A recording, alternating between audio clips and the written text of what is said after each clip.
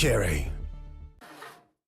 Exotic vibe like power, ons, wangi, tune, tiada lawan, aura, boom, boom, boom, boom, boom. Beraksi dengan penuh keyakinan.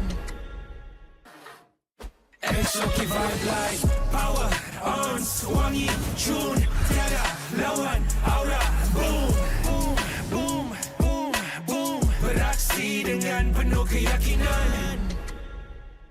Find a really cheap Mobile Legend top-up but the diamond never come? Don't worry, Joydify is here. Your top-up? Dijamin instan. If we're late, you'll get a voucher. Want to get more? Want to grab 1,000 diamonds and get Mobile Legend skin like him? Log in on Joydify now and get a chance to try Joydify MPL Lucky Spin. What are you waiting for? Try the MPL Lucky Spin on Joydify now.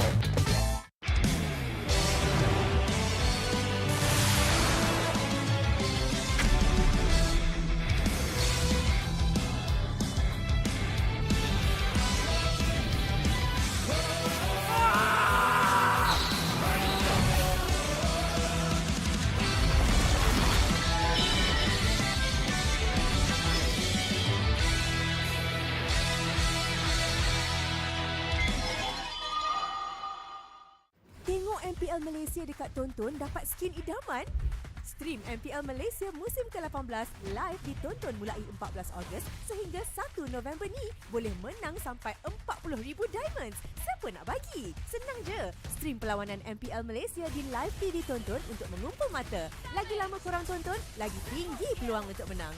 Imbas kod QR untuk maklumat lanjut dan mula kumpul mata korang ditonton sekarang.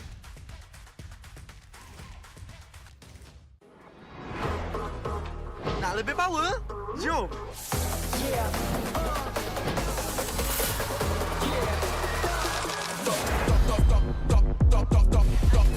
Legendary! Victory!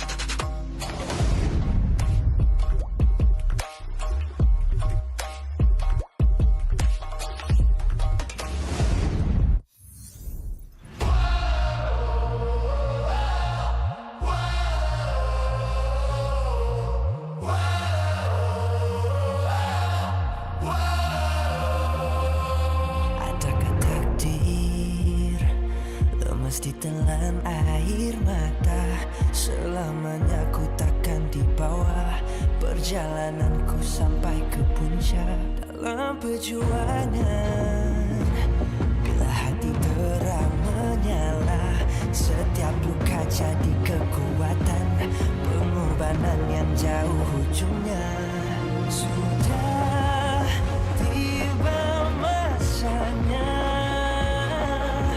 melangkah takdir, jalan yang gentir ku tempuh.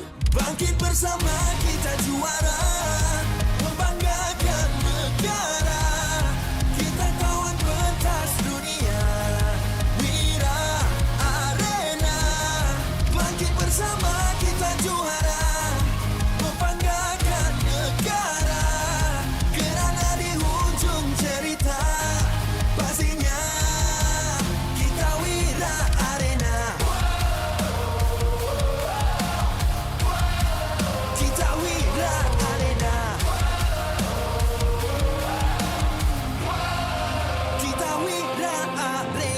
sweat and grind. Guess we never gon' fade. This that definition of a legend. Every single move that I made, feel it ain't no doubt. Dorang kena aku, I'm a winner. Cuba check gerak-geri aku semua tiptoe macam ballerina. Genggam bara api, biasa berjadi arang. Mimpiku mula menjadi, tiada siapa je yang halang. Kalau bikin hari-hari, benda susah jadi senang. Segala cabaran aku ready, masa depan aku terang. Tiba masanya melangkah takdir, jalan yang gentir ku tempuh. Bangkit bersama kita juara, membanggakan negara. Kita kawan pentas dunia, Wira Arena. Bangkit bersama kita juara, membanggakan negara. Kerana di hujung cerita, pastinya kita Wira Arena.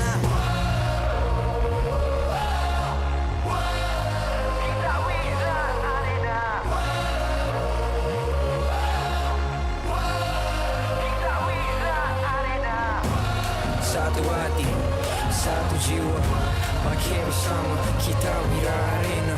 Yeah. Dari bayang ke nyala api, nama kita terpahar di bumi.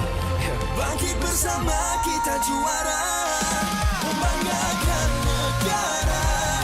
Kita kawan pentas dunia, Wira Arena. Bangkit bersama kita juara, membanggakan negara. Kerana di hujung cerita, pastinya kita Wira Arena. Kita Wira Arena. Kita Wira Arena.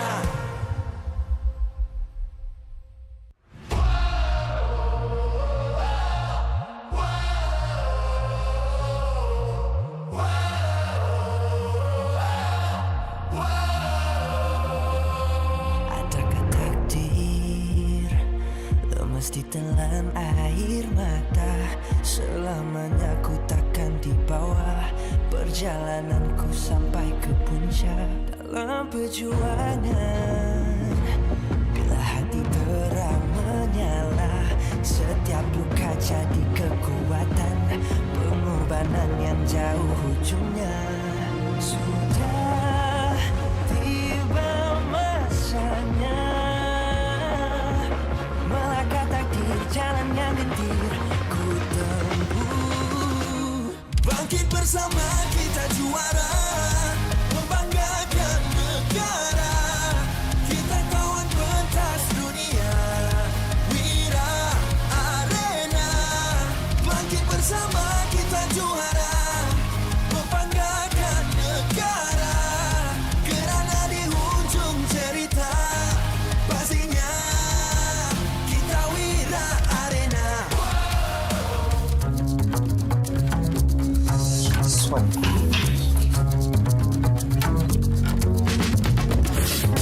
Hai, Assalamualaikum. Apa bawa ke macam ni? Saya bawa passion, semangat dan energi. Ui, semangat macam apa yang awak bawa tu? Kamu tahu tak apa benda yang paling ikonik tentang Malaysia? Mestilah makanan Malaysia. Kuih tiaw, nasi goreng, roti canai, teh tarik. Sekejap, makanan dan minuman luar tak dibenarkan. Oh, okey, faham. Tapi saya ada juga. Hey, brother! Hey, motor kicap pun tak boleh tau. Saya ada ni. Kejap. Jap. Sebelum kau bawa keluar mesinkan, kau baik kau stop dulu. Kau kan? Ni boleh lah. Macam mana awak nak rakamkan setiap cerita, setiap momen indah pada musim kali ini? Senang je. Ini dia. Every moment, every angle. See? Cheese. Aduh. Apa, Bang? Tambah boleh, Bang. Tapi flash tak dibenarkan. Ada satu perkara lagi. Dalam bina nanti, pecahan laser akan digunakan. Jadi, kena berhati-hati. Hah? Kenapa kamera aku ni? Okey, jadi macam mana awak nak sokong pasukan kegemaran awak? Let's go team. Kuat sikit. Let's go team. Let's go team. Let's go team. Ini semua mentaliti. Musim baru kami dah ready. Kita champion cari reality. Semangat! Sana semua tanahnya sini. Tiap minggu kau kalah lagi. Weh. Kau dengar apa? Sabar dulu. Sorry. Santai dulu. Kuat tu dah bagus tau. Tapi kuat tanpa hormat itu bukan sokongan. Apa yang anda semua akan lakukan kalau kita berubah tanpa dijangka?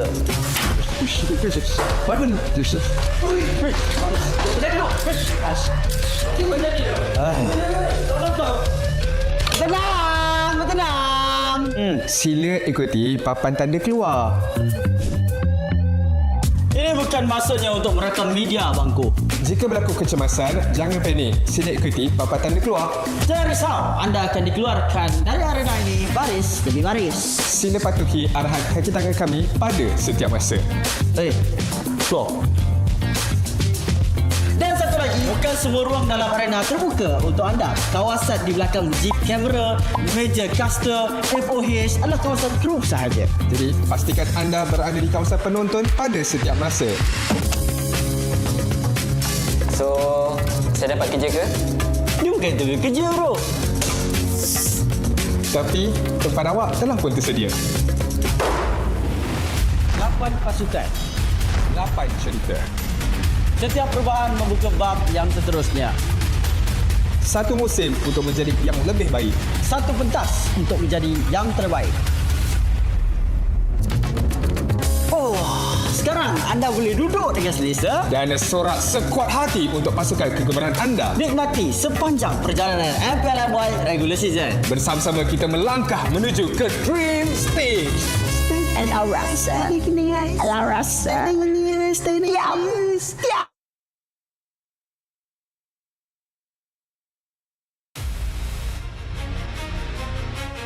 MPL Malaysia musim ke-18. My time, my era. Let's bring on the teams. Kita mulakan dengan Team Flash diketuai oleh the all-timer Zorn dengan line-up yang diberi nafas baru. James, Vanix, Dreamar, Oscar dan Gary. Team Flash is ready to make gamers heroes.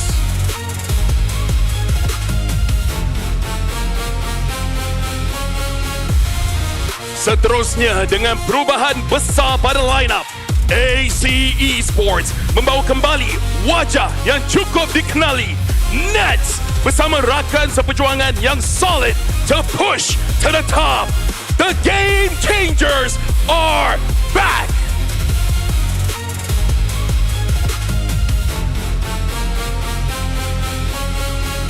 Rombakan besar-besaran untuk the Stingrays. A completely revamped roster, a brand new ray of hope. Selepas kekecewaan musim lalu, mereka kembali dengan satu tekad. Bangkit, melawan dan buktikan kemampuan mereka. Let's go, Team Ray! The Kingdom's Tigers are back dengan line-up yang baru dan reinforcement yang cukup hebat dari Indonesia. Super Ken dan Ezekiel. RRQ Tora can't wait to pounce forward and claim the throne. Viva RRQ!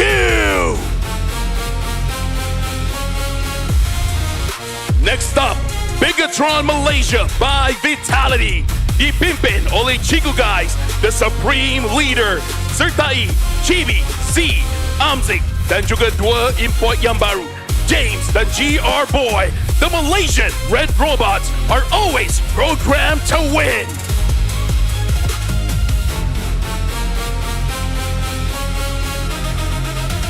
New season, new IG. Hanya Yetri kekal daripada musim lalu. Dengan wajah-wajah baru, kini bersedia untuk membawa IG ke tahap yang lebih tinggi. It is all about believing. Masa untuk skuad ni membalas kepercayaan tersebut. Let's go Invictus Gaming!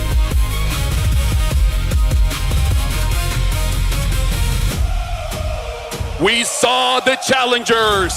It is time to bring out the big guns, the new generations, and the giants. Mereka bukan sekadar pencabar. Mereka adalah naib juara musim ke-17. Kita sudah lihat apa yang boleh dilakukan oleh Butchel, Aero 404 dan Team Vamos di pentas antarabangsa. Tapi ini bukan final form mereka dengan tambahan Siska dan Emil. Team Vamos kini is ready to go all the way. Ladies and gentlemen, the unstoppable giants of MPL Malaysia, 5 times back to back. Dan kali ini tiada perubahan, tiada pemain ditinggalkan, tiada ruang untuk keraguan. The entire champion roster returns.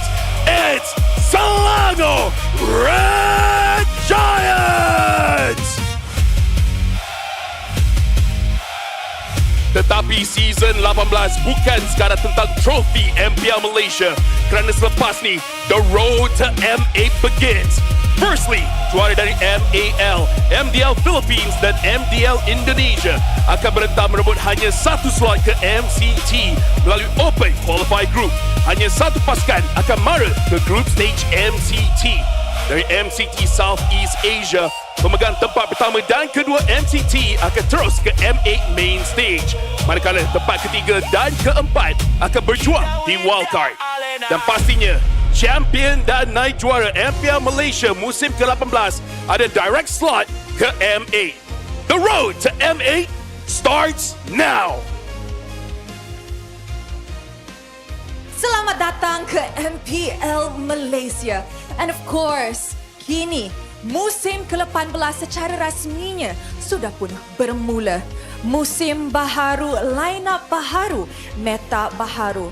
And of course, we have surprises yang kita semua takkan expect pada musim ini. Nama saya Rose, host anda sepanjang musim ini. And kita pun ada Poji sebagai side reporter. Hello, Poji reporting for duty. Dan saya adalah courtside reporter anda sepanjang musim yang ke-18 ini.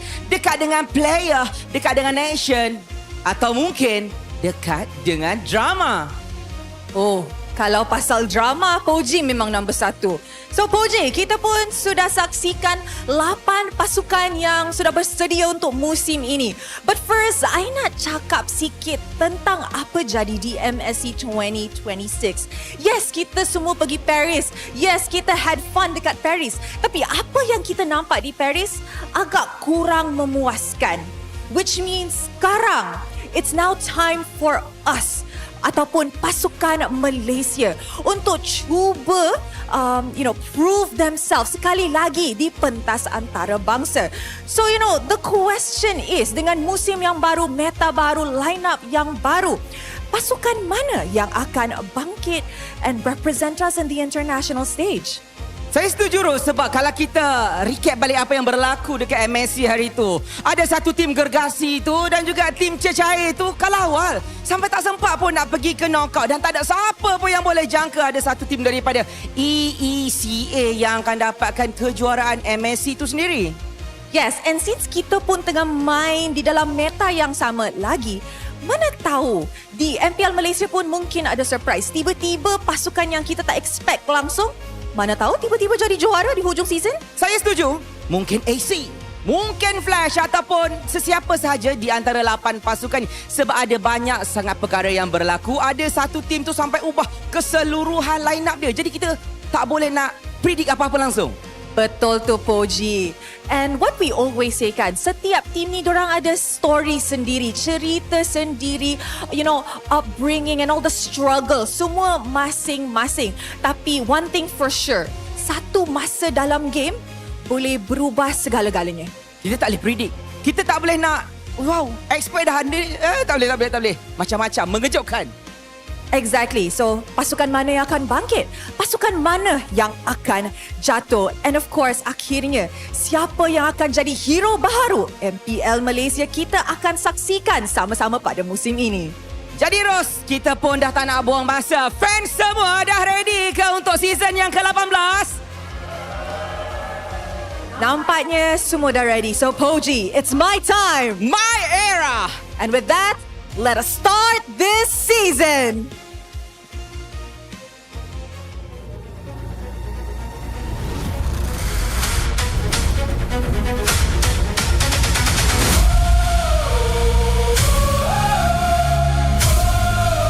Kita Wiza Arena.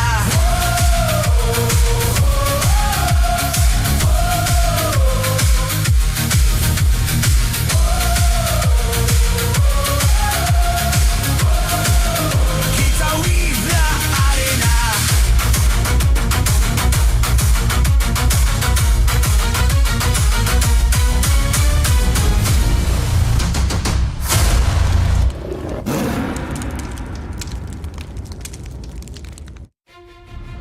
MPL Malaysia Season 18 is powered by Muntan. Presented by Celcom Digi Prepaid 5G. Dominate every match with unlimited 5G power with unlimited internet, speed, entertainment and hotspot. Celcom Digi, the 5G prepaid for millions of Malaysians. Infinix Note 60 Pro is not what you think. Powered by Snapdragon 7S Gen 4, featuring 3D Ice Core Vapor Chamber Cooling, active metric display and 90-watt wide plus 30-watt wireless charging. Get yours now at Infinix Official Store or TikTok Shop Infinix Malaysia. Grab, the official food delivery partner of MPL Malaysia. Don't let hunger cost you the game. Stay fueled, stay focused. Order Grab food from 9 PM to 4 AM and earn 5% Grab coins. MPL MY is now cultured by Toda.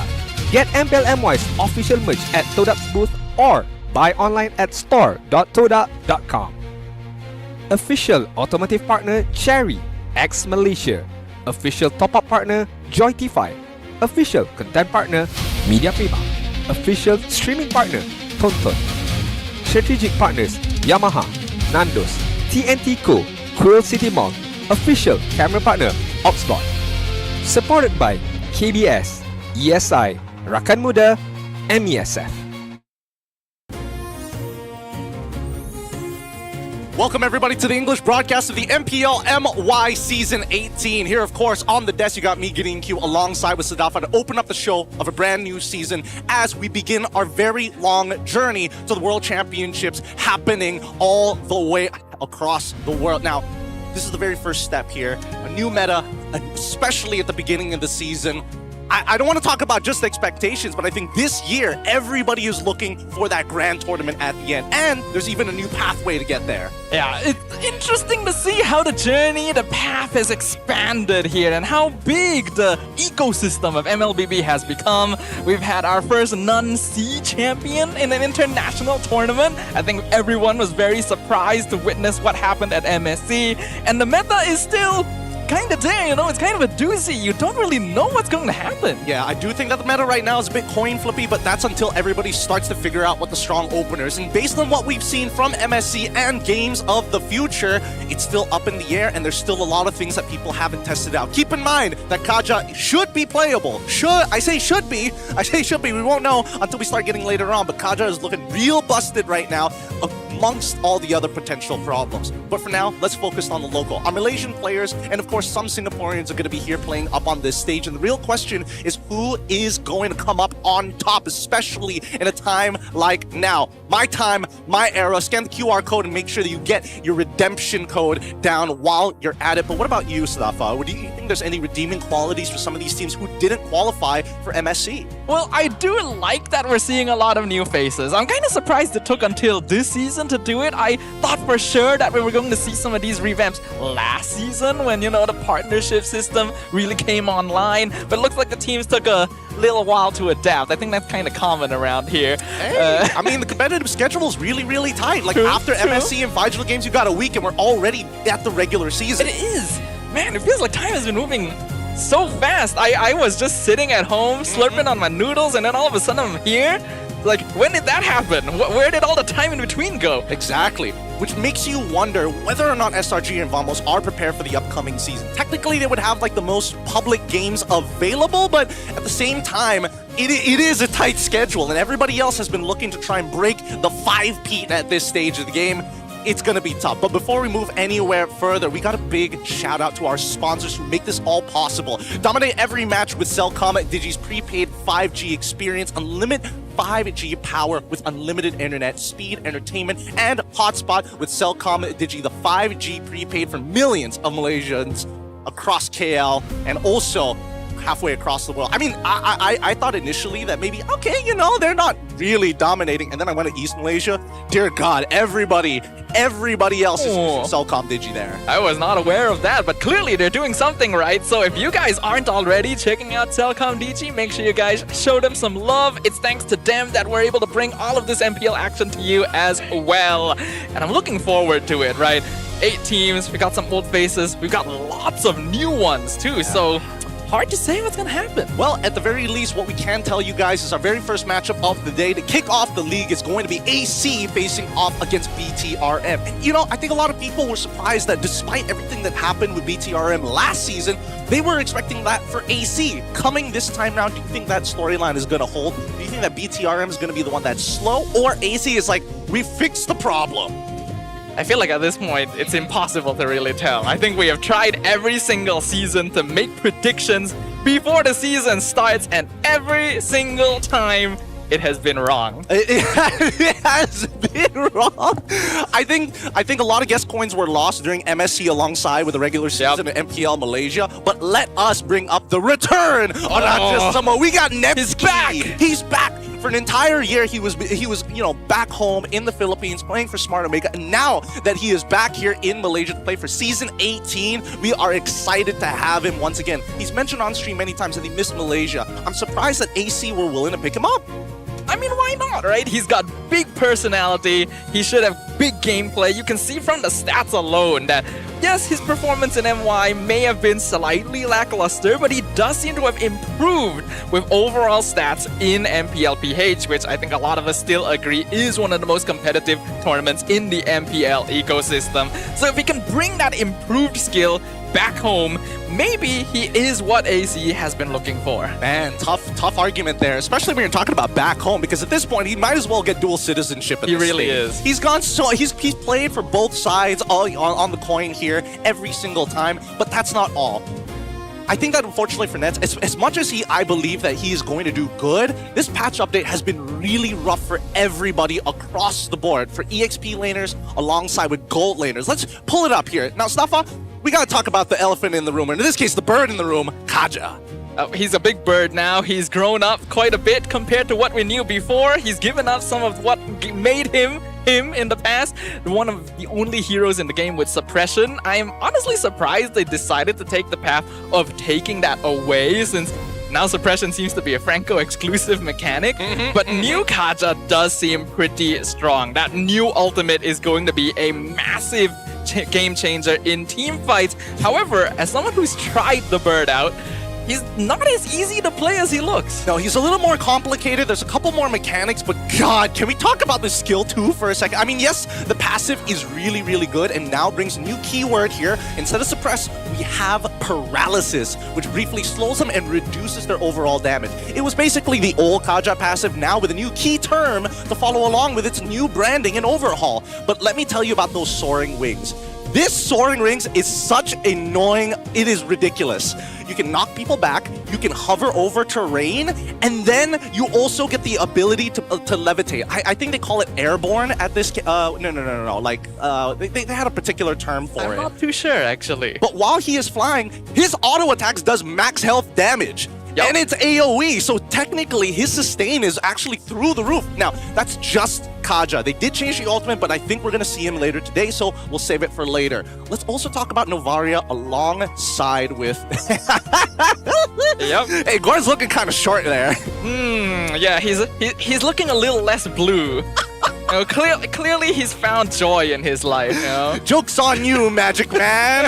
I've got him this time. Harley got the hat this time. I'm the one who's wearing it.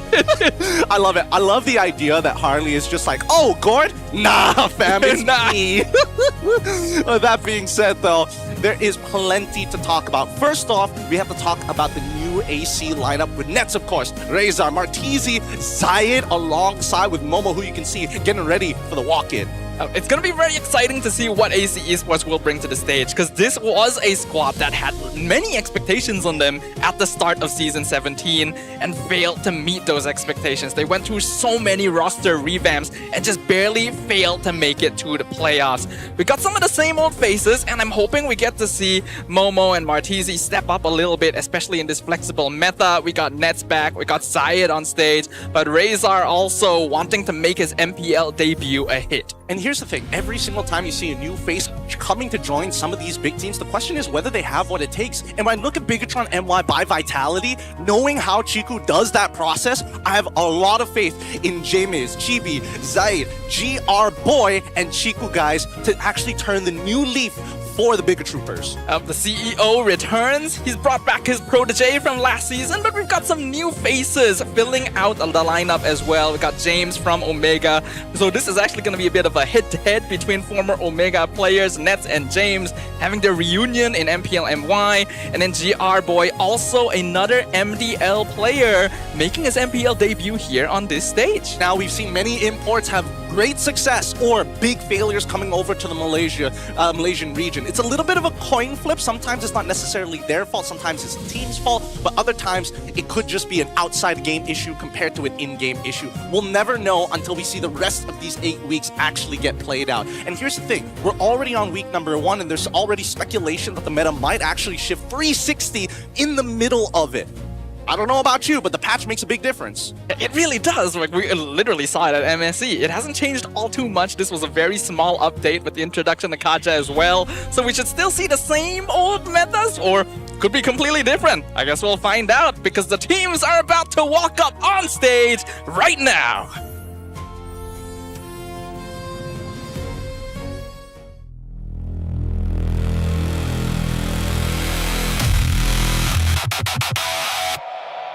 Setiap corak kami pecahkan. Setiap corak kami pecahkan. Momentum beralih. The game changer. AC. The game changer. The game changer.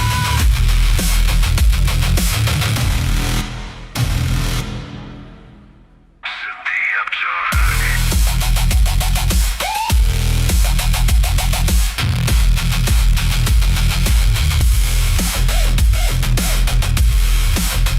AC.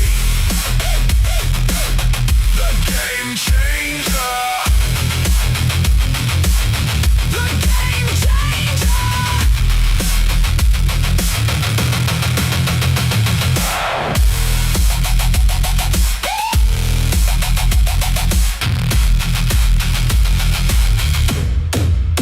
The game changer.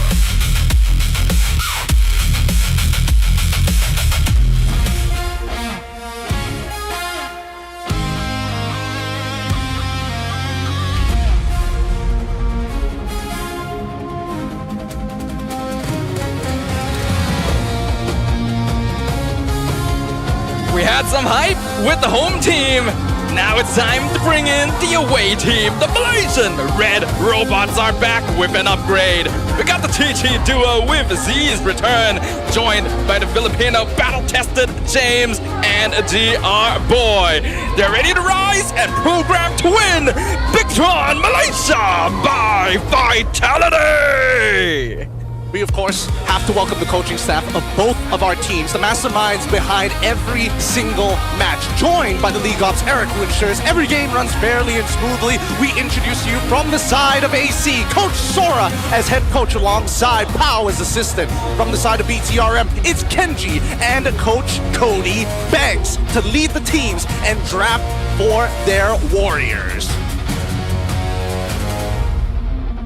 Now, for the first time in MPL Malaysia Season 18, let's keep it going with fist bumps between the teams. A true sign of professionalism.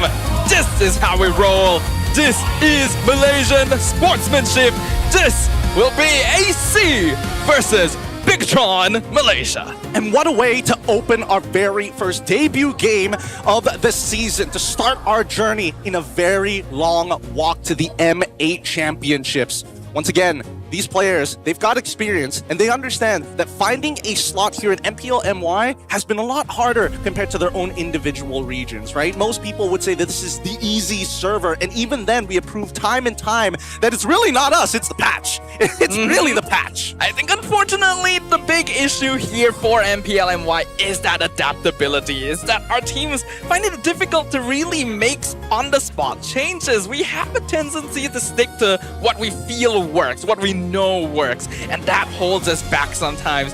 But this time, all of the teams have decided to take a big risk and step forward. Multiple MAL and MDL graduates taking the stage for the first time, showing that they are investing for the future. Now, I know a lot of people have many different opinions about the qualification process to actually or at least get one of the slots, but hey, at the very least, everybody gets a chance. Now, let's quickly go over to Nets, our gold laner. We got a quote from him, and we got a new graphic for it as well. I want a higher salary from Omega Esports, but they couldn't offer it, so I came to Malaysia. This season feels different because last time I was with Vamos or Homeboys, we were the runner-ups in MPL MY, but AC didn't make it past the playoffs last season, so I hope to prove that I can bring AC to the playoffs. I appreciate honesty. Me too. Like other players, they say like, no, I came here because there's a bigger challenge, or I wanted to explore new grounds. Nah, man, Nets is here for the money, and he's going to prove that he is worth that money. Big dollar bills for the side of AC, but BTRM on the opposite side, right? Knowing the way that Chiku scouts out these players, there is a rigorous process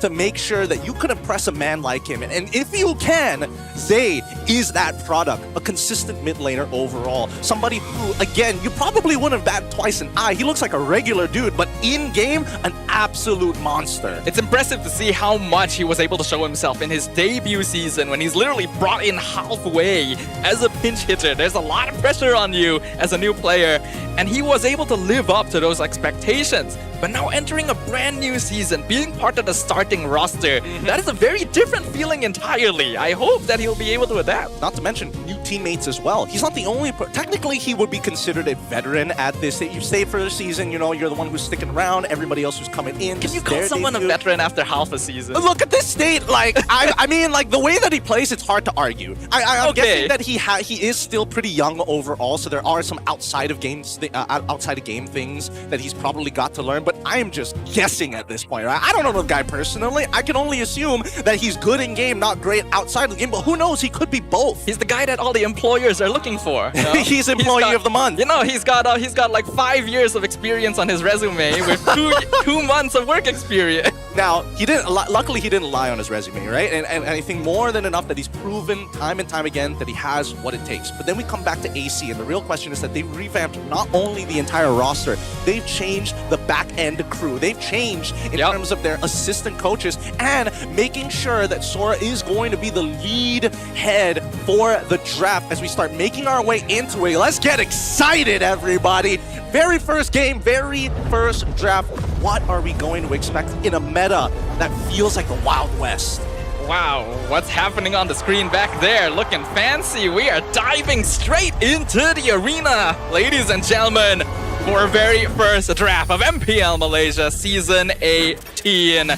It's gonna be AC up against BT BTR, and we're gonna kick things off by looking at what map they will be playing on, and it is none other than Dangerous Grass. Oh, for a moment, I thought it was like, please, dear God, don't give us flying clouds in the very first game. We need to see what everybody's willing to do. Now, let's talk about the patch, because I think this patch in particular, there are some strong openers, but we've seen the meta evolve at the same time. Uranus has been a clear answer to the Barat opener on blue side, and Kenji is opting to get rid of it. It looks like he wants to lean into the Barats more than anything else. That is a possibility, but we can't forget about the most contested heroes that we have been seeing as well. Heroes like the Hirara still sticking around in the meta, still one of the best assassins you can play. Fanny being consistently banned out every single opportunity we get.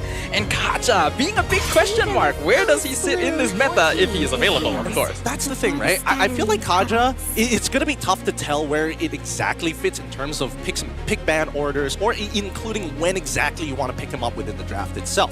And I think that at least as of right now, they're not going to do it. They're not going to do anything crazy unless it opens itself up, because Coach Sora is opting to say, you know what, let's ban the Hirara, let's also get rid of the Freya. That makes a lot of sense. Are we also going to see maybe, you know, that Marcel ban, which comes in from Quick Code Kenji? Are we also going to see the Fanny potential ban here? Because I feel like from AC side, Zayed, he's a Fanny player. Like, I wouldn't put it past him. On the opposite end, however, for BTR, we already know traditionally Chibi has not been particularly regarded for his Fanny gameplay, but it is a very crucial hero, especially in such a fast-paced meta. Has he finally picked it up? Does he feel confident enough to go for that first pick on the blue side, or are we just going to see the safe options like the Barats? Personally, I don't think so. I don't think Chibi is ready to do it. You don't think so? Especially in a meta game where there are a lot of direct counter picks. Cho, for an example. There's also the problem with, hey, how are you going to deal with Atlas? Like, it's difficult to run away with him when you've got no energy, and once you start losing out on the mid lane and strong side, purple buff suddenly becomes inaccessible. So really, you've got to have great mechanics to bait out fights and still be able to re-engage. With Marcel and as well Paquito being a high win rate hero, smart enough, they don't want to deal with double fires. And here we go, the Barats. Let's see whether or not AC is looking for a direct answer to that straight away, or do they want to go right into the supports? Yeah, we know that the two top supports in the meta right now, still wide open, the Atlas and the Belleric, usually seen. I feel like they're one package. They're basically the same hero.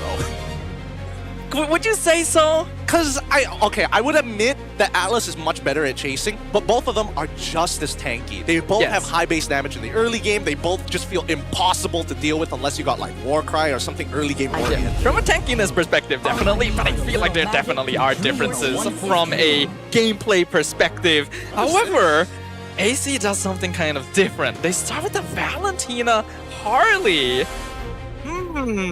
Now, I can see maybe the Valentina as a way to deny the Atlas Belleric early. Basically, if you pick one, we're gonna pick the other, then we'll have both. I mean, sure, I guess, unless, and I think this would be a safer, I feel like if this would be a safer opening had at least one of them got banned out, whether it be the Belleric or alongside the Atlas. But since both are open, I think they're just saying, you know what, BTRM? I'll give you the first pick. You decide how this game is going to get played. Because as soon as they figure that out, they don't necessarily have to go for the big setters. We see the Eudora and Atlas, as expected, they're definitely going to steal either the Detna's Welcome or the Fatal Links at this stage of the game. But for the sake of the early game, they need somebody with Concussive Blast. For sure. And need some way to be able to deal with the mid-wave properly, since nowadays Eudora clears very, very quickly, and Belleric, we already said it, they're a package deal, these two roamers, and that means that AC will have access to both of the best teamfight ults in the current meta. Typical, very typical openings here. Although Coach Sora did put a prioritization on the Harley, it feels like AC just want to lean into something that they've practiced, something that is comfortable, because honestly, there was no reason to show your jungler this early on. They could have waited for Red 3 and then gotten the Belleric anyways, because either way, it just felt like Sora just wants to keep it safe in the drafting phase. It's a comfort pick as well. You have to remember, many seasons ago, when he was not meta, Zayed was the guy. He pulled it out against SRG and beat them with the hero when he wasn't meta. So AC wants to start the season off strong. They're gonna get rid of the Brody now, basically removing early game obstacles for this Harley the Snowball. Yep. Want to make sure, from Coach Sora's POV, they want to set him up for success on this Harley. Able to scale really well, has some decent early game damage, and not to mention, if you set it up well, you can almost guarantee first blood if you're able to intercept somebody mid-rotation. But BTRM on the opposite side, right? Where do you think their focus is going to be? Is it still designed around the CEO once again? And I think the second half of the draft will tell us a lot, because Brody is already getting banned out for the side of Coach Sora, so it makes sense that AC is attacking the CEO's pool. Come on, yeah, I wouldn't be surprised. The BTRM does like to play for Chiku, but they actually banned the Claude themselves, which is quite interesting. This would normally lead me to believe that, like, okay, BTR seems to want to play some kind of late game scaler. I would have thought maybe like the Moskov, but then the Belleric is an answer to that. So what are they thinking? I don't know, because it doesn't feel great if BTRM wants to lean into double fighters and Yishin Chin as their jungler to kind of scale throughout the game. My big issue is that Valentina is on the opposite side, right? Like, Valentina does very well against melee heroes, and not to mention that Valentina is going to be looking to hard engage 90% of the time. So I feel like it makes a lot of sense for BTRM to actually, axe out some of the bad matchups for Barats. In this case, it's either thinking, you know what, we don't have to worry about Matilda anymore because Belleric is already in, so let's also get rid of the Esmeralda, and maybe we have an opportunity to open up Harith. That's a possibility. I could see Harith being an option, but banning Claude really creates a bit of a question mark for me. Again, I would have thought, like, okay, you want to play for late game scaling, but then most of those heroes are countered by Belleric, so maybe they're going all in for the early game instead, in which case, maybe they're looking at, like, the Clint, or even going for a fighter goal lane just to end early. But I don't know.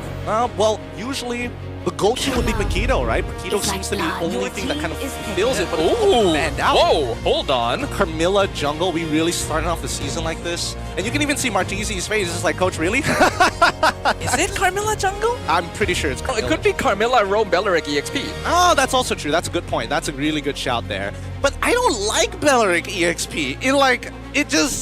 It just exists. He just shows up for half a second, and even then, Barats is like, I could still manipulate the waves. Belleric or Uranus EXP? I would say, honestly, Belleric is a lot worse. Oh. I would argue that Uranus is kind of like top tier in terms of EXP laners right now. I mean, from your perspective. Oh, from my perspective, yes. I hate both. I hate all of it.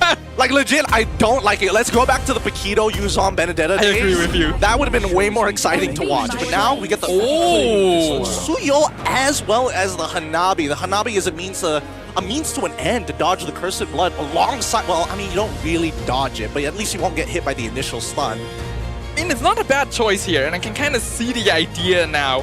Hanabi scales very well, but Claude is able to match that, so you want to play her safer, and she is a very solid option to what AC is doing, because they have insane teamfight ults right now. They got 3 different teamfight ultimates, and Hanabi is a way of escaping all of that by just standing there. But Suyo is also quite at risk. I feel like it's a difficult con for BTR to play into. I think they're just trying to make sure that they can abuse the early game to a certain degree, right? High base damage coming in from the Atlas, a decent early game at level 2 for Eudora, if you're able to just land the stun. Pretty easy to do. Suyo can push and accelerate the game even further, but I like the fact that BTRM specifically banned out the Melissa, banned out the Claude. High mobile mage alongside with a winning matchup in lane itself, with a Brody already banned on top of it, leaving only Clint, who is hyper immobile. He can't run for anybody, really. But I think it's time, Staffa. Lead us into the game. All right, ladies and gentlemen, put your hands together, and I hope you got your popcorn buckets ready. MPL Malaysia Season 18 officially begins. Bigatron Malaysia by Vitality on the blue side shall be taking on AC Esports on the red. A matchup long awaited. Who will be able to find their revenge from Season 17? Let's jump right into the land of Dawn to kick things off here. Say hello to Badang. Dear God, I hope we're going to get him. I got to get him soon. Hopefully we get an MPL skin. I know it's coming. If they got that graphic, you know for a fact that it's going to cost some diamonds to pick him up. Super Saiyan Badang honestly looking very sick right here. And they're already prepping us for it. So hopefully everyone also has their wallets ready. Whoa. Oh, it is Carmilla EXP. It's Carmilla EXP of all things. Okay, I personally wasn't expecting this, but look at that early game. What is James supposed to do against it? Early clear, concussive blast on top of it all to get rid of that wave quick. but he does decide to go for Purify. Now in the mid lane as well, we're going to see some poking from AC. We know that mid lane prio is going to be very, very important under this meta. Looks like the Litho will still be secured by Chibi, and that gives AC information that he's here on the top side. All right, with that information in the very first interaction already won here. Let's quickly look at the emblem set that they're running with as of right now. 2 Tenacities coming up from the tanks of EXP alongside with Razor. On the opposite end, pull yourself together naturally for GR Boy, but it's going to be Tenacity coming in from Jameis. So he's not going to be sustainable. He's not running fighter emblems, but he is running Brave Smite. So the way that he trades has to be a lot more careful. He can't just take prolonged fights, especially in the laning stages. Yeah, and especially against this lineup from AC as well. They have so much team fight potential that if you stay around for too long, you're going to get hit by everything.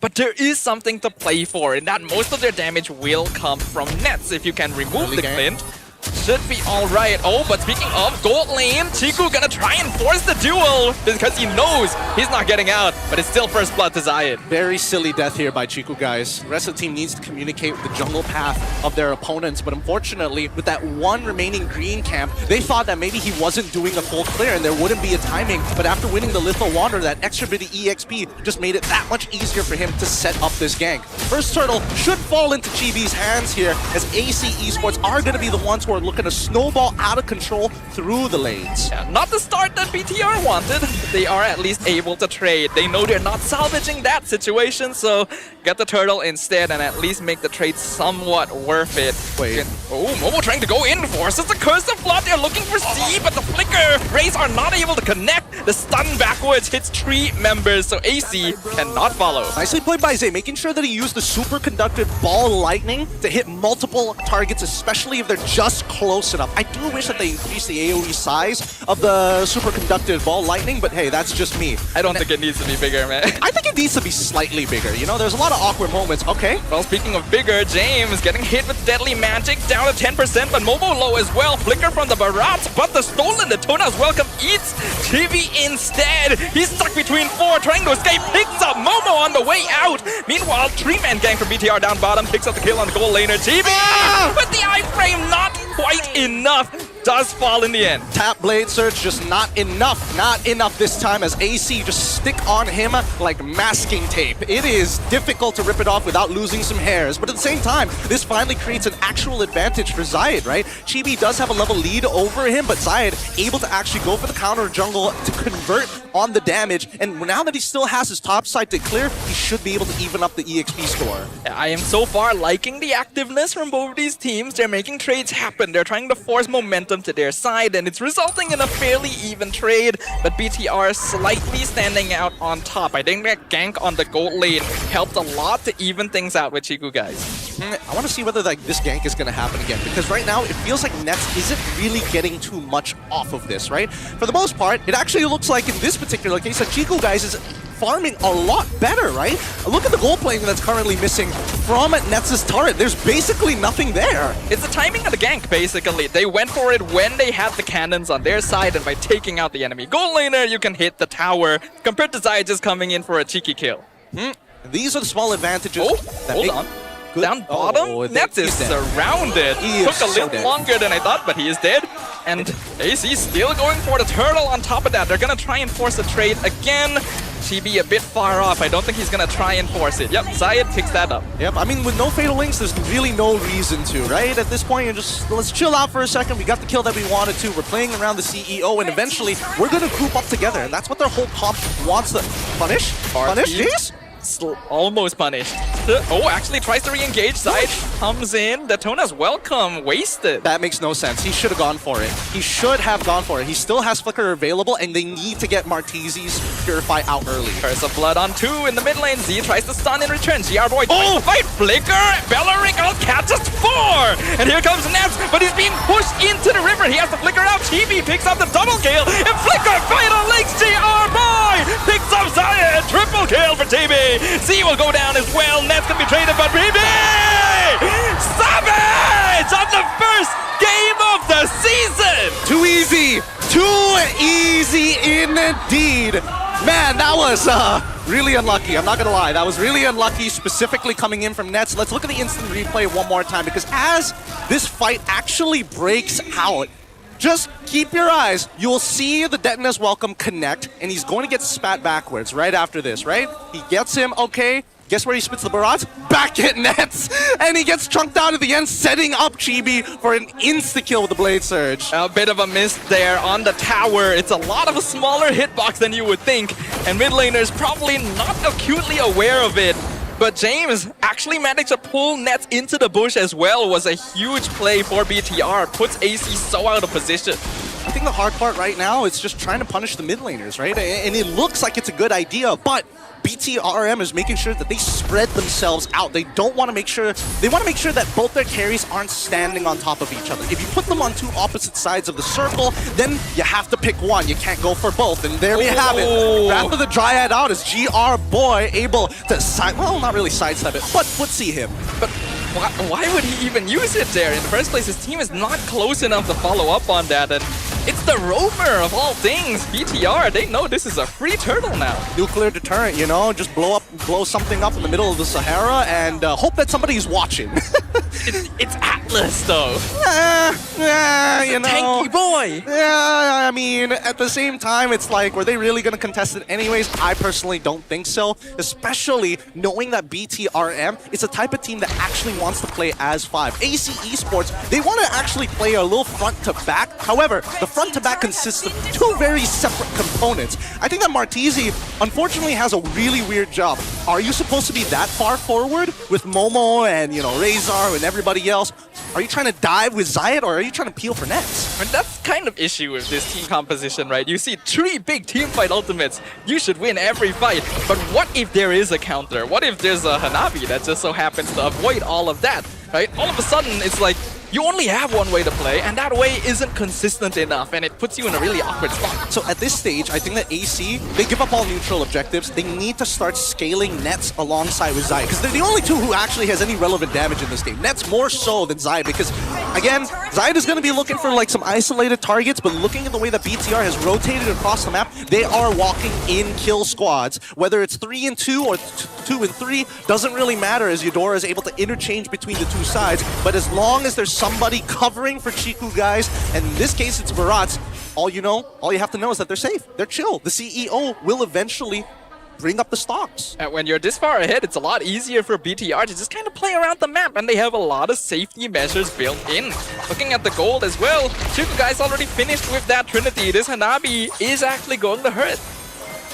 Might actually hurt a little too much here. I was wondering whether or not Zayed actually should have opted to go for a more, concentrated energy into the Brute Force Breastplate rather than Genius Wand into full damage, but I think you kind of don't have a choice. He did find early first blood, so I don't blame him for his current pathing in terms of his items. On the opposite end, there's really no comparison when you already achieved so many kills, 6 and 1 already. It's like, all right, what am I going to do? I'm pretty sure all of those kills are Skypiercer stacks as well. Oh yeah, he was at 50 already, so he's pretty close to maxing it out. So like, if he catches anyone, they just blow up. They die. And that's a problem for AC, because they're relying on those squishy DPSs to actually get anything done. Well, speaking of squishy DPSs, one just got swallowed. Yeah, he just got eaten up, and that's going to not even actually be a squishy DPS. That's a tree. Just got swallowed up, spit out. BTR disassembles him. Hey man, trees don't stand against man-made metal. This Atlas going kind of hard. Wow, fleeting time on top of everything else. Like, they couldn't win harder at this stage. You may as well. I mean, AC is in a lot of trouble at this stage of the game, right? And it's smart that at least for Zayed, he's not wasting time trying to be part of these team fights. He's waiting for nets to scale, but at the same time, Momo, I don't think this is a good idea, Momo. Killing spree for Chiku is free.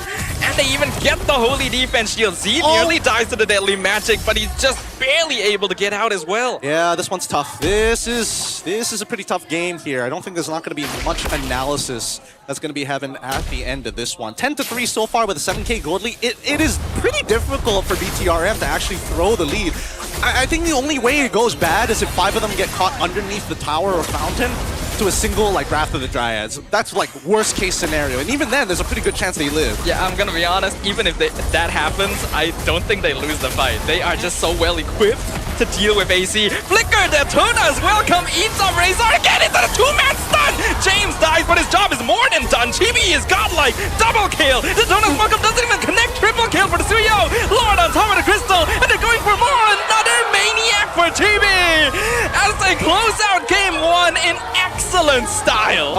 Okay, all right. A bit of experimentation being played here from the side of AC, and they get punished hard.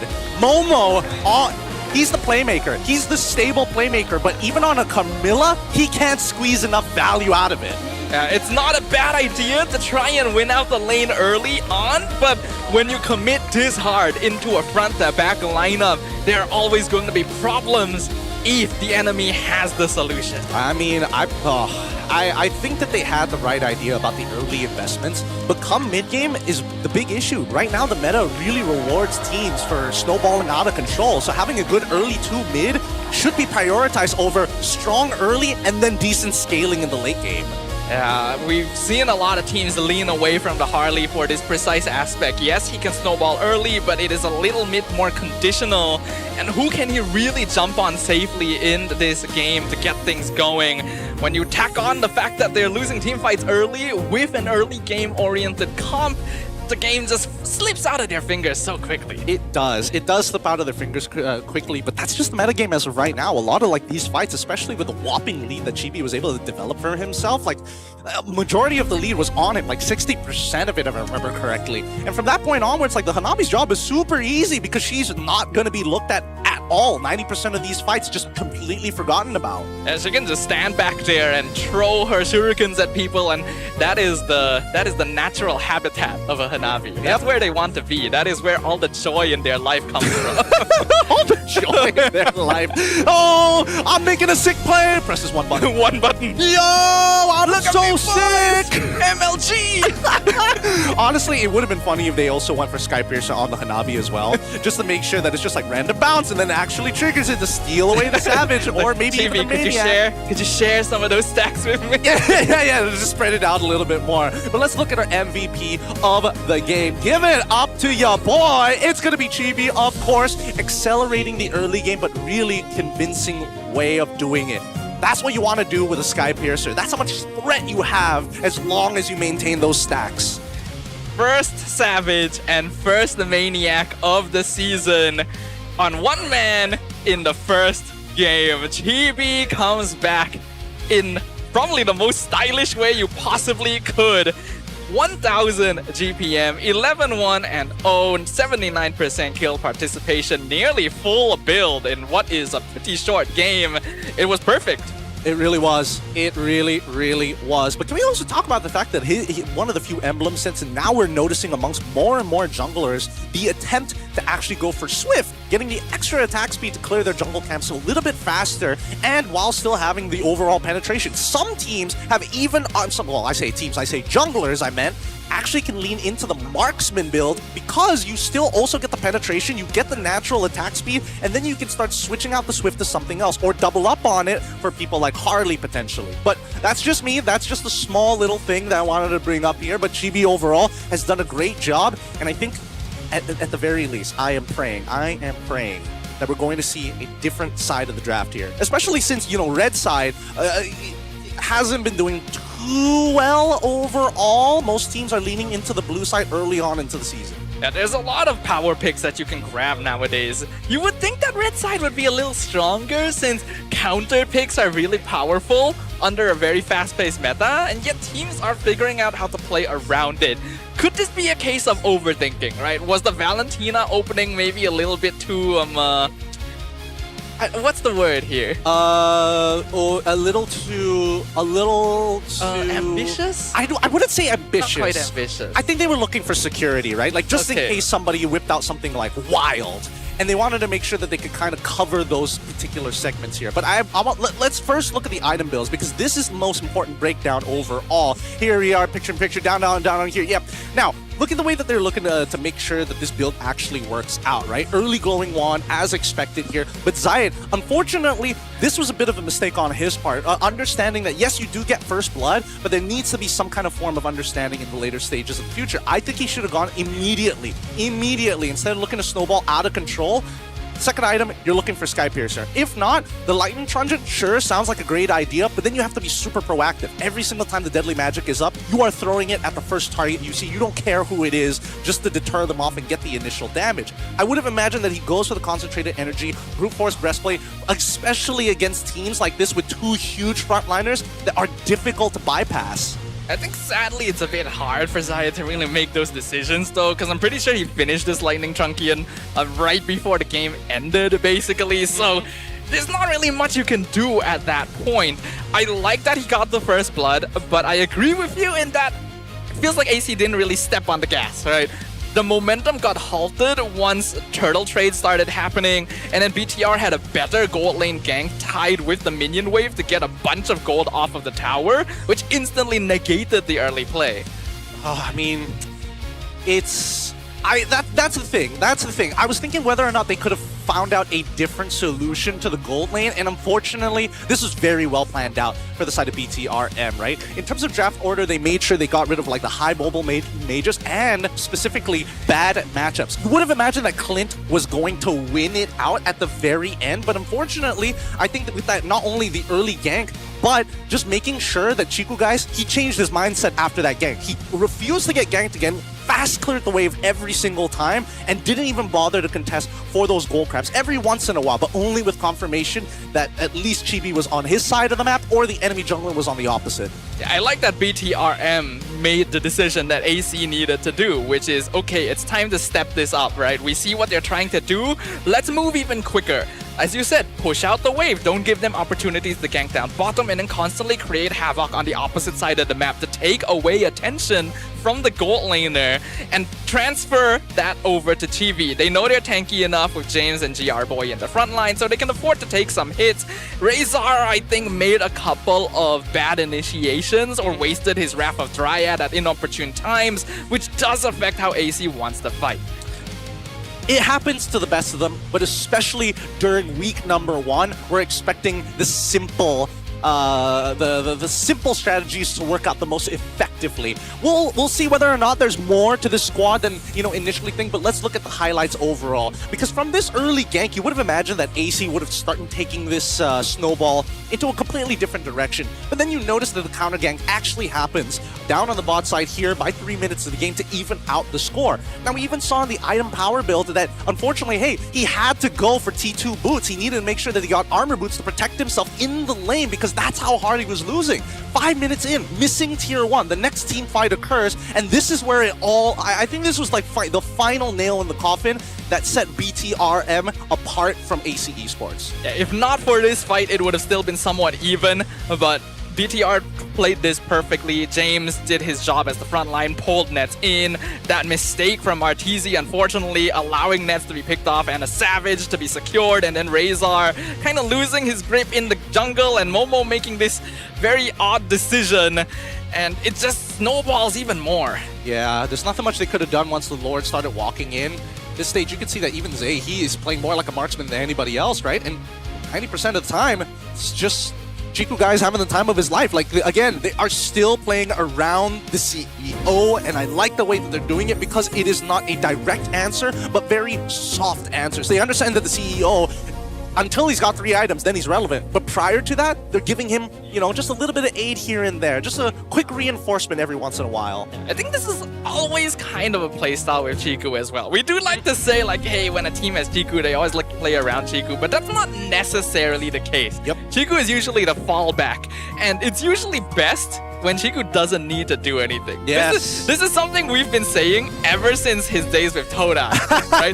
The less Chiku has to do, the better the team is doing. That is a rule of thumb, but I like the fact that at least Chibi was in the right positions, right? And that's what I like about BTRM. It's not just about the CEO. The CFO is leading the early stages of the game, and they're distributing the resources correctly. If this was like, let's say like first half, for week 1 to 4 of season 17, For sure. Everything. Oh, Turtle, don't care. We're gonna dive bot side. Oh, Lord, we're gonna dive bot side still. Steal the jungle? Nah, let's give the gold crab over to Chiku, guys. That was the overall play style. Yeah, the game moves so fast nowadays that you gotta make these snap decisions. If someone's taking something, you're like, okay, what do I do instead, right? There's no reason to try and force a competition. Let's get something else instead. And I think that BTR did a very good job of achieving that goal. Look, I'm gonna break this down even further. We got a Telestrator segment that's about to come up. Ooh. And I want to talk about some of the moments that are actually happening in these games, right? A lot of it begins like this, right? We see, oh, look, we're already, just being chilling out. But Momo makes this early rotation to start this fight prior, right?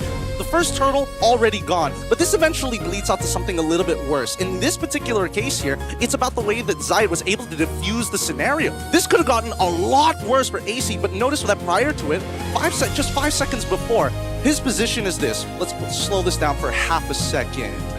Slow this down for just a quick moment here. And as you see, Zay, watch him for half a second here. Manages to hit the superconductor, immediately ball lightnings to get 3 members right at the same time. And that's important here. It's less about the ult, but the deterrent of stopping the combination from actually working out in the first place. Had these 3 members in the back here, I would assume already ready to go. Zay still has his ult. Zayed still has his ult. Even Martizi at this stage also has his ult. Momo is the only one who can actually kind of engage and set for the rest of the team. And as they play out, they can't get their damage in. They continue to start pressing forward, and immediately they disengage. There's nothing else to do. While this happened, Nets unfortunately had to start moving back into his lane. He moved out of it here on this top side and then decided to head back down afterwards once he was done. He didn't even get to participate while the top side got a free push. So no matter how we see this game, the constant pushing and pulling, one singular moment like this coming in from Zay, a simple play, netted both side lanes without having to do too much. It's the little things. You could honestly even say that it's a little lucky that Z was able to get that out in time. Because if you look back at that, the Deadly Magic was just 1 microsecond away from coming out. I'm glad that you brought that up, because very similar scenario actually happens right here, where once again, where we see this clip play, the Cursed Blood actually lands. Zay immediately, he's willing to tank the damage for free. Gets hit by basically everything, but he's not the main target at all, right? Let's pull it 5 seconds back. And I'll ask you, who's the main target in this situation right here? For which team? For which team? AC in this particular case. I think they're probably looking for Hanabi. They're looking for Hanabi, right? It sounds crazy, but yes, it is going to be Hanabi, but that's a lot of their single target damage. Keep in mind that Clint is a very ability-based person. So as soon as Nets runs out of all of his charges from his ult and his first and second ability, he kind of doesn't have anything else from that point onwards, right? If you keep on playing and slow it down for just half a second, both Razor and Momo are both getting chunked out at the same time.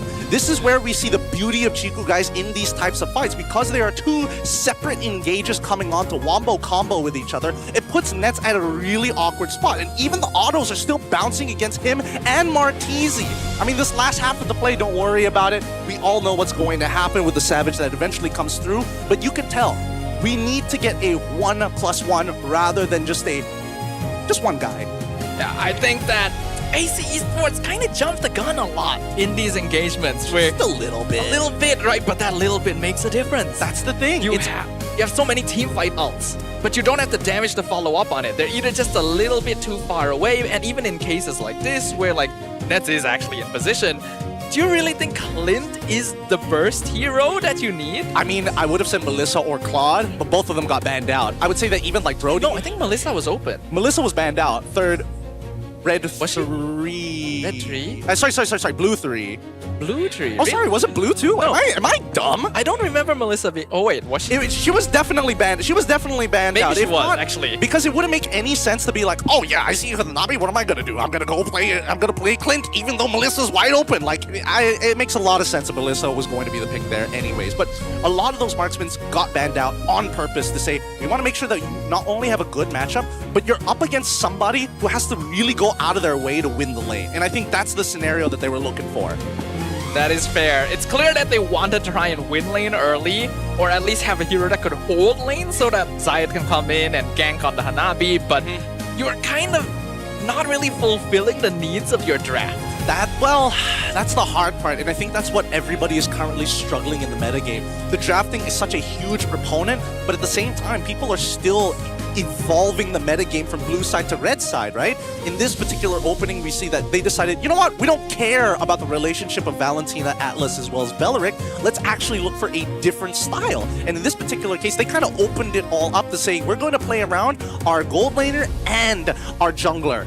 In this case, it's just not enough of a snowball to make it happen. And I mean, if you give him Savage and a Maniac over to a sky-piercing jungler like Suyo, I don't know how you recover from that. It's a massive confidence boost as well, right? We know how momentum-based some of these players can be.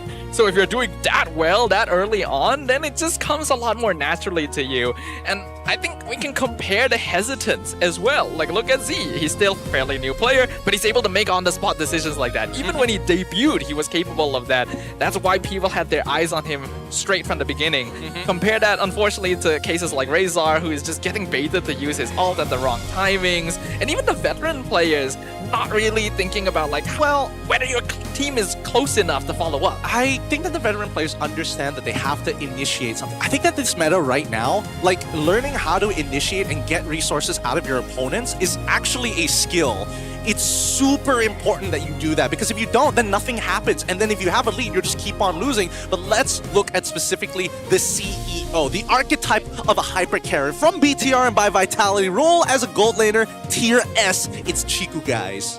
We've got a brand new segment for you guys here. We've got the scouting report, a little bit of an in-depth look of your favorite MPL players. And yeah, this is the guy that we have known and loved for a long time. He's the comeback carry. He's the shot caller. He's got that deep hero pool. But we know that he has issues with taking too many risks and putting himself out of position from time to time. Yep, and that's only from time to time. Let's look at his career stats compared to his Season 17 average role. Because again, this is his entire lifetime, and somehow he still maintains a 66.7% team fight kill participation throughout his career. Coming down to see just last season, it was only 6.1%, and it's probably not 66 because the other 4%, or 5% in this case, he's just dead. Yeah. He's the one starting the fight. Yeah. He's initiating as a marksman. He's just going in blazing, he just does praying. that. He's just praying as he jumps in half the time. But at least now that the squad seems to be a little bit more refined and they have a very clear idea of how to play the game, the question really is on AC. What is the adaptations? I think for starters, get Momo off of this Carmilla. What are we doing here? Like, what are we really, like, let's do the Yangon Galacticos, play like, you know, play a tank for Zaid or something like that, and then Arlet, make him pop off. I honestly wouldn't have minded the Carmilla too much if their mid wasn't Valentina. I think when you have big teamfight ults, having a burst mage makes a big difference. I mean, Valentina is sort of a burst mage. Enough for me. I mean, it's not like scaling like Farsa, but it's still sort of burst. Well, not if she's stealing ults and starting fights. Oh, that's a good point. That's a really good point. But let's jump into this first. Let's look at the random map of it. Choice, please don't give me... Okay, thank God. Broken Walls. A very snowball-oriented style of map. Very easy to steal away jungle camps. Very beneficial for hyper-mobile assassins. I think Chibi probably will enjoy Broken Walls. Zayed, we have to point out Zayed a little bit about that. He just hasn't had a lot of main stage time in recent seasons, right? Last season, he was kept on the bench the entire time. So that probably plays a bit of a role as well. Is he out of practice? Ooh, is he out of practice? Yikes, that's a difficult question. That's a good leading question, but man, it's really tough to say because I think that right now, Harley, I personally believe, isn't really the most mechanical hero compared to, like, you know, the Fanny, the Lancelots that we've seen time and time again, right? I think that for now, let's leave it as a blank slate. I want to make sure that my opinions on them are still based on their performance rather than their overall life careers. For now, the openers have changed. Barats ends up getting banned out from Sora Biome, allowing Atlas to get first picked here by BTRM. And now here's the thing that I can't figure out yet. We've seen from Games of the Future that Matilda actually is pretty decent. If you pair it up with Uranus, even stronger. But Matilda by herself, not a bad idea. She does a lot of damage. I hate to say it, but I do feel like healers are surprisingly underrated in this meta. I feel like they are really, really strong. Like you pointed out, there's Matilda, Rafaela saw a lot of play. Well, only on Flying Clouds and in the mid lane. Well, I mean, to be fair, there was a couple that allowed them to go to support, but really it's on the Flying Clouds. Yeah, like I feel like we're seeing less of it than we should. And I'm on the fence about that because on one hand I feel like it's a missed opportunity, on another hand I hate healers. So that's a good point. Yeah, I mean I want to be like, hey, let's not bring it up so that people in ranked don't start using it early on, but I think it's a little too late for that. They're gonna do it anyway, Gideon. They're gonna do it anyway. They're gonna do it more than the pro players do it. It's so true. It's so true. But now, blue side has already finished off the first half of their draft, finishing their first three with Atlas, Nolan. This time, Novaria has their blind pick. What do you think of this? Because personally speaking, there are moments where Novaria just doesn't do anything. And that's like the most feels bad moment. It's like, I shoot my meteor, Star Shatter. That's it, you're done. Now I have to wait a full 7 seconds to do it again. Well, even more difficulty now since there's a Ling to have to deal with too. So if you're trying to fly away, you got this guy chasing you. Novaria did get buffed to be slightly easier to play. She no longer has to hit her orb from as far away to get the max damage, and it's got a little bit more of passive damage built in, but it does still have the issue of you gotta hit it or she doesn't really do anything. Yup, I agree with that. I'm surprised that they didn't go for Eudora this time around. Maybe they're just testing the waters. I think that it was... Unless there's like a reason to. Maybe you could be right about this, that they've already got like they're at match point, so they're the ones that are like, okay, we are the ones who can have fun. Well, actually, Astral Echo Fatal Links. It's not a bad idea, but Purify still counters it. It does, but then you force that out. Yeah. But you are still at risk of the Ling, so they gotta figure something out about that. It's kind of like a give and take at this stage, but I do think that Ling, in retrospect, BTRM don't mind. If Ling is too busy trying to chase Zay around and doesn't get the kill, like especially within the first 5 minutes, like 2 to 3 times on first and second turtle, then it kind of doesn't matter at that point. Because after third turtle, you're guaranteed to die. Pretty much. But if they're able to buy enough time, it's still a positive trade. But then you also have the Paquito, right? That got let through. We kind of didn't mention it because of Novaria and Ling showing up. But Paquito still has one of the most oppressive presences in the game right now. So much damage, so much durability. He can basically do anything you need. Oh yeah, and so far, he already has 2 good matchups in the Novaria and the Nolan. So they... My personal opinion, they're setting up for a potential double fighter. They're gonna wait until the very end to reveal it, right? Because they can send the Belleric back up into the EXP if they wanted to. That's technically a flex. The Paquito can go in 3 different lanes, but since Ling is there, it's now only 2. They also banned out the Phobia, so it does lead me to believe it is double fighter. They go for the Alice, so very high likelihood this is going to be Paquito gold lane. So BTRM gonna need to prepare for that. Not to mention, they just need consistent DPS. You already got the Belleric and Alice frontlining for AZ. Yeah, you also need a mid laner that can actually keep up. How hard are they gonna actually win lane now that you're in double fighters? With Brody gone and Melissa already banned out by Kenji's side, I think it's pretty good that Coach Sora identified, like, if you're gonna ban out the Melissa, we're gonna punish you for this. And I think this is a very good solution to do it. What does BTR do now? Most regular marksmen are handled by the Belleric and the Ling. You really got to pull something out of your pockets. They grab the Terizla, they go for the carry. One of the safer options, but still very dangerous. It's going to be up to the CEO to see how he can escape the jaws of death this game. Yeah, not the strongest mid trio from BTRM side. Like, at the end of the day, it's still Chibi who's going to do a majority of the damage. If Zay happens to hit the Star Shatter, that's great. Atlas, unfortunately, not exactly the greatest setter until level 4. Great at chasing his targets, but that's after Nolan has kind of done his damage. And so, let's see what AC looking to round out this composition. They see the Terizla. They are aware that, you know, unfortunately, the Tempest the Blades will be forced out of them a good chunk of the time, especially if, you know, Ling comes in first.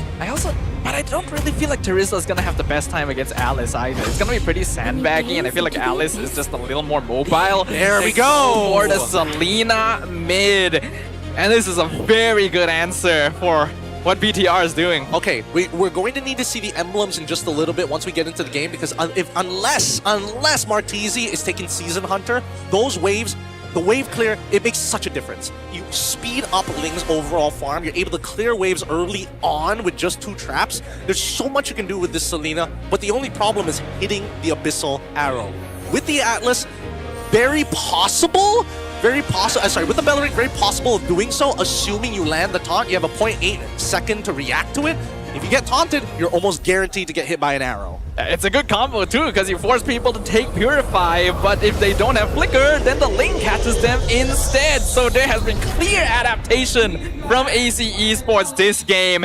Let's hope it is exactly what they need to even things out, because a Savage in Game 1 is not something you want to give up.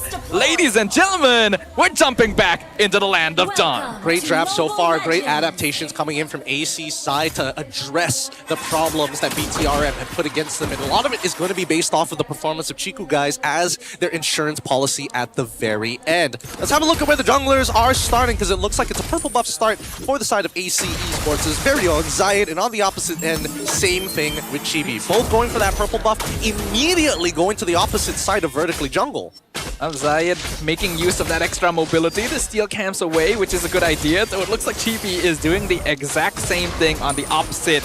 However, he's going to get surrounded there. Probably going to take the poke in return. Zayed will retreat that camp away. Good. Oh, it did cost Martese his flicker, but not the end of the world here. As long as they don't get traded out and Chibi doesn't punish Martese for this, it should be okay. And it looks like no punishment so far. All wins for AC Esports. And this is going to be a fun sniper battle between the mid laners as well. Both of them got to land their shots to make things happen. So it's a test on both sides. Z being a newer player, Martese being a veteran at this point that hasn't been finding the most consistency. And speaking of consistency, Martese here. That's what I'm worried about, man. Like, this is where the matchup gets really tough. He is losing a ridiculous amount of EXP. He is. It's a rough spot, because yeah, Selena can clear, but you gotta get close enough to land the traps in the first place. Dude, is Razor not like talking? Okay, never mind. We'll leave that be for now, because now they don't talk. I think they need to, especially since Martese is falling behind an EXP and he can't afford to do that. I mean, yes, he doesn't need level 4 per se, but he needs his base damage to keep up with everybody else. And now, first turtle, let's see how this breaks down, because Momo, he's not level 4. Chibi already dropping the turtle low. Zayed gonna try and set up to steal, but he doesn't have purple. He steals it! Zayed goes in. Tempest Blades looking for the kill as well. One stab away, not able to find it. Penalty Zone locks him down. There's gonna be the ultimate from the Alex as well. They lock them down. Zayed! Okay, he does end up falling, but they lose multiple members in exchange. Razor flickering under the tower to pick up the Novaria. James looking for a revenge kill. Momo here to try and stop him. Can the tree survive? Can the tree run away from the green man? The green man not able to chase the tree as he pops the ult and walks away. Oh man, Green Man's still alive here. Able to play that out really well, actually. Let's look at the instant replay to see exactly what happened, right? Because again, this fight starts off with the Tempest of Blades coming in from Zayed. Like, he already won the retry battle, but I don't know why he decided to jump in so soon, because nobody has a point-and-click stun. Only Atlas technically has it, and the penalty zone, but those are big resources to use. GR Boy wasn't level 4, so there was literally nothing to be worried about other than the perfect match, and even then, you can't instantly trigger the perfect match. It's a risky play, but one that ended up being pretty worth it for Zayed and his team there. So I think it was the right choice, and actually nearly escaped as well, if not for that final tick from Z. So AC looking to be in a good spot. Martese has the purple. I think that is a stolen purple, right? Yep, they converted onto the stolen purple. They made sure that they stole it away. And a good thing that they're calling for a tech pause, because again, a lot of weird moments in that fight, especially for Zayed. Like, I'm pretty sure he thought he died there like 2 to 3 times. And by the time he recognized, like, oh, I'm actually not dead, instantly somebody's able to punish him. Very good start for AC. Exactly what they're hoping for. If you're able to get early kills into a Ling, he starts snowballing a lot more quickly as well, even with that death. And multiple members of BTR were picked off there, so the momentum instantly shifts. Yeah, for now, at the very least, we can take a bit of a breather, and I'm seeing that this is a Type 1 issue being called from BTRM side and not AC. So we'll get that done. We've we've dealt with Type 1 issues many times, and we always come out of it unscathed. It's You know, Gideon, before the season started, I had a thought, right? I was like thinking, I wonder if it would be fun if I made like a bingo sheet again. And then have a Type 3 issue come out. Like, I was just like thinking, man, a lot of stuff has already happened today. Oh, We've had a Savage, true. we had a Maniac, we had a Tech Pause. We have a Tech Pause. My bingo would be crossing stuff off like crazy. I don't know. What's next? Somebody, starts picking their nose on camera, whether it be players or audience. Has that ever happened? Many times. Oh, really? Like, so many audience members think that they don't get noticed. Like, we know. We're not blind. Who knows? Hey, the BM side ain't calling them out. English side, nobody really watches locally. So, like, But we can call them out. We can call them out. It's just that they won't know about it until later. Or maybe, like, social media. I think that's the closest we've gotten to. But either way, TechBoss is still being troubleshooted as we are. They're doing their final checks here to ensure that everything runs well for BTRM. But let's talk about communication, because I think that right now, I'm a little worried for AC and their comms. Their comms don't seem clean. God damn it. They're memeing him already from Digital Games? Mantis had that loaded up. He was just waiting. He knew exactly what he wanted to show on his iPad. Sorry, his Infinix pad here. That's another bingo cross. Just another KOL shout out randomly. Oh, Chi Zay, I don't know if I want to. Chi Zay? No, it doesn't roll off the tongue. Yeah, but Chi Zay doesn't. It's gotta be 2 syllables max. The Chi-Zay combination?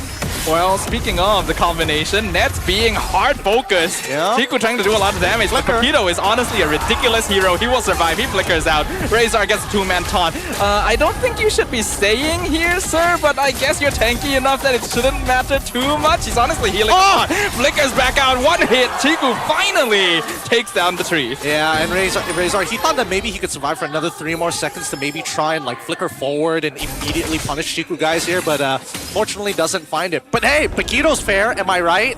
Oh, you know, so fair. You know, two heavy left hands and enough shield and damage reduction to survive.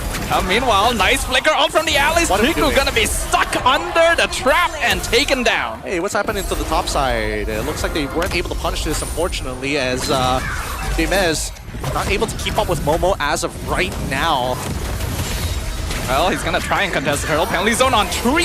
Star Shatter connects, but Martisi will still secure the turtle. James jumps back in. GR Boy only gets 1 with the Fatal Links. And on the lane, going ham in the backline. Tempest, the blade, takes down the green man. GR Boy forced to hide under tower. But the flicker, Wrath of Dryad sets up the double kill for the Paquito. This is a bad choice, a very bad choice coming out for BTRM. They were a little too confident that they were able to win out the fight at the very end here, and well, unfortunately, they didn't get as much value from the Fatal Links than I would have imagined. Walking away pretty heftily and especially rich coming in from AC Esports. That's going to be a Chastised Fulgent already purchased for Razor of all people.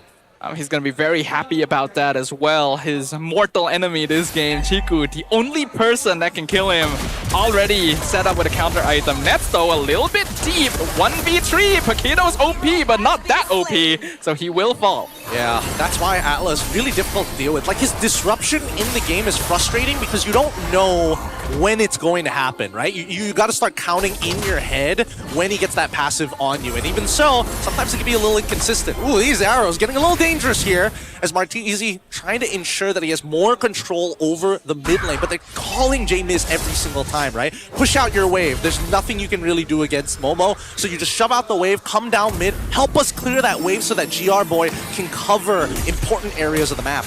Well, that's what I was worried about with this Terizla pick. It feels a little bit too slow and definitely doesn't match the map presence that Momo will have on the Alice. We can already see the difference that is making. Zai is just getting camps left and right. Well, but he can also force out initiations, right? Especially with Alice on the counter engage, they kind of need their own counter engage that doesn't require the Fatal Links. Oh no, already? GB falling behind, but that's what to expect when you have losing lanes. Arrow onto James to slow him down. Fatal Links catches the tree, but the tree is fine with this. Rapid Riot comes out, lockdown tree, he loses his life, but Beacatron will lose everything in exchange. Killing spree for both the Ling and the Selena as AC are running away with this game. Beautifully played by AC. They have to work with their strengths, and in this case, it is chain CC. If they can get the chain CC down, there's not a lot of counterplay for the side of Beacatron. Bigatron MY by Vitality unless it is J-Miz, but he's the only one with damage reduction. Everybody else, you just gotta pray for your best. GR Boy also... Oh!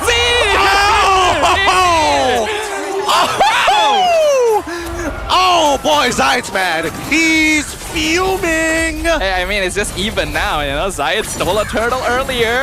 It's only fair they steal one back. God, that's gotta be so frustrating as a jungler. Especially when you can't really tell how much, like... It's hard to judge the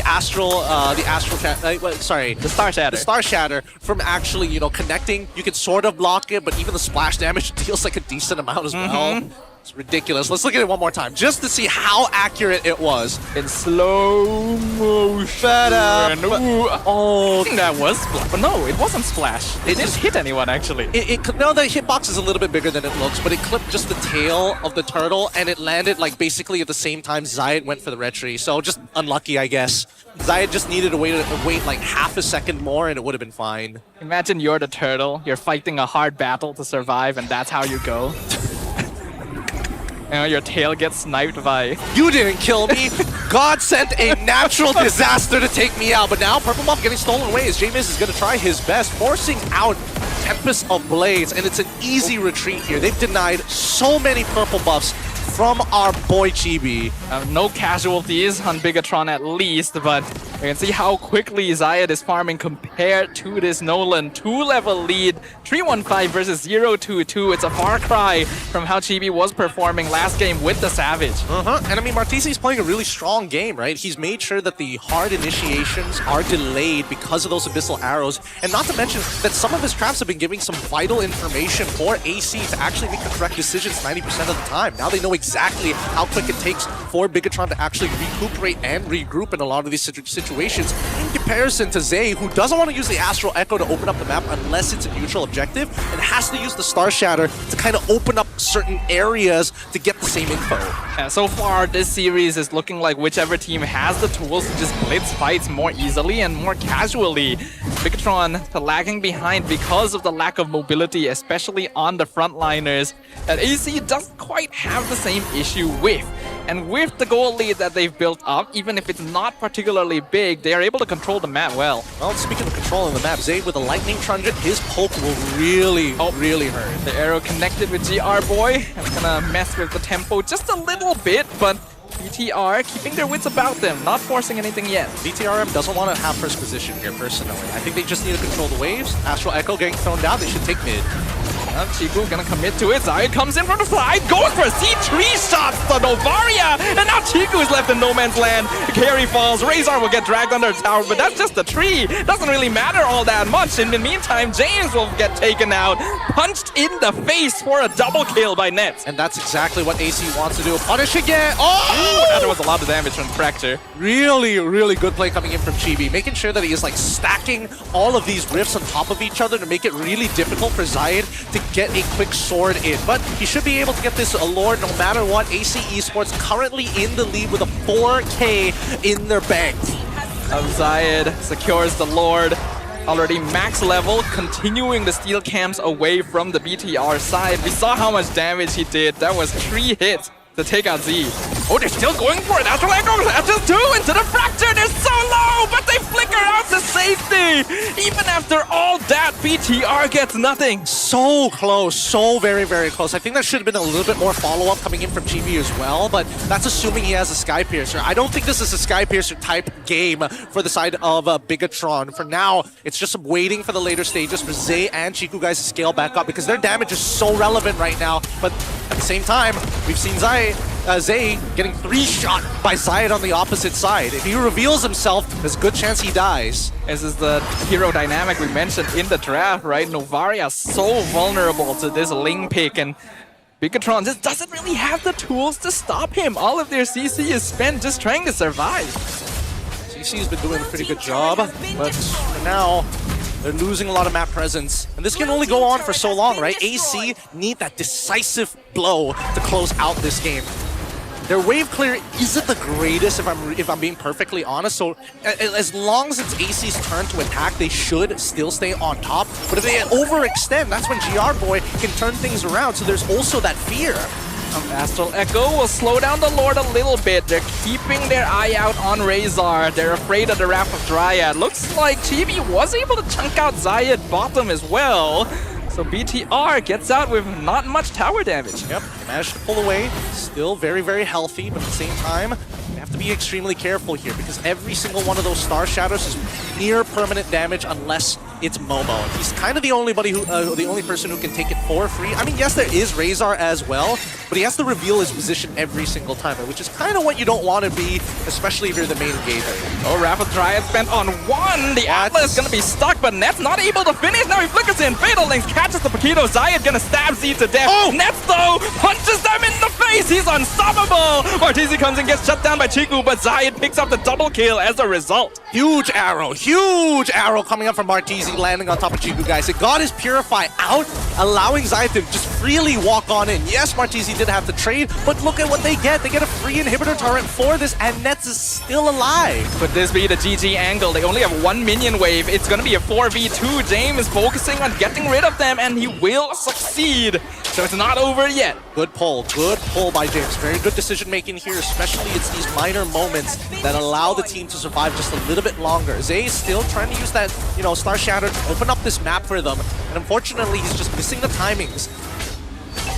This stage of the game, man. You know what? I was saying Winds of Nature already being built by Chiku, guys. I can only assume that he's already done with the Trinity. I would be surprised if he wasn't at this point, but they are definitely behind on gold.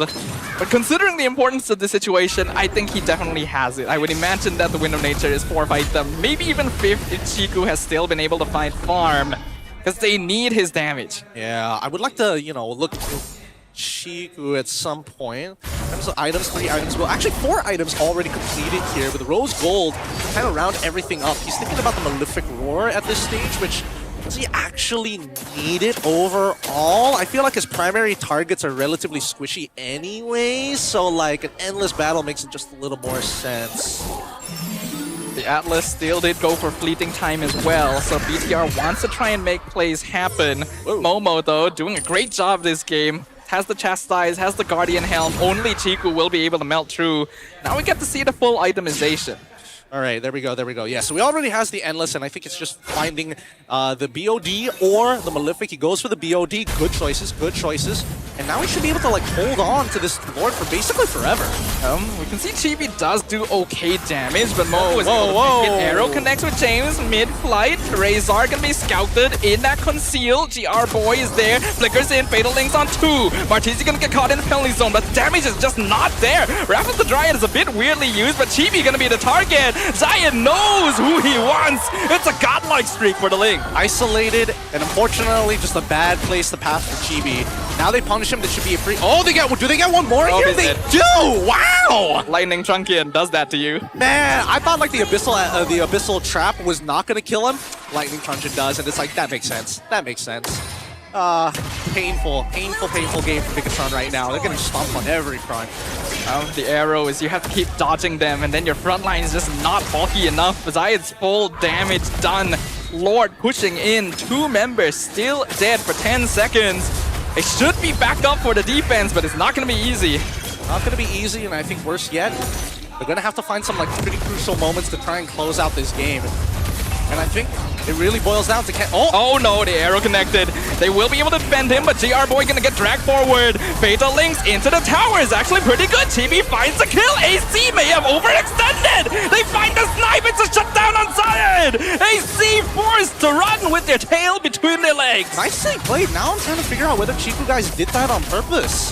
Because I know for a fact that he still had, he still could have sidestepped it. He still could have actually dashed away. Let's look at the instant replay one more time. Because as we see them get into this fight, like after the chain CC actually happens, it really just didn't matter at that stage. Like not at all. He timed the Purify well, he timed the Winds of Nature as well, made sure that Nets ends up jumping into a fight that he doesn't necessarily want to be in and can't get the damage that he needs to make it work. It was an excellent response with the composure that BTR needed in that precise moment, and AC really no reason to try and force it that hard. The tower is still standing and they have ways to punish. So while they still have the gold lead, that was very unnecessary from them. Was it unnecessary? I don't think it was a bad idea initially. I think it could have been executed a little bit better, but with the way that the battle actually worked, the way that they wage war, it's a little tough to say. Because again, this is where the passive coming in from Atlas is a real pain in the butt, right? You just don't know when it's going to trigger. Like AC's kind of specializes in capitalizing on the chaos of battle. This kind of lineup is bad at pushing base if the enemy team is alive. You cannot force that. You gotta kind of draw them out, slowly pick them off. If you just dive in like that, Bigatron wants that to happen. That's the thing. This is why I say that I don't think that AC wants to have first position on these lords. They actually want Bigatron to be there first so that they can start attacking them, right? And the big issue is that Zay can come in from many different angles, and you can't just depend on Zay to always take him out. You just have to wait for the cooldowns and then try to punish after the fatal links. Oh, we're looking at the items now. This late in the game, gold differences are going to mean a little less, and Chiku is going to outscale most of AC Esports. It really is going to be a duel between Chiku and Zayed at this point. Yeah, interesting item build here though. I'm seeing that a lot of like tank style EXP laners, even supports, third item, they start looking for Guardian Helm. Like it's busted. I personally think that it's busted if you don't build War Axe, this is the next item that you want to go for. It's a good item to grab, especially if you think fights will last long enough. It's a little less effective against a carry, but kind of good against everyone else. That's the thing, right? If you get hit by one of those Star Shatters, oh, guess what? You're going to get at least 50% of your HP back for free. Just like that. It's like, oh, looks like you've wasted your shot on me this time. Overall, let's see how they want to play this out, because with long lane already starting to shove, and Nets, he's ready for this. He's either looking to punish, which I don't think he will be able to find, but it's costing resources from Zay. Like, he has to use his Star Shatters up towards the EXP lane. I don't think he minds too much, though, because there is always the chance of a split push. You got a Ling, you got a Paquito in the game. You got to be wary of any open lanes in your base, and that gives AC the freedom to start the Lord. He already had information about the purple buff being taken. Ooh, flicker penalty zone. He's going for Martizi. Astral Echo connects, but the Star Shatter is blocked by Momo.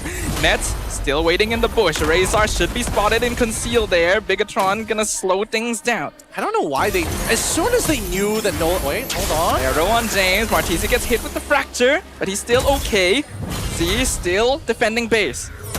Don't have to do anything. Just have to wait and just being chill the entire time.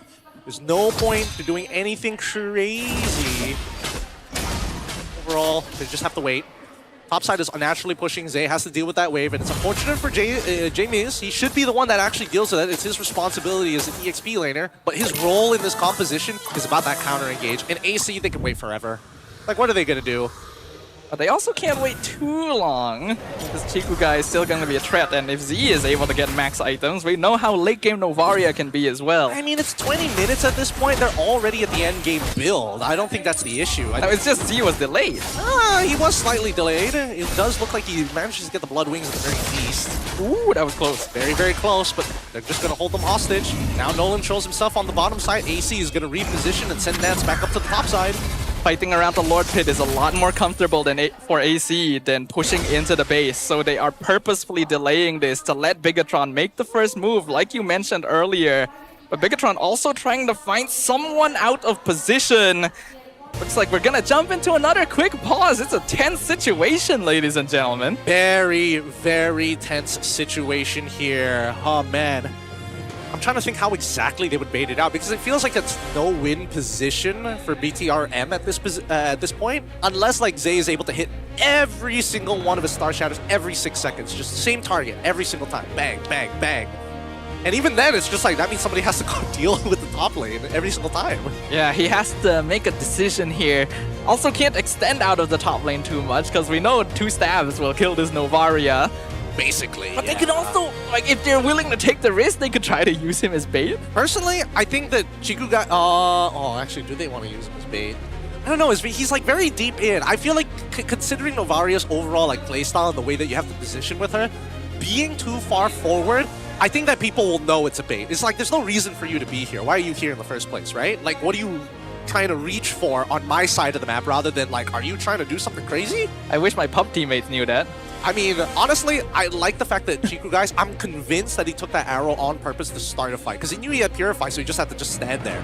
And a lot of their like high damage heroes were really, really far away unless they flicker. You would think that's a crazy idea, but somehow if it's Chiku, it feels like something he might do. Oh? The CEO, he's actually...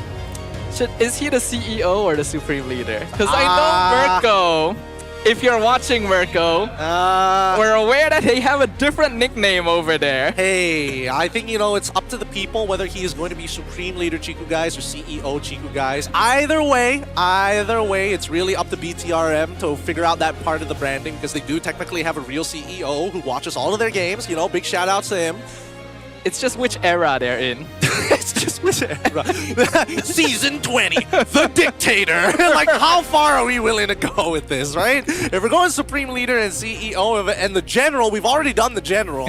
That's true. We need a moniker that actually sticks to the poor guy. But now, let's jump right back into the game, because so far, I think that AC are the ones who have to kind of press the situation. Like, they've already got a slow push down on top side. They need to look like they are rushing the Lord right now to bait a reaction from Bigatron. Looking at the positioning, Zayed and Nets are up top. They might be trying to go for a split push angle or maybe catching Chibi. Do they know he's there? He's in the bush as well. Kind of hard to tell based on where we've dropped it back into, but Lord Dan still continuing. You need to fight for the space. And I think that AC right now, like, they have no idea. They know that, like, maybe Novaria is down by bot side. He could be transitioning. He could be coming up. But a lot of that is just, you need to start fighting for the space to get Abyssal Arrows down from Arteezy. Once you get the Abyssal Arrows down in, like, maybe not even in bushes, right? In open areas, just for the sake of vision. Well, they know that Z is going to be stuck in the base for a little bit longer. Novaria's wave clear, not the best when they are that far up.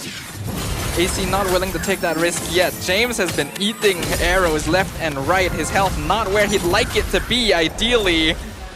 Lord dropping low, but gets reset again. Yep, this is the push and pull. Chiku guy shows himself. AC are looking to reposition, and then Bigatron will have to give up the space. This could be the commit. They see Chibi down mid. Astral Echo will slow things down. Oh! Martizi nearly takes out Chibi. He has to switch to Immortality. Here comes the ult from the allies, connecting with two. The frontliners. Penalty zone back on Razor. Immortality burnt on the tree. He flickers back out. They're gonna go on Momo now. Here comes Ling joining the party. Tempest plays will connect. He finds Chibi. Stabs him to death right in front of the rest of BTR, and the Star Shatter connects, pops the Immortality on Momo. Dude, this is... We are not taking advantage of our comp here. Let's not play for KDA. We need to be able to start forcing, you know, the side lanes. Like, that could have been a backdoor angle. Like, AC need to start thinking outside of the box. I think they're not willing to take that risk. Razor now in trouble. Wrath the Dryad only makes you die quicker as they lose the Belleric. AC now in a 4v4. This is dangerous. Oh, here comes the Astral Echo. They see everyone flicker. Fatal Links catches two, drops them back. Martisi falls. Chiku, Wind of Nature survives. Seven's Light. 3-man penalty zone from James sets them up, but Chiku will fall. The Ling still doing enough damage. See, trying to chase down Zayed. They'll pop the Immortality. They need to take him down. But dashes away and Ness punches GR Boy in the face. Messy fight, very messy fight. A pretty good play coming in from Chiku guys overall. Zay, does he hit it? No, he does not. He was close though. But man, I really think that AC is missing out huge opportunities. So let's look at this fight one more time. Because again, huge mistake coming up from Razor, right? That was a really bad mistake. You shouldn't be trying to open up the map when you are like in these types of positions, and more so knowing that Chiku guys is still alive. Yes, somebody has to do it, but you're also Belleric. So even if you taunt them to attack you, it doesn't work against Chiku guys. Like, you will die. Unfortunately for BTR, Chiku was in the thick of it. He had to go very far forward to get that kill, and while he did survive for a while, Ling is still a very strong hero. Stabs into this. Z, you are very far forward, my friend. Not gonna be able to snipe the Lord this time. Yep, but now the death timers are too long, so every single one of these is like, Jimmy, he's not even back up. Oh, good block coming in from Razor, and they should secure this no problem. Great stuff coming in from AC, finally breaking through and getting a Lord. This should finally be the end game angle for AC, as long as they don't make the same mistake previously of just hard diving tower to get a kill. A Lord should be enough for them to close this out. Yeah, but they gotta remember, I would personally, I'm hoping that they synchronize the waves. That's all I ask for. They cannot just brute force their way with with one singular lane. They need the multiple minions so they can start playing their angles inside the enemy base. And if they go front to back, we know how that looks like. Every single time Chiku guys clearly has enough damage to take everybody out from the side of AC Esports. So if they come in one by one, that's the most ideal scenario for Bigatron. Oh, they're definitely syncing them up. That is a lot of minions pushing their way in, and Bigatron can't even walk out to try and whittle the Lord down early. They will be able to deal with the mid wave in time because the Lord was stopped up top. They'll lose the bottom inhibitor. AC waiting for another minion wave to come in. This is 25 minutes. The Lord is very, very tanky. And you only really have Chiku that can melt it down. Arrow will miss, Flicker after dry going for Chiku guys, but he instantly melts down Razor to Flicker. Alice catches the back. Chiku takes out Momo, but Net punches Chibi in the face, but they're still holding. The short shatter nearly takes out Martisi. Net's the only one left in the base. He's trying to go for the end game, but the Lord is already gone. He has to back out of there. It's a difficult position, but this is the problems that we were talking about, right? They struggle, really struggle to siege their opponents out. And if they play it well, knowing that Chiku guys has that Purify, there's only so much they can actually deal with. Let's look at the instant replay and really break this down. Because again, smart things. James, making sure that he's pulling the Lord towards the next inhibitor so it doesn't immediately go onto the Crystal. But then immediately after that is where we see the big problem. Like, these overall clumped up team fights is not how we want to play, especially against Bigatron MY by Vitality. What they need to do is cut them in half, right? Separate the front from the back. Zay, he's always going to be involved into the fight. So you need to separate Chiku guys from GR Boy and James. It's hard to do it though when you're trying to push into the base. Even if AC didn't get the result they wanted, they were at least able to take out all of the towers and they still hold the map control. So the next Lord should still be in their favor. Say that now, but... I say it now. Say that now, but... I know it might not be correct. Look, I think it's just the way that AC has been playing this, right? They had 3 different opportunities to actually attempt the backdoor, or at least start rushing the Lord to bait a reaction. And I think that's my biggest problem. AC are playing reactive. They're not setting the tempo. That was a very similar situation to what happened in Game 1 as well. Once they lost control of that momentum, they were on the defensive side, and 3 for 3. We're getting another pause, man. I wonder what's going on back there. Yeah, I'm hoping it's a Type 1 issue still. It's pretty crazy that it's happening in the middle of this, but we'll see. It looks like this time round, the call was from AC's side. I'm paying attention to see if is it a Type 1 issue? I can't really tell just yet, but it looks like it should be. Give them a moment. They need to identify it. Yeah. They got to troubleshoot. They got to do some troubleshooting for just a little bit for him to connect back. I don't know whether it's connecting back into the game, whether he DC'd, whether or not it's his headset, but it doesn't look like it's his headset. So we'll wait for the time being. But man, these types of compositions, I really can't stand it. I can't stand it when you have that level of a lead. Well, not really that level of a lead, but the tempo that you have, you could do so much. And you're wasting like 5-10 seconds sitting in a bush. Oh man, that's when I get upset. That's when it's just like, what are we doing with our time here? Yes. The thing is, in this meta, you gotta be so decisive. Throughout the entire game, really. Once you lose control of your lead a little bit, it really turns around on you very quickly. I personally think that it's easier to make decisions with tempo in mind compared to the other way around. Like, your opponent has to be the one that kind of anticipates it. You just set the pace. Yeah. Oh, I just show somebody on the bottom side, on the top side of the map, start that split push going, pull resources to my side, and as soon as that happens, we start rushing down the Lord. They can't do both. Yeah, that's the first level, though. What happens once you focus on this? Your opponent does actually anticipate it, and then you are left picking up the pieces. Hey, you're left picking up the pieces. That's why every single time they take space, you drop an Abyssal Arrow. Well, sorry, an Abyssal Trap in this particular case. That's why it was really important for Martisi to like go in and out of these fights. He doesn't even need to participate in these fights. His information that he can devolve from BTRM, just seeing them walk up, how long it takes for them to walk up, and the potential angles they could be coming from, that's how you punish your opponents. That's an awesome drawing, by the way. Reese Pew Pew, very cute. Honestly, they should steal that. She should pay that guy to do her stickers. So you want her to steal it or pay for it? I mean, you know, you could start off. You could start it off paying him. That would be nice. You can start off paying him. Yeah. So you won't eventually. You know, we'll see. We'll see. She might come up with her own rendition. I would like her to use it for her stream though. That is a very would be a very good. Oh, hold on up top, James. Gonna be 1v2'd. Terizla's tanky, but is he tanky enough? He'll land the 2-man penalty zone and Astral Echo will connect. So Zayed actually dropped kind of low already. They're gonna have to back off. They gotta stop doing this. Like, can we start, please? I get the first trap. Where's the second trap? We need the second trap in a more relevant position. Ooh, has James stayed a bit too long? Maybe he's baiting because he is still nearby enough to connect. AC and not able to pick off the Terizla. Yeah, what? Okay, so you want vision over both the bushes in mid? I would have imagined that you put like one of the traps like close in the wall so nobody steps on it, but gives you like the information that you need. Or at the very least, like just behind the orange buff. Either ways, would have been fine here. But now they've completely given up on that first position. Exactly what we were waiting for.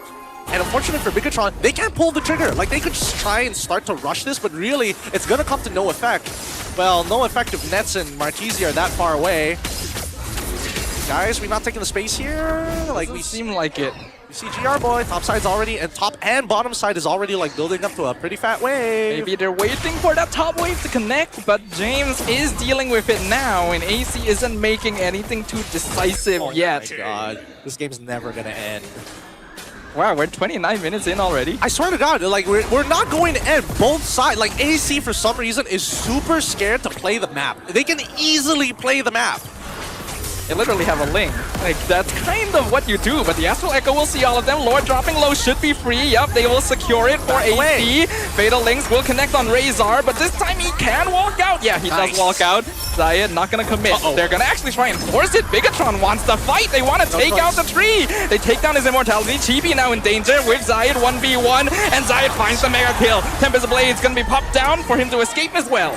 James actually going back in. Astral Echo snipes down. James with the Winter Crown survives for a little bit. Meanwhile, Martisi is chasing down Chiku. He finds the arrow. Chiku loses immortality. Revives. Finds the Rose Gold Meteor. And the arrow is blocked. But the minions are hitting the crystal. Yeah. 1 minion left. What?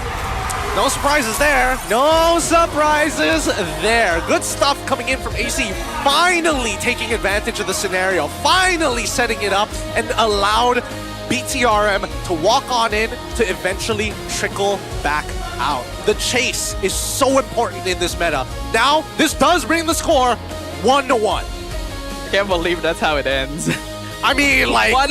One minion on 10% HP. Look, they could have done it like 10 minutes ago. Like 10, 15 minutes They really should have. Like, especially since that top inhibitor was already gone. That is such a huge advantage in those moments. I definitely think there needs to be a bit more polish there, but at the same time, this is their first game in the league. Like, they're trying to make the impact. They're trying to win it for the team. You could honestly see after that game that BTR was not too upset with the result because they honestly held on really, really well considering the odds against them. So it's an improvement from AC. It's also a showing of what BTR is capable of. And I'm curious to see how it will actually close out in Game 3 because from what I can see, I feel like Bigatron is set up a little bit better. I think that Bigatron has clearer ideas with how they want to play in the team fight and like overall macro, right? I think they've got that kind of settled down. AC, on the other hand, is where a lot of my concerns are coming from because that was not a great game to kind of like showcase what you're capable of. Like, yes, mechanics, no problem, but we're getting to the highest level and we've got M8 at the end of the year. So really what I'm hoping to see right now is cleaner macro and stronger fundamentals because there's one thing in the patch that hasn't changed and that's the fundamentals. A lot of big teams forgot about their fundamentals and unfortunately disregarded certain other teams, and that's how a meta kind of shifts and they drop out early on into the tournament, which is not great. But let's give it up for Zayed here, MVP of this match. He did well. Yeah, I honestly think Zayed played a good game. He was able to win out a lot of 1v1s, even in the late game when the opponents were scaled up. Like you, I share the sentiment that AC could have definitely ended things a little bit sooner, but this was a solid performance from a man that we were kind of doubting. Yeah, I think, you know, it's great to see him back on that stage in these like carry style of roles because we know that he's been like a very big assassin player. It's just not many teams can, you know, really abuse him, and unfortunately, he's only been abused. He has been through a lot, this guy. Dude, he has been through a lot. It's crazy that he keeps taking it. But the fact is, he's got a dream. Looking like that, too. Yeah, looking like that. Like, this portrait doesn't give him justice. He is a tall man. He is a giant of a human being. Like, I want you to imagine that you are playing like first-person perspective. You look up on a wall and there's Ling. That's Zion without the wall. Yeah, you ever been to the Patronus Twin Towers, walk to the base and look up? That's what it's like talking to Zion, dude. He is crazy tall, but still very good GPM despite how long the game actually goes. Let's look at the item build because this is going to be pretty important. Overall, the big issue right now is the fact that no matter how much damage you actually apply onto Razor, he's going to heal back up to full. Same goes with GR Boy. And that's why a lot of the problems of the Lord dances start to show themselves. Oh, I'm a tank. I'm tanking this true damage from the Lord. I walk away, I come back at full HP. There's no real way to punish them. And even from BTRM side, as soon as the Shadow lands, guess what? 15% of his max HP on top of the extra HP that he has gets healed back 3 seconds outside of combat. For me personally, I think it's kind of gross that you can play a double fighter comp, so you have early game advantage, but you also have late game scaling, right? It's a little bit... Would I say you have... Well... double fighters in this particular case. Right? I mean, luckily, their scaling came through Zion, right? And yes. And that's the important thing. For the side of BTRM, the amount of resources that they need for Chiku guys, alright, it's pretty much the exact same as Zion. And arguably, Zion needs even more because of how expensive Berserker's Fury, Endless Battle, BOD, all very expensive items compared to the Trinity. That is fair. I will say Chiku honestly did a good job of holding lane against Nets, but it's not really about winning the lane, it's how much more of a presence Paquito can have when he leaves. Right? When he joins the fight, he's gonna do so much more than Chiku is in those first turtles, second turtles, and so on, and that adds up. When you put that together with the Terizla, who obviously can't match Momo's mobility, it's easy for AC to win early team fights. I just wish they translated it into also an early game end. Well, there's certain things that we can't change, but we can talk about at least the beginning of this game straight from the draft. Now, let's talk about this a little bit because we saw game number 1 and game number 2 in the way that it actually played out. In this particular case, as we see, right, before hitting level 4, a lot of things are not going to happen, right? Nets alongside with, you know, Chiku guys, not going to do too much on the very first couple of turtles. But what we do see is just the adaptations from it. We make sure that, hey, we set up for a double fighter ourselves. We get rid of the Barats opening coming in from our opponents, and then we look to punish consistently, right? And now that you're unfortunately, well, in a lot of cases, can't team fight as hard, then they're just going to have to play back and play around their neutral objectives. In this case, Zay did a very good job of controlling that lane. I mean, obviously there were moments where it's like, oh, I Star Shatter and guess who shows up? Hey, it's me, Beleric, blocking the shots. And like that happens every once in a while, and that's good because that manipulates the waves. I feel like, yes, Z played the Novaria pretty well. Maybe a little bit less of a presence early on, but towards the mid to late game, really locked in, really did his job. I just kind of feel like, would it have been better if he was on a more like typical mage instead? Well, that's really difficult because again, it's about wombo comboing with your opponents, right? Actually, let's pull up an example right here with our Telestrator segment right now. As you can see, our analysts are also going to be talking about this as well, and I think what it boils down to is the way that you play these neutral fights. How exactly do you want to take advantage of it? My big issue here is that Zay can open up the map for free with the Astral Echoes, but it gives you a duration where you can open up that map. Once that is down, that's when you're expecting AC Esports to start taking the space. But again, this is where Martizi's Abyssal Traps need to come into play. Like, absolutely need. And in most cases, it's just to know when Novaria walks up, when Chibi walks up, which bushes should we be worried about, because the raw burst damage is just too much to deal with in the early stages of the game, so at least we know which direction he's coming from. Yeah, there's a lot of backline reach on AC Esports because this Novaria was picked third pick on blue side, so they were already able to set up for it. Having the Ling and the Selena already gives you a lot of ways of threatening Z's position. So once he pops that Astral Echo, he instantly has to reposition. He has to change up his approach so that they don't know where he's coming from. And because of that, he can't offer quite as much assistance. Not being able to drop down that skill 1 during those fights makes a difference. That's a really good point, because as we see this game actually start playing out, right, that's basically what happens. A lot of these moments where BTRM gets the first position, it's totally fine, right? And it's okay for Zai to actually attempt maybe once or tries to go for that steal. He wins it out, but the issue is that he greeds out just a little bit further afterwards. Every single time these start playing, these turtle fights end up playing, it really boils down to how greedy does AC want to be, because they have a lot of different advantages in 2 different engage tools, zoning tools. They have nets for the early game power spike if necessary, which you can see him actually rotating right here, right now, up in towards the turtle. He should have been there earlier, but hey, you know, you can't win out every single interaction. And as these fights continue to progress, I would say that right now, AC have so many tools and advantages that are not being abused during the Lord fight, especially when there's missing inhibitors on the opposite end. Yeah, I think it's weird that in this situation, Zayed had to make the steal when they clearly have heroes that should be able to control the pit more comfortably. That's what I'm saying. But let's talk about BTRM in the positions they're actually useful at, right? And that's number 1, sieging. Check this out. When you're sieging, you're starting to target opponents in the back, and that's where Zay really needs to go out of his way. But the big issue is, right, he gets chunked out, and then watch the position of Zay. He's basically outside of vision from nets, and there's nothing he can do about this. As soon as he hits him, the rest of the team is looking out for where Zayed is, and it's too late. He's already walked past. Like, GR Boy should have told him, hey, run, Zay, run for your life. So he flickers early and dies in 2 hits. This is the major issue about the composition.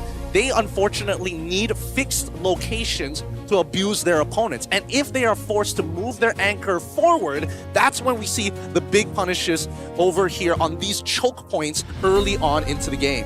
While it's not quite as bulky, BTR's lineup is definitely built more to be a traditional front to back, and that's always going to be vulnerable to these sort of backline dive comps unless you really have a good hero for handling these assassins, right? Terizla, unfortunately, not really equipped for that. Yes, he can force out battle spells, but he's not someone that can keep them in place long enough for the damage to come true. That's a good point. That's a good point. But again, the penalty zone needed to be either to force out abilities from their opponents or a counter engage. We saw a couple of times where it just didn't work out the way that they were looking for.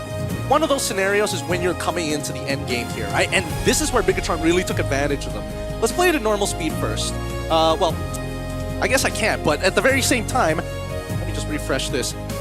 Looking based off of the positions, we've already lost Zayed and as well as Momo. And I think it's less about Zayed and more so on Momo dying in these scenarios because they technically still have the damage, right? As long as Martizi and Nets work together on the same target, they can do it. Zayed should be the independent person, and that's how they should be operating with each other, right? Martizi kind of glues the 2 damage dealers. Hey, you should look here as soon as I hit the arrow, and then we can punish our opponents. But unfortunately for them, their sieging capabilities just not that great, right? Walking up into enemy territory without missing inhibitors, it's just too hard to do. And I would like to show you how they actually control these waves, because they need it to synchronize them as much as they can. And if they don't find those synchronizations, then it becomes a lot difficult to actually play it out. Look, Martizi, he hits it, and guess what? The Purified comes out. This was the one moment where I really thought Chiku, guys, is taking the arrows on purpose so that he baits out a fight that AC just doesn't have the timing for. The waves are not exactly in the best position, and they already cleared out mid at the same time. So a lot of cool things happening in just a short period for Bigatron. It's definitely a possibility that Chiku might have used that as a form of bait here. It's also important that this is basically the only fight where GR Boy was able to catch Zayed. And honestly, he could have gotten out as well if he used the Tempest defensively, but he went in for the kill thinking that, hey, if I sacrifice myself to pick off 1 or 2 people here, we can end the game. Didn't quite work out. So it shows that the odds were already stacked against Bigatron. They don't really have a good way of knocking Zayed out of the air. Yeah, that's the thing, right? I would like to, you know, draw and tell the straight even further, but our software is still in the works and we're still making sure that it's clean. But let's also look at the draft, because Sorbayong, he did a great job punishing this Barat's pick, and more importantly, not just the Barat's pick banning out on his side, but punishing the Melissa ban from the opposing side. He knew that these would be the heroes that would affect these backline dives. And it makes me wonder whether he was already planning to go for this. right? Because it was clearly set up before the Novaria even made an appearance, and maybe it is just something that made him like, okay, yeah, this is the game to do it. Well, I think because again, this is the exact same bans, and I think that's kind of on BTRM for not changing it up or like switching. Again, I'm surprised that when you start like these teams who lose, they don't bother switching sides. They're like, you know, ram their head against the wall and figure out an adaptation. And this was a really good one because unfortunately for BTRM, they thought that this was unpunishable, and then all of a sudden this Melissa pick ended up costing them. Looking at the situation here, is that win-lose on the wrong side? I think so. Don't worry too much about that. It's okay, yeah. We know what actually happened here. But yeah, the Atlas first pick, perfectly fine. But giving up the Paquito is always going to be a risk. You need to have some way of dealing with that. And I don't really feel like that was really in place. And then they showed a Novaria in the first phase as well. Yeah. It did do a lot later on, but it still has the common issue of early on, this hero doesn't really do much. And you can't just throw things out as easily as Selena too. That's the thing, right? And I think because there's a very real comparison right now on whether or not whether or not Selena in this particular case should have been the go-to pick. I personally believe that I don't mind either or. I think both are in the exact same value, and I would argue that with the composition that they have, there is just a little bit more priority on this Novaria just so you can chase your targets down. Like, yes, it works well with Nolan, but at the same time, as you mentioned before, the big wombo combos increasing the hitboxes for Fatal Links and Penalty Zone also play a part. Could that really have just been the goal? Just like use Novaria to set up the wombo combos? But man, this hero is vulnerable. It is vulnerable, but it scales twice as hard than Selena. And I think that's something that we can't take away. Because Selena has to go to waste one of her emblems to help out the jungle and clear the waves. Novaria doesn't need that and can get extra greedy on her items because she can just launch it at Fair. Compared to arrows, you can just keep every 6 seconds. Bam, bam, bam. It is true that Novaria offers a good mix of utility and damage, whereas the later the game goes, the more Selena leans into utility. Oh yeah. But I don't know, do you really need more damage at this point when you are on the BTR side, right? My final point all right. is the fact that Novaria can clear waves without putting herself at risk. Selena needs to walk up to the wave, needs to throw the traps, and needs to throw both of her traps to clear the entire wave without her support. But then is Novaria, Selena really the only questions here that, you know, the only options? Would you have preferred Yi, maybe even Farsa? Both of them, not that great. I'm telling you.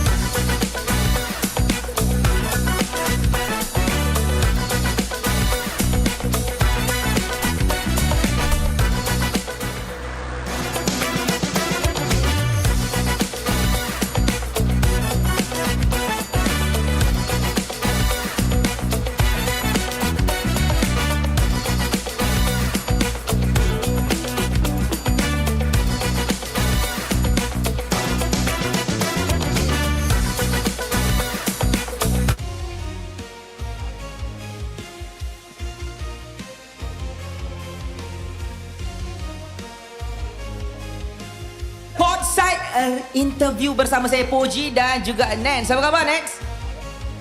Apa khabar? Baik.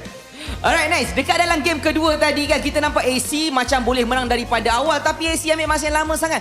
29 minit 48 saat. Actually apa masalah sebenar dekat dalam game tadi? Sebab diorang main Novaria dengan Karik. Kita kena main play safe pa. Sebab kita kalau kita mati dalam tadi kita kinakakamba ka. Diorang main late game. Late game diorang kuat, depth kuat. Diorang duduk dalam base macam tu. Main takut. Tapi Paquito Nets tadi tumbuk-tumbuk. GG Jadi so Nets memang boleh main MM ke fighter, bak datang semua boleh main. Semua boleh main. Saya bukan hanya Harit Kari. Tapi kalau aku pick tu korang mati ya. Bukan hari ataupun hari. Alright, nice. Saya nak ucapkan selamat datang juga. Welcome back to MPL MY. Sebenarnya dah 2 season ya next dekat MPL PH which is Filipina kan. So sekarang untuk next kembali semula ke MY, anything tak yang awak nak kena adapt semula daripada perubahan lah kan. Suasana PH to MY. Saya akan nak adapt sejuk ah. Sejuk sangat, Cok. Dalam Filipina macam tak sejuk macam tu sebab orang tak tahu tu asal sejuk sangat di sini. Oh, sejuk je. Sejuk, lepas tu communication juga sebab tiga Filipina saya cakap Tagalog dan tiba-tiba cakap Malay. Paning baru. Tapi next faham je kan bahasa Malaysia. Faham. Tapi saya faham yang sikit-sikit je sebab saya ada lupa yang dulu. Alright, okay. Untuk next soalan terakhir lah. Next, awak going against James dan juga GB itu ex-teammate kan. Ada tak apa-apa pesanan sebelum kita masuk ke dalam game yang terakhir lepas ni? GB dengan James boleh lah bagi game 3 tu.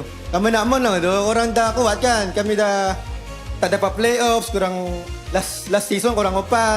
Bagi isi dulu masuk playoffs. Korang nanti lah masuk. So nantilah masuk untuk diorang. Terima kasih. Nice. Itu sahaja daripada saya untuk courtside interview. Lepas ni kita masuk dekat dalam game. Kita tengok boleh ke tak next ni menang dengan diorang. Jom kita. Nak lebih power? Jom.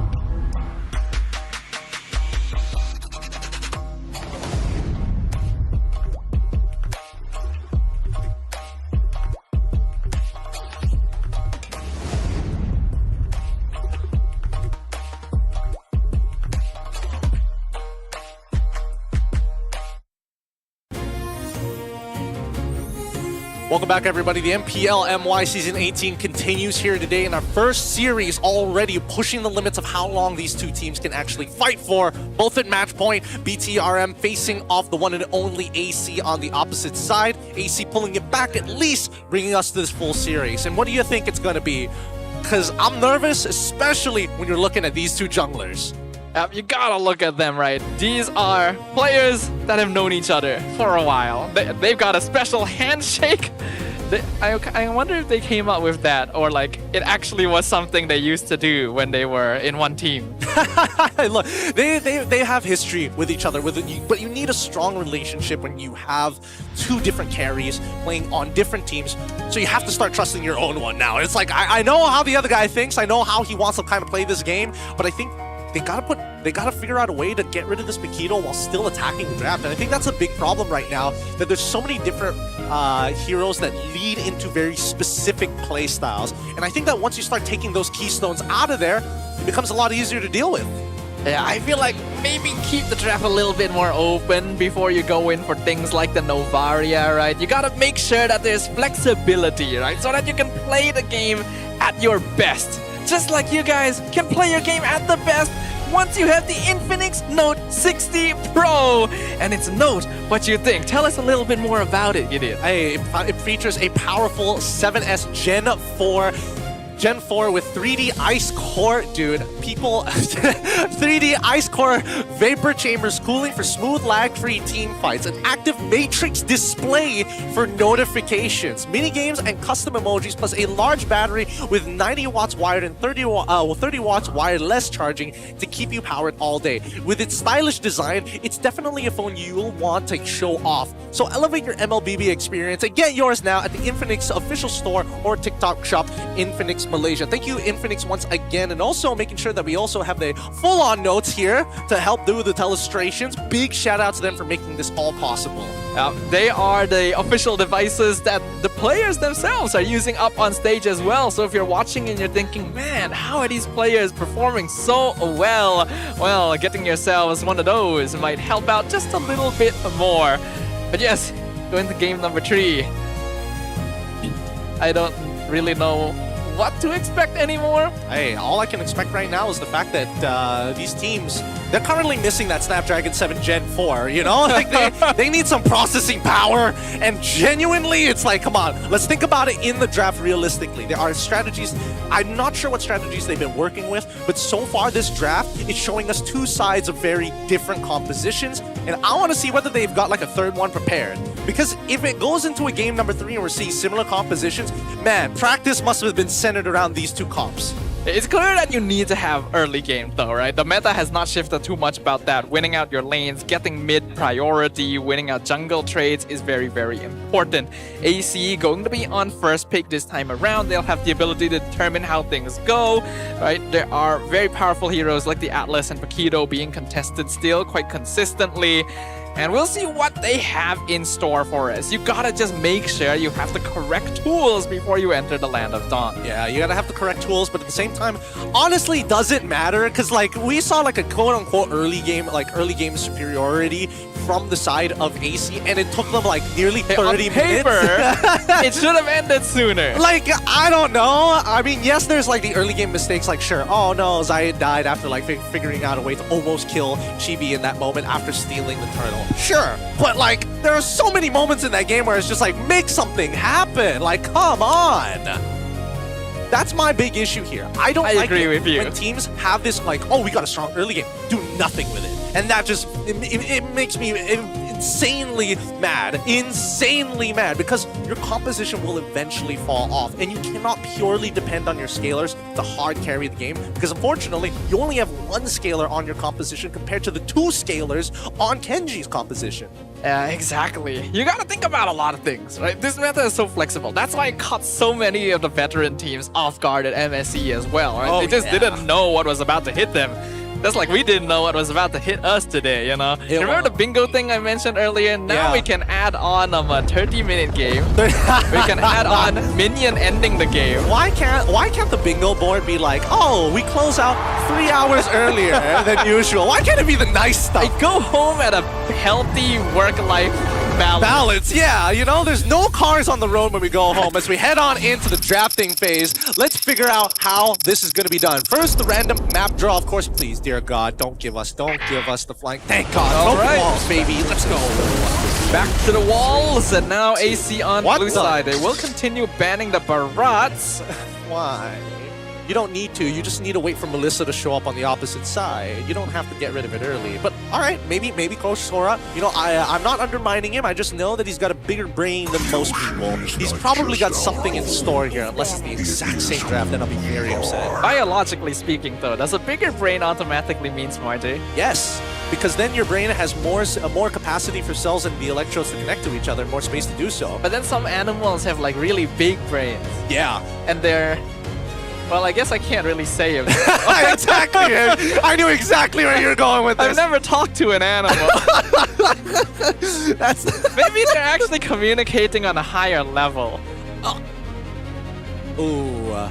Do I really want to give animals? I mean, now that goes into like sci-fi. Well, I mean, humans are technically considered animals, so like it wouldn't be too far out of the ordinary. I'd be more depressed if you're like aliens. That's when I draw the line.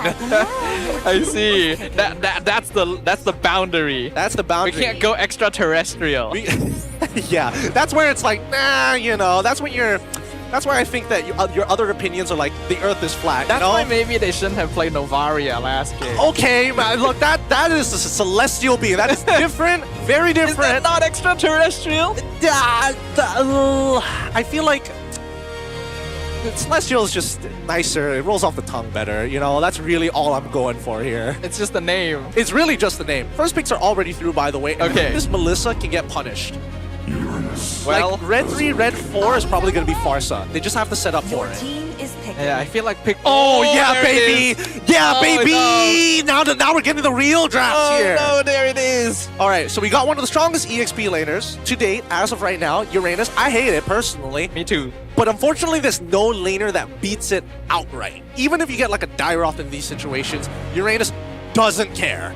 Adira would be able to lane against Uranus pretty okay, but now you have the Matilda on top of that as well. Yes. And it means that AC instantly has to think like, okay, what other tanky sustain heroes are going to show up? Yep, because again, anything that you considered immobile now has a get out of jail card for free with Matilda on the opposite side. Not to forget, let's not forget that Matilda is also a delivery system by Jeff Bezos himself to get you right where you need to be, and usually that's on Melissa, and she can cut right through it.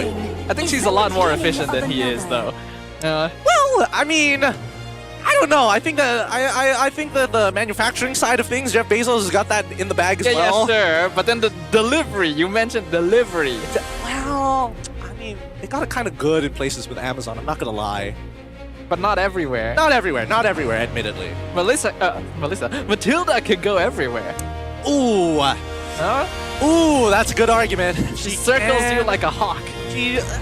Well, I mean, not as bad as like Carrie or like Moskov, but I think that Melissa is very highly punishable as of right now.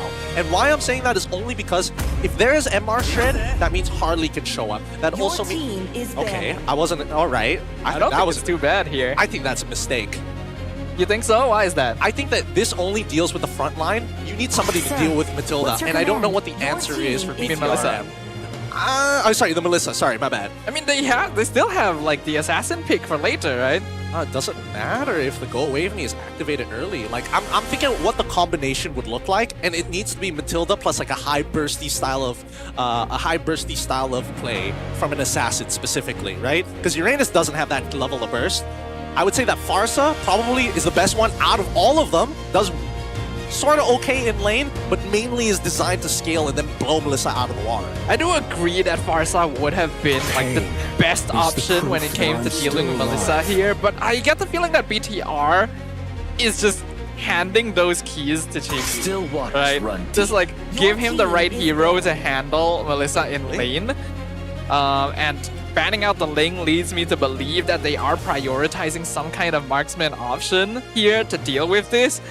So they would just want a mid laner that's able to handle the Belleric and the Esme, right? Normally you would go something like Lilia, but I think Valier is being picked up here because the Matilda already sets up that mobility. I mean, yeah, but then now you have just one less target to scale with, right? And considering that Ling was the one that gets banned out here from red side, kind of like leaves it up in the air. If this is Clint, then at least AC have a resembling idea, because you've already banned out Brody. You might as well get rid of the Clint as well at this stage. Anything else they would be concerned about? No, they get the Claude. I think that's okay. That does mean that at least the mid laner is going to be something immobile. Now artillery mages are in play. Because without the Claude, nobody can like close the distance other than an assassin. And you can't expect the assassin to kill both the mage and the Melissa. And most of the time, Melissa just goes away and sits on top of the mage anyways. Yeah, so BTR is going to need someone that is able to handle that. Now, Clint is still available, but it's a little bit risky. You could still go into picks like the Moskov as well. I wonder if Chiku still likes to pull out that Irritel when things get tough. Bit difficult this time around. And the only reason why is because they need somebody who's a Trinity build user, right? These tanks aren't going to, melt themselves down. The Immortal One chose me to vanquish like they're saving marksman for last. They go for the Suyo. What do they want here? It's a solid mid trio. It allows them to start making movements across the map very early on. But you don't know what AC's jungler is yet. They also like really lack damage. Maybe Matilda is going like full magic here. Matilda does honestly put out a lot more damage than you would think. Like a surprising amount. Like I wouldn't be too surprised. I don't know why they buffed her. Well, and I think she needed the buff, to be fair. If not, she's like really uncontested. Like most of the times, like when you trade using Matilda, like yeah, sure, unless you land all 3 of the little spirit things, but most of the time it's like, all right, she just exists and the poke is just counterpoint. I think healers should just all get nerfed. Healers should get nerfed? Yeah. Okay, I counterpoint. I think that Life Bane needs to increase. I agree. Yep. Instead of 60%, make it like 65. Like give me like the initial burst is smaller, but then like as it goes later on, it gets bigger. Let's take all the healing from the healers and give it back to Ruby. Why did they take it from her? Revert her passive. Give her back to me. Give me back old Ruby. Yeah. Honestly, I do think she needs a little bit of work. I'm not gonna lie. That passive is gonna be a rough. Yishin Chin alongside with the Lily gets locked in here. Like, man, Farsa would have been so good, dude. Ixia, no wonder. No wonder. So BTRM was holding this for the longest time to counter the entire comp. Well played. Well played, BTRM. I was thinking that it was such a mistake to give up on that Farsa, but now that they have a displacement effect, a repositioning effect, and the artillery is built into the mage, it all lines up perfectly. Ixia and Matilda is a known combo, but it's still not easy to pull off. There's a lot of heroes that can't just run at BTR, and that's why they picked up the Valir. So it makes sense on paper, could work out, could be one of the Mad Genius's typical schemes here as Shiku guys leads his squad back into battle. Game number 3, the very first series of the season, already kicking things off in an intense manner. Let's see who will be able to close it out. So let's jump right into it here. We need to see which one of these teams is going to be able to secure themselves 2 points, while the other is going to be walking away with nothing. Let's jump right into this. Well, sorry, not nothing. 1 point at the bare minimum. But I was wondering if they changed the map. No, that's just me. That's on me. But now I do want to see where the junglers are going to start. Again, a lot of the optimizations of the routes these days for the jungle really determines where exactly they're going to end up. It looks like we're not doing any green camps. He'll be fine. Y'all. You know, he has to flicker. You know, at some point, I think that Zay needs to throw out a goddamn fireball. Like at any point, throw a fireball, my guy. Maybe he ran out of fireballs. They are on charges. Oh, they are on charges, and he hasn't been able to like hit the minions as well. But no, yeah, you know what? I'll hold my opinion for now, as Chiku guys is absolutely annihilating Nets in the lane, as he should with this Ixia. Not a lot of marksmen that can handle a Melissa early on, but Ixia definitely one of them with all the regen she has built in. The mid lane definitely leaning towards AC.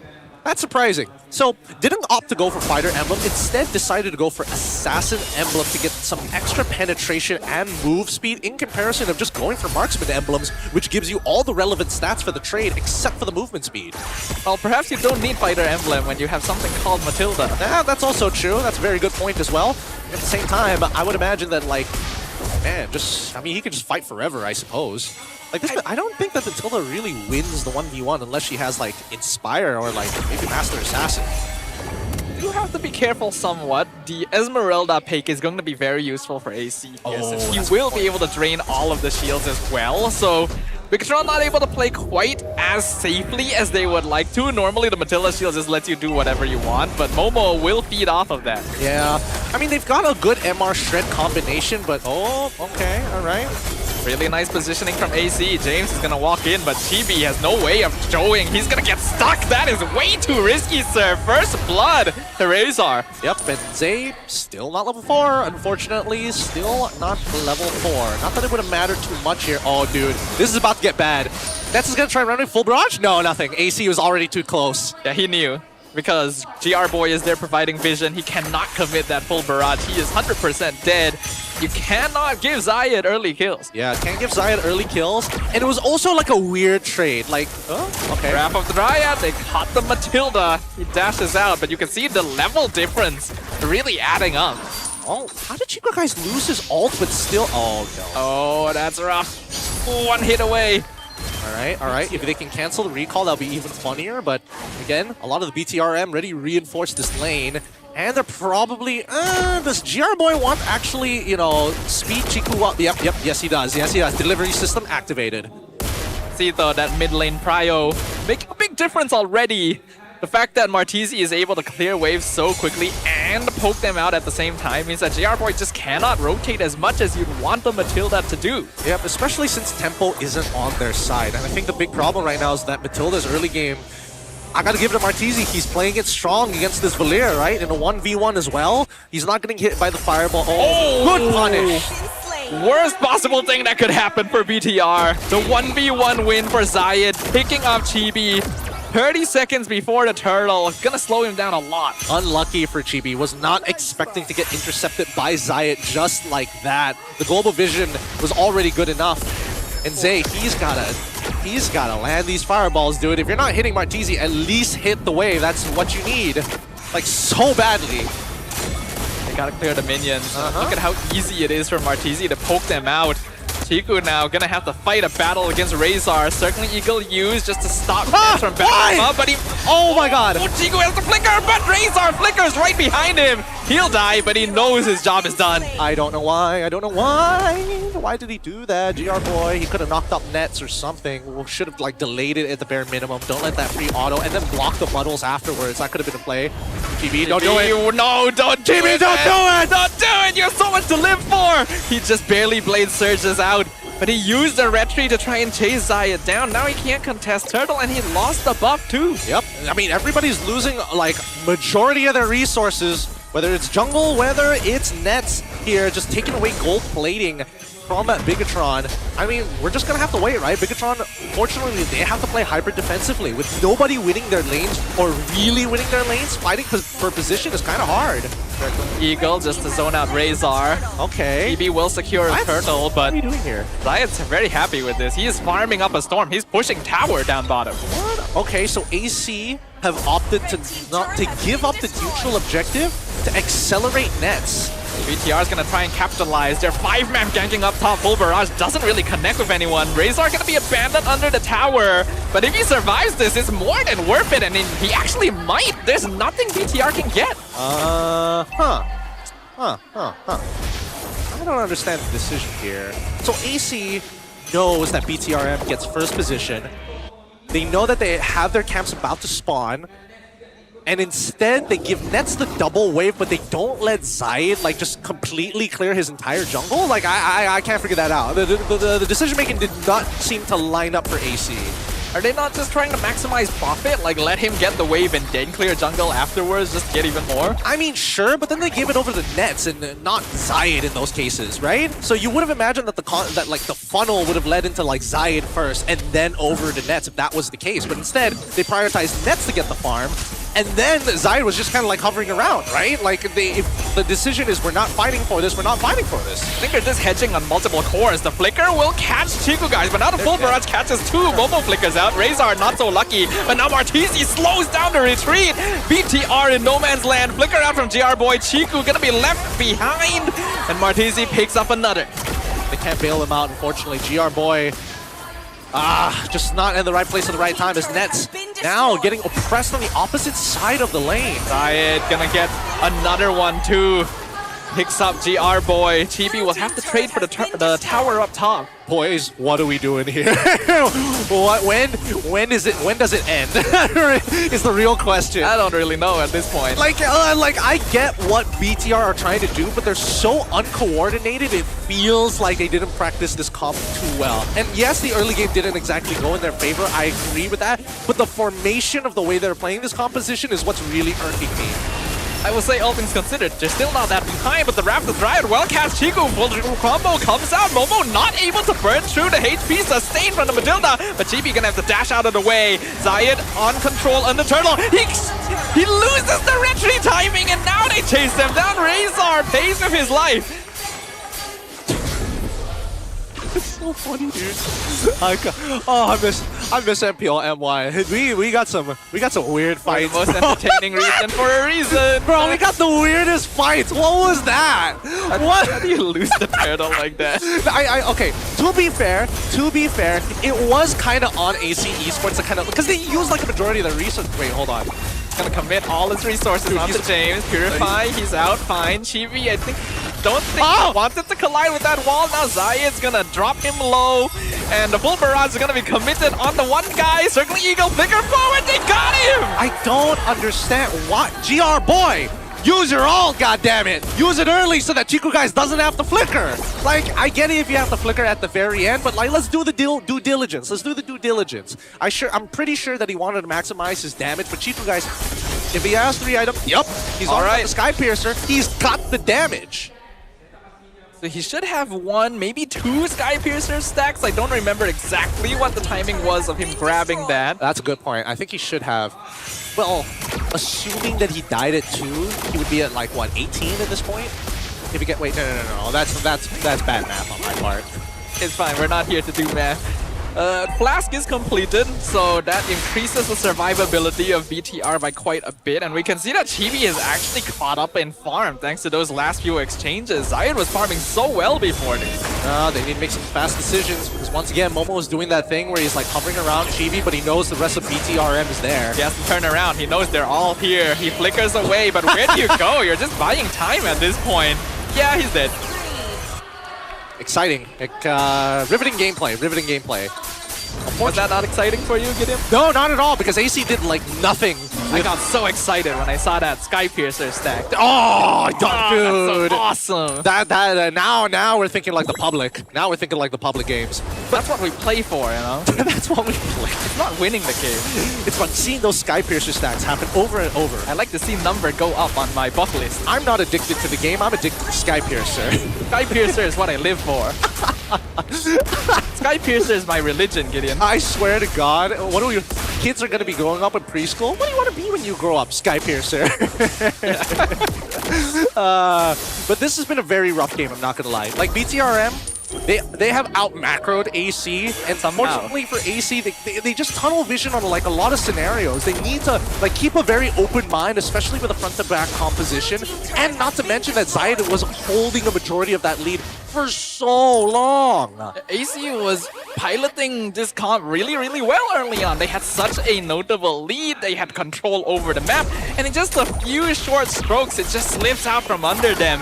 I think that it was kind of the fast timing that really messed with the damage calculations, but it's also positioning, because now the flicker forward nets! Yep. Just dies, mega kill for Chiku. What did I say? No Farsa, no problem. You still have an artillery built into a marksman. That's exactly what you want to see. Not to mention that Sky Piercer, another Sky Piercer stack going over to Chiku, guys. Yes! For free, baby. VOD purchased by Chibi, and look at Jabe.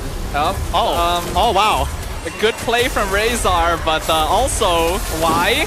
Unstoppable for Chiku, guys. Nice one! Another Sky Piercer stack! Woo! Awesome! This is going great. This is going out of control. Like, AC communication has broken down between the boys. This is my favorite TV show, Gideon. It's Sky Piercer Stack, the movie. Sky Piercer Stack, the movie. Oh, God. So that's what the Odyssey was about this whole time. What it feels like. Oh no! Chiku was actually the main character. Yeah, Chiku was the one who blinded the Cyclops with Sky Piercer. Circling Eagle, a bit strange, but just the zone. Looks like AC will be able to hold the tower this time, but Momo takes a lot of damage. You can see the gold lead really building up and translating for BTR. You know what? I gotta give it a say. Initially, I was making fun of him because he was missing fireballs. I think now he's clocked the behavior and he's hitting a lot more than he should be. Like, very effectively as well. Also, in his Searing Torrents, something. As a full barrage forces multiple flicker, basically every single flicker from AC at once. Great stuff, great stuff. And they get an inhibitor turret for it. What are they gonna do now? Contest the Lord? Good luck. What you gonna do against my Sky Piercer stacks?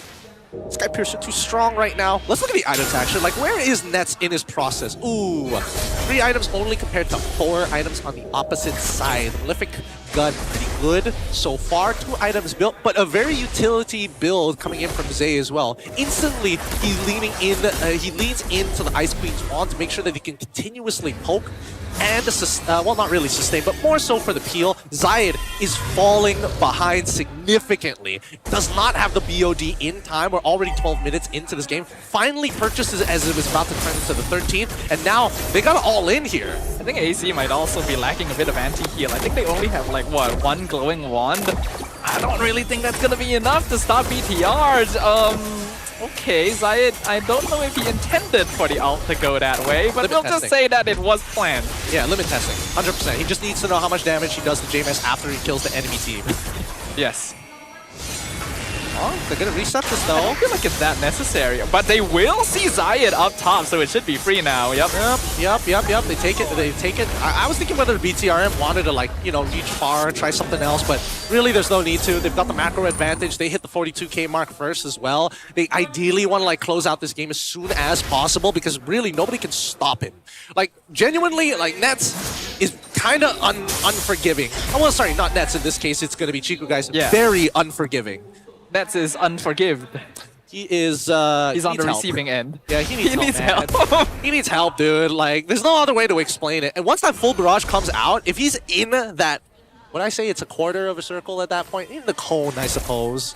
Basically, don't bring a plushie to a, what is Ixia's weapon? Bro, it's a cannon fight? I don't know, Martisi is feeling it though, so I don't think it matters what it is. Full barrage is spent, Lord pushing in mid. We can see AC just doesn't have a lot of damage. They will finally take it out, and Melissa honestly doing a good amount of DPS to force BTR back. Why are we looking to get super minions when you already have the advantage with 2 missing inhibitors? Like, you have, like, they don't clear the minions that fast, and you can force Martisi away with just the full barrage. With the full barrage, you basically force AC to jump. The minions dealt with as well. We are seeing a bit of a repeat. They definitely could have gotten more with that push. Dude, what are we doing here? What are we doing here? What are we doing here? We have the full barrage. We have the full barrage. We gotta use it at the most effective times, right? We can't be just going... Like, the first inhibitor, I get it, all right? Mid inhibitor, you open it up. That's exactly what you want to do. But now that you have the Lord on your side, like, at that point, you've got the damage reduction. You can make plays. You can force your opponents to jump at you. Look at it. You can't question the CEO. That's true. That's true. He makes all the decisions. He is employee of the week. Clearly. That's why they pay him. A lot more than the rest of us. Chibi's just grumbling. He's 0-2-4. It's like, this is why he gets the big bucks. This is like, he invested into Chibi in game 1, and now he's getting the return. Now he's getting the return. This is the ROI, Gideon. It's like, that's how the economy works. Look at me. Look at me, Chibi. I am the carry now. It's trickle up. It's trickling upwards. This is an inverse pyramid scheme. All right, but now looking at the Malefic Roar already being built by Zayed, he's got some real damage. He can sneak into that backline. I'm not sure if he wins that 1v1. Oh, definitely doesn't win the 1v1 against Chiku, guys. Not with the Winds of Nature. It's just too out of his league for that at that point. But then the rest of them. At full build, Melissa does actually do a good amount of burst. Like, if he's able to ambush Chiku, I think he actually can win the 1v1. But the problem is that, like, once you get Muddles on top of them, GR Boy just pulls them out, right? Every single time. That's true. Like, even in full barrage, you can still disengage or re-engage because of it. And I think that's the big issue. They can't keep Chiku, guys, which is playing on this Ixia, which the biggest problem is that she's immobile. That problem has already been solved. Not to mention that they decided, you know, Zay, we're going to take out investment from you and put it into your boy, GR. Like, he could have played Farsa this game and it would have been perfectly fine as well. I can't believe they've invested in aeronautics, too. He's got something everywhere. He's a B2 stealth bomber. We're just ready to go. I don't know. I can see him. I just can't deal with him. Hold on, they do Mountain Shocker. See, he flickers out to safety. Martisi chases him down. Full barrage gonna be used. AC Esports going for the dive. Chiku in a bad spot. He's gonna be pulled out, but Martisi goes down. Chibi gets sniped. James not able to save him. BTR has to pull out the CEO, but they've lost a lot in exchange, which means AC, it's their turn on the Lord now. They may be able to get their return on investment. James in a 1v3, but how long? He survives the flash. Oh wait, comes in. He gets pulled into the Esmeralda. Literally the one person that can eat through the shield. And now when the Red Bull Barrage finds the monster kill onto Razor. Delicious Sky Piercer stacks. But Zayed gets the Lord. Man, this is game. This is a game, but it doesn't feel like a team game if I'm being honest. It really feels like hyper selfish between all of the carries. like even Netsen as well as Zion, they're a little like, oh, let's try and do this push and pull. But it's Razor and Momo who's just screaming for help. I get it. That's how the stock market works. There are winners and losers. Yep, even on the same team. Even on the same team, buyers and sellers can have different price points, man. There's no team in stocks, boys. Oh boy. Oh boy, this is rough. This is really rough because now at the very least, AC Esports understand that yes, we may not have the ability to always close the distance, but when we do, we have to make it count. Yes. Right now, net worth difference is even. So it really could be anyone's game. AC Esports has a slight lead. They were able to get the Lord, might be able to get some structural damage done with it, but BTR only has a single inhibitor left to go through to that crystal. So it really depends on execution, who is able to find things. AC at this point realize, hey, we can dive them, right? If we catch them off guard, we don't let them maximize the full barrage, we have scaled. That's if they find a position. Well, I mean, let's just go back to fundamentals, right? It's literally just about lore. Just give AC first position and they'll be fine. They can try and blitz it down, but at the end of the day, the full barrage is like such a huge deterrent. Zai can get out of it really quick, but that gives you the opportunity to actually steal it away, right? So it's moments like that that Bigatron need to decide upon as a team. You can't just have like Chiku guys, I feel like it lets the full barrage loose. Ooh. Ooh. And he's got some relevant damage as well. Same goes for Martizi. That Wishing Lantern is making it difficult for James to walk up. It's always been the case. Now that we are 20 minutes in. Oh my god. What the? Oh, that's just Uranus things. Okay. Oh. I was shocked for a moment. But no, that's normal. Cut to Momo. I can't keep up with this damage taken. Somebody hit me just as hard. Do you really want to catch up to those numbers? Honestly, like at this point, I don't see how Momo can like keep him controlled, right? What? Huh? Are you? What? I think I did see that. Are we gonna pretend that we didn't see the Wrath of the Dryad just get released by Razor for fun? What are we doing here? I mean, he did that in game 1 as well. Is it a coincidence? I mean, he doesn't have it, and they're walking up. Not. Like, what are we doing here? What are we doing?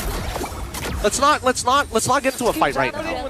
But if they can intercept, which I would please God, dear God, just try to intercept them. They first need to get the Searing Torrent out of Zay. Once the Searing Torrent is down, then it's about the timing of GR Boy and Chiku guys. Because when the full barrage comes out, I'm expecting that GR Boy, he's going to hold on. He's going to hold on to his safety net to reposition Chiku guys if he gets jumped.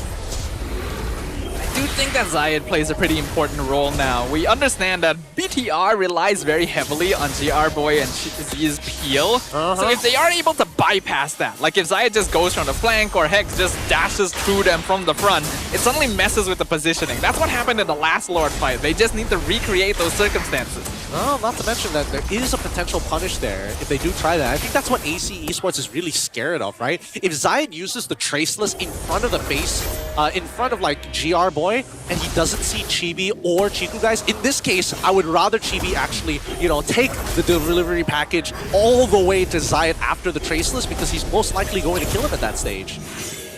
Yeah, but you also have to respect Martizi and Nets. Zone control is the name of the game for AC Esports. If they're able to land the Gloom and the Muddles on top of the Squishies, then BTR has to retreat, and they only have one delivery system. Well, that is true, but now they can't really move from this, right? They've got a slow push down on bot side. As soon as Martizi shows himself, that's when Bigatron is going to start taking the space. And so far, you can see that both James and Momo are like, all right, we're just gonna try and pull the Lord, and now that Lily has shown, they start the blitz. It's a 5v4. Look at that. They're slowing it down. Yeah, look at the flank. They're trying to come from behind. Conceal gonna be used in the push. Does BTR know? They know. Yeah, they are playing it safe. They spotted out, and now Here's the circling eagle onto Momo. That wasn't necessary. The Esme is very tanky. He's gonna jump forward. Lord is dropping low. James providing vision. Chibi not even close. Full barrage cuts them off in half. But the Wrath of the Dryad catches the entire team. BTR falls one by one. James finally finishes off Zayed, but they found the target. The CEO has been dethroned. AC, they just broke him in half. They made Bigatron MY go cross-eyed there for a moment. They didn't know what to focus on. They did not know. Let's look at the instant replay one more time, because look at the position of the full barrage after it's been released, right? Zay, he immediately starts pushing that front line away, and they're coming from two separate angles thanks to broken wall. But then that full barrage is in the middle of goddamn nowhere. He flickers to try and readjust it, and it's too late. They've already made the mistake. And he flickers into the Wrath of the Dryad range as well. You can tell that the length of that fight started whittling into the thought process here, and now you don't have Chiku and Chibi for the Lord push. The 4v3 situation, and Nets is still alive. That tower will not stand a chance. James is gonna try and hold on as long as possible. He has the immortality, but no more. And the Wrath of the Dryad locks him down along with GR Boy. Another immortality gone. James trying to run away. GR Boy falls. Chibi will respawn. Chiku is back. Full barrage zones them out. Takes down the Lord. Chiku nearly dead to Martisi, but he walks back into base. Martisi goes down. Sky Piercer stacks are juicy. Razor left behind. Double kill for Chiku. The only way that Martisi gets this kill onto Chiku, guys, is if Chiku, guys, is already at 50% HP. He cannot 100-0 him. And in long-term fights, he will out-sustain him as well. I mean, this was a really, really good moment, right? Because again, they try to get everything out of everybody. Good winner crowns all across the board. And it did commit AC to using more ults than they probably should have in this endgame scenario, giving nobody a chance to actually punish Chiku, guys. If the Esmeralda had falling Star Moon, Chiku, guys, would have died there with the help of Martisi. They're pushing. They're trying to push. They found Zayed as well. Oh no, that's Three members of AC dead. This is not good. This is not good. This is not good. It's and Wind of Nature. The CEO is back. His stocks have returned. They've tripled in size, but they only have 1 minion wave. Momo is doing a good job of holding it back. Chibi cannot stay. Nets does too much. They have to back it off. Yep, and Chiku, guys, unfortunately does not have the full barrage to finally try and siege them out. Let's look at that fight one more time. How did it break out? Where did it go wrong? Blade Surge connected. They found him. They popped the immortality, and they finished him off. That is probably a free Lord, right? Surely? It should be. It should be. Death timers are extremely long right now, but also killing the Lord is also going to take some time. Chibi is unfortunately somewhat fragile this late into the game, so even without Zayed, it could be hard for him to walk forward. Flicker, Wrath of the Dryad catches him. Full barrage comes out. Who gets the Lord? Who's getting the Lord? Martisi! He got the Lord, but Chiku, guys, going ham with killing spree. They pick off the tree. They pick off the Momo. Immortality down, double kill for the Ixia. And now Bigatron have a pathway in. Not gonna lie, that was a pretty sick play coming out from AC. They knew they had a lack of resources, and yet they maximized it nevertheless. Nets using his Winds of Nature to tank the full barrage just to almost try and guarantee this kill onto Chibi's side, or at least break that immortality and try and steal away the Lord. They all were on the same page about that. But now, with Lord on their side, they need to try and punish Bigatron even further, but they can't without their frontliners. Yeah, this Lord is just a time-buying mechanic for AC at this point. And this is starting to look more and more like Game 2 as well, as we enter the 26-minute mark. Ridiculous. Ridiculous.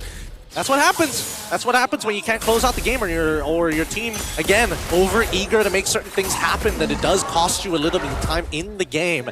But we know that for some reason our Malaysian teams like to drag things out. They don't want to give up as easily. So they're going to try everything they can. And surprisingly, they make crazy plays with the least amount of resources. They're going to push in. Full barrage use kind of early, but Black Shoes has been forced. Chibi, for some reason, walks in, loses half his HP bars, so they just get nothing. Yikes. Very yikes. Like, what else can you say about that? It's just like, oh no, that happened. Ah. Unfortunate. I don't really like the direction the company is heading in. Me neither. Me neither. I think that, like, you know, they need to start thinking about how they're going to close out the game. And they also need to recognize that Razor isn't as scary without the flicker. Like, I guess the Wrath of the Dryads is always going to be scary if, like, you can't predict when it's going to happen. But when you know that it's on Flicker, like, that Flicker is on CD, just what are you scared of? I really don't get it. A tree is a lot scarier when it can move. Yep, very much so, very much so. And notice a couple of patterns that we're seeing from AC, right? Just the connection between Momo, Marchese, and Nets. They're all working together. If it's not Momo, it's Razor. And they swap positions every single time, right? Most of the time you want to see Razor alongside with Zayed, so that way, if you do happen to catch anybody, Zayed's probably the only person who has enough burst damage to take him up, to go for the kill really, really quick, especially if it's a priority target. Look at that damage from Marchese. This Lilia has been doing so much work from AC. Most of the fights being won by his presence alone. Look at that, even on the Uranus. Bigatron cannot easily dive in. That's why they have to play for the counter engage with the full barrage. Yep, and also helps a lot that both Marchese, Nets, and even Momo are all zoning heroes. Their entire job is, yes, I'm going to eventually scale, but I need to zone my targets out. I need to poke my targets out. I need to be lethal against them no matter how tanky they are. And they're doing a very good job at this point of time, but first position going over to Bigatron. Let's see how this plays out. There's no way they're committing to this. This is just a I don't know, gap in the road. They do have a wave pushing bottom, but it's not that big yet. BTR sticking to the Lord a lot longer than I would have expected. AC starting to get a little antsy. James providing vision, but down to 30% HP already. Lord still low. James with the Winter Crown to delay things just a little longer, and he'll dash back out. Full barrage can be used on the tanky members of AC. Doesn't really pop anything. And now the Lord in an awkward position. They might have to reset it. Okay. There's still minions pushing mid, by the way. I know, but like, they gotta make a choice, and they reset it. Oh, hold on. AC might have to go back. They have to defend. There's minions. There's minions in the base. BTR, they're gonna commit to the Lord right now. Zayed got the Lord. Marchese will make it home in time to deal with the minion wave. The Flicker full barrage catches Razor. They're trying to chase down the rest of AC. They don't want to let them go home. You're not allowed to go home when the CEO is here. No one gets to go home early. Everyone's working overtime. But they still manage to get out. Momo and Zayed will survive. Oh, that's so unfortunate. Net's just popping the go away from me just a little too slow there. He just needed it a second up, and he would have been able to stop that blade. So they're trying to end. Oh, I mean, they end. Not until Chiku Guys actually has his ult. Not until he has that ult. If not, they just don't have enough. They just need like 3 hits from Chiku on the crystal. But AC has enough. Wave clear. That's a weird full what? Hold on a second here, CEO. I don't agree with your direction. Stop it! He will take out Momo. They'll take out Zayed. GB comes in from the flank, and BTR closes out the series. Oh my goodness. The CEO just knows how to sell his stocks. He knows when to offload the priority. Good stuff to keep the eyes away from Chibi as the wave finally pushed in for those final moments. Great stuff from BTRM. That was 100% intentional, dude. He actually deceived the market. He pointed it wrong on purpose. That's why he is always going to be the CEO. But again, we definitely see a lot of moments in this game where it's like, all right, it is clear that these squads are still very, very fresh. The communication a little difficult, but nobody's disappointed with that game. They understand that, yes, there were moments of glory, but also very poor moments at the same time, and that's the level that we're going to have to play with here in week 1. It was definitely a close series, and all things considered, a very entertaining one to start the season off with. I think the teams have potential. They just gotta work on things. I'm hoping that this is going to be a baseline and that they get better from here. Well, let's see. I don't know, because until we see the meta lean back into playmaking EXP laners, right? I think that there's too much priority on this Barats and this Uranus, and they need to punish it somehow. That's what I'm saying. That is a possibility, especially when you got heroes like Matilda flying around. Healers, man! I love them or hate them, they are very effective at keeping people alive. Yeah, no, they're really, really good. Not to mention that Flask of the Oasis is still like a ridiculous item. I think it's kind of dumb. It is ridiculous. So crazy, man. Man, we honestly, we're gonna be throwing it over to our host, Rose. I don't know if Poji's gonna be up there. We'll see who the interview is with. It looks like it's Chibi from BTRM. Ini adalah opening match of the season. 2-1 dan game yang sangat-sangat intens. Tapi BTR by Vitality, BTRM by Vitality comes out on top. And of course di atas pentas bersama dengan Rose, kita ada Chibi dan juga GR Boy. First of all guys, congratulations. Chibi, kenapa game macam susah sangat nak end Sebab Diorang pun power. Expect tak game sepanjang ini untuk opening match? Sebenarnya expect je sebab dua-dua tim orang kata apa baru first match kan. So maybe ada perlu orang kata apa perlu panaskan badan lah antara satu sama lain lah. Tim kita orang pun kena, tim AC pun kena. So alhamdulillah kita orang boleh secure kemenangan lah. Yes, nampaknya memang dua-dua dah panas. Tapi let's talk a little bit about Chibi dan juga BTRM lah kan. Musim lepas you guys habis journey mereka dengan nombor 4, betul? Tapi itu pun Chibi masuk tengah-tengah season. So kali ini kita tahu roster dibuat awal, dapat praktis sama-sama awal. Apa sebenarnya target dan beza BTRM musim lepas dan juga musim ini? Beza dia? Yes. Beza dia mungkin kemasukan orang baru je kot. Kita masukkan GR Boy dengan James kot, membuatkan kita orang beza season ni. Itu je. Apa expectations untuk BTRM musim ini? Expectation InsyaAllah kita orang akan secure playoff dulu lah. Secure playoff dulu. Yang apa? Champion dengan MCC punya slot kemudian. Yang penting secure playoff dulu. Step by step? Step by step, yes. Okay, now Chibi, one more question untuk you sebelum kita borak dengan GR Boy lah kan. Now, kita tahu untuk musim ini BTRM punya players ada 3 region dalam satu team, MY, IDPH. Now, biasanya benda tu boleh jadi problem ataupun masalah di dalam game. Di masa communication pun ada problem sikit. So, macam mana BTRM sekarang? Adakah communication semua dibuat dalam English, BM, Indo? What's happening right now? And adakah communication tu a problem untuk you guys? Sebenarnya comms tidak ada masalah untuk kita orang disebabkan James sebelum ni dah pernah bermain di Indonesia. So comms kita orang masih dalam bahasa lah. Tak ada comms English. By the way, kalau coaching staff still English lah.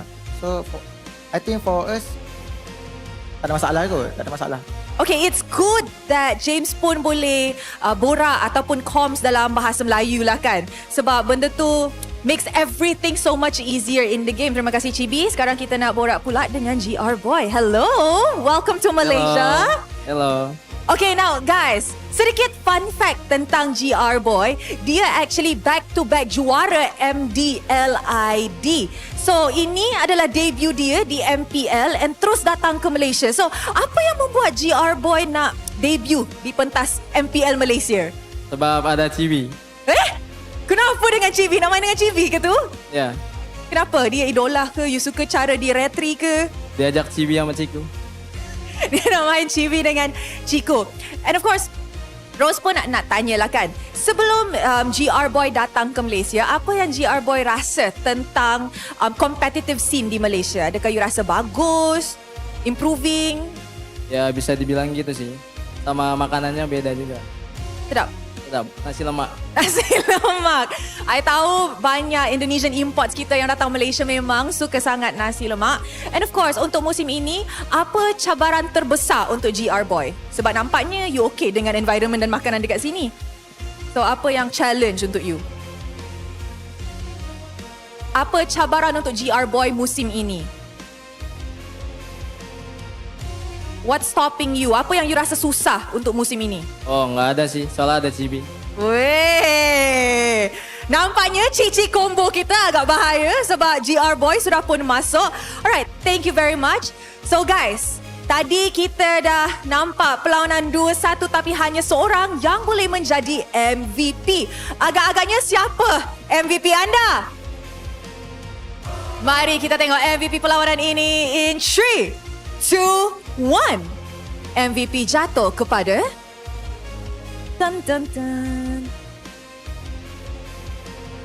Ciku, guys. Wow. CEO Ciku untuk match pembukaan BTRM. Chibi, any message kepada fans? Yes. Untuk fans, untuk yang datang hari ini, thank you sebab datang support MPL MY. Thank you kepada fans SC juga, fans BTRM, thank you juga kepada family saya datang dari jauh. Dan insyaAllah kita orang akan buat yang terbaik untuk next game. Doakan kita orang menang, alright? Thank you. Alright, congratulations boys. Itu sahaja daripada kita. With that, mari let's show it back to the casters to analyze apa yang terjadi dalam perlawanan pembukaan ini. There you have it. Words coming in from both GR Boy alongside with GB here. And it makes sense. When you got the CEO and CFO as a natural CC combo, it only makes sense that you want to be part of that action. It was a very complete draft from BTRM, but definitely not an easy game to play it into as well. I think AC Esports put at a strong performance, and heck, if they weren't able to steal those last couple of Lords, the game would have ended a lot sooner. 30 minutes once again. Is this an indication of what the competition looks like this season? No, absolutely not. No. Absolutely. The instant hard no. Absolutely not. On average, the games last should be, especially with a lot of these competition, 11 minutes. 11 minutes was the average in our last international. But let's break it down bit by bit. First, showing some of the key players here, because again, they're extremely important in these factors, right? Chibi as well as Chiku guys are both very interesting because they're interchangeable roles. Even though they're high value roles, they're interchangeable with the way that they not only are used for cleanup, but also for a hard way to engage, especially when the other teammates are looking to bait out spells. That's what James in these particular cases are for. Hey, they've used like 3 ults on me. We can go in and do something about it. We can look for the big punish at the end of the day. And GR Boy, his job is by far the easiest. The hard part is when both of them are in trouble. You gotta pick one or the other. You gotta make a decision here. Not gonna be able to save everybody, and that's why in those situations where AC did decide to take the initiative and find the angle, they could still win out those fights. There's enough damage on both sides to take all of these. The Flasco Matilda definitely proves to be a problem, but that's why you have heroes like the Esmeralda to deal things. I do think that BTR still had the slight advantage because they do seem to be more willing to be active, right? They're the ones that start things. They're the ones that make the decisions. Yes, that's exactly it. But also, it really didn't help that, max stack on Sky Piercer coming in for Chiku guys. Once he died one time, that's when Momo starts to get into these fights. But let's go into this particular replay clip. And this will show the exact problem that this lineup actually has, right? One which we see that AC taking full advantage of the scenario. Because we're looking at the battle lines here, right? This is generally how it's going to get split. Right side is to BTRM, left side is to AC. For the what you will see in a little bit is the splitting of these two over here. They're going to start moving their positions to start attacking them from 2 separate angles. Now, it's not about looking for the intersection point, right? It's more so to give 2 separate faces for BTR to actually decide upon. If they don't want to control this part of the map, then that's totally fine. The rest of BTR, they could have just moved down here instead and play from this position. Instead, let's just play this clip for just what it is for a little bit. They play. Let's slow motion it right here. Because at this point, now they're in the middle of, we don't have a clean engagement, but we also don't have a direct way to secure this Lord. So now we have to start falling back and regrouping to play around our anchor, which in this case is Chiku guys, who's far back dealing with Momo, who manages to get out of that fight. This puts them at terrible odds. Now they're not in position for the Lord anymore. They're actually facing the wrong way because of the way broken walls work. There's a missing wall here alongside here. Those are the only 2 entryways inwards. And with the full barrage, let's pull that back by 5 seconds. With that full barrage, basically going into the middle of goddamn nowhere. He'll play, bang, in the middle of nowhere. He's not getting the full way. The correct angle would have been here. Yeah, logically you would want to cover the Lord Pit. There is a possibility that Chiku decided, no, I'm covering the other angle because there's a chance that Zayed dashes across the cone and goes for him instead. So maybe he's trying to avoid that. But it would have been a lot more valuable to just cover the pit and make it a bit more difficult to fight for. Even if you lose the Lord, you will naturally win the fight. That's the big thing. And I think you need to always use that advantage against AC in a lot of these moments, right?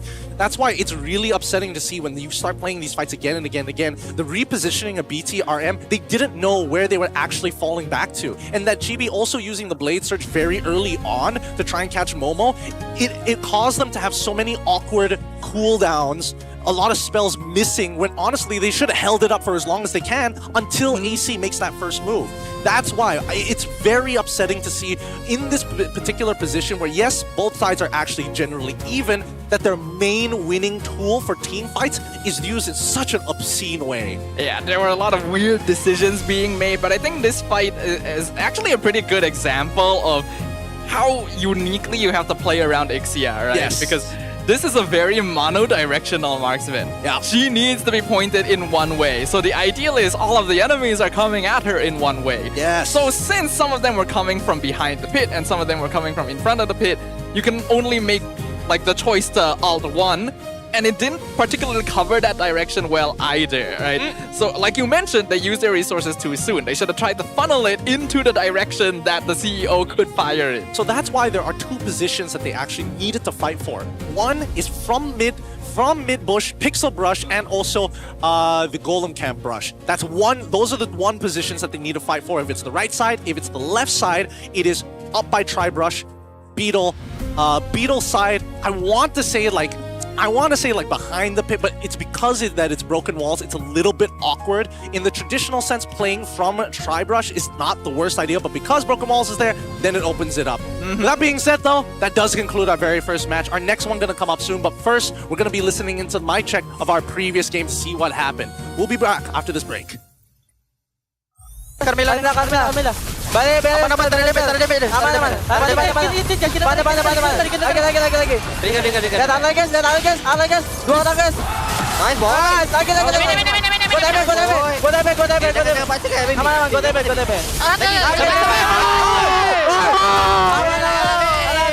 Gomong banner guys. On the way guys. Boyo. Saya guys. Oh boyo, gua ada kecil nih, ayo. Ayo guys, jom. Boleh makan bang, satu bang. Kemana nih? Coba. Langsung belakangnya boy. Trigger. Masain bang. Trigger. Nice, bantai dulu guys. Main aja guys. Bantai. Nah. Fokus guys. Belum amin ya guys. Aman. Atasnya ulti kan? Naik kan? Boleh. Bisa. Tutup teman-teman. Aku dapat dua nih. Lagi guys. Lagi. Ada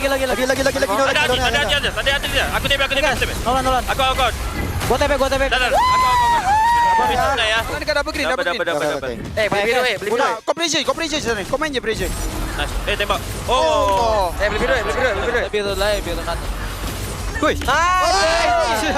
Nikah. Relak tadi. Aman. Jaga guys, aman. Sabar. Kita boleh. Santai ya. Sabar. Tadi dulu aja. Mantap Mar. Mantap doh. Nice Mar. Tengok Ama. Bermain Mar. Boleh ya? Boleh. Lebih dari garingnya, Mas. Alhamdulillah. Lau dah apa? Lau. Dah. Izam beli ke? Let's go guys. Dapat. Banyak. Nice guys. Mi guys. Let's go. Tengok. Aku mana? Boleh. Guys, telur. Tetap padang. Tetap padang. Oh ya, hero. Hero-nya. Perang guys. Hero-nya. Gak ada dia guys. Lagi. Enak slow. Dia guys. Mati. Nice, ke depan aja guys. Ya, wave bawah guys. Orang tetap orang. Orangnya aja. Hero. Nice, Ebi. Aman. Bang Ciko aman. Nice. Mati. Aman.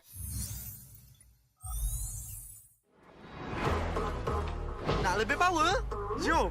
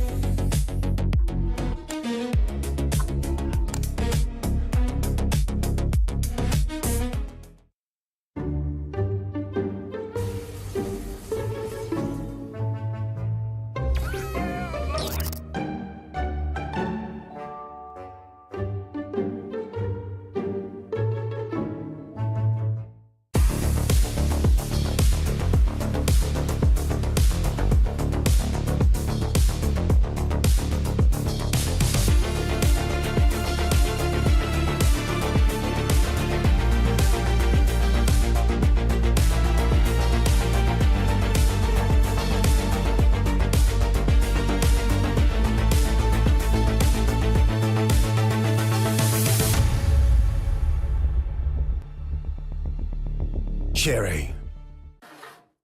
Exotic vibe like power, ons, wangi, tune, tiada lawan, aura, boom, boom, boom, boom, boom, beraksi dengan penuh keyakinan. Exotic vibe like power, ons, wangi, tune, tiada lawan, aura, boom, boom, boom, boom, boom, beraksi dengan penuh keyakinan. Find a really cheap Mobile Legend top-up but the diamond never come? Don't worry, Joytify is here. Your top-up? Dijamin instan. If we're late, you'll get a voucher. Wanna get more? Wanna grab 1,000 diamonds and get Mobile Legend skin like him? Log in on Joytify now and get a chance to try Joytify MPL Lucky Spin. What are you waiting for? Try the MPL Lucky Spin on Joytify now.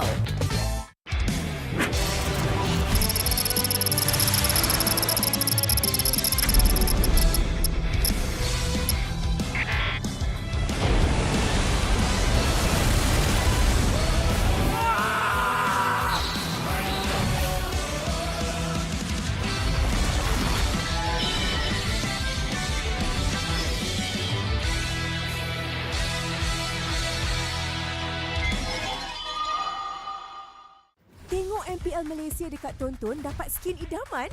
Stream MPL Malaysia musim ke-18 live ditonton mulai 14 Ogos sehingga 1 November ni. Boleh menang sampai 40,000 diamonds. Siapa nak bagi? Senang je. Stream perlawanan MPL Malaysia di live TV Tonton untuk mengumpul mata. Lagi lama korang tonton, lagi tinggi peluang untuk menang. Imbas kod QR untuk maklumat lanjut dan mula kumpul mata korang di Tonton sekarang.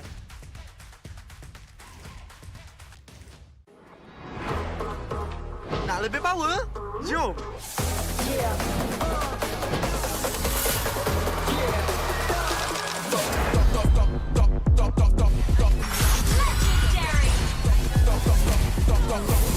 Victory!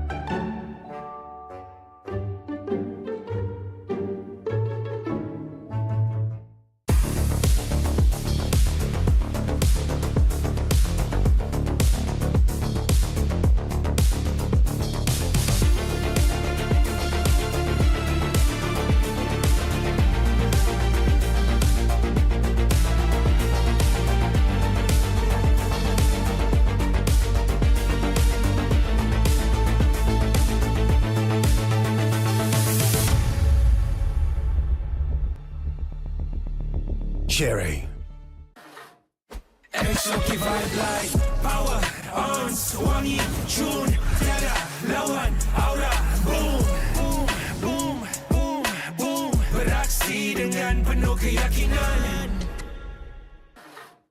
Exoki vibe like power on, wangi tune, tiada lawan aura.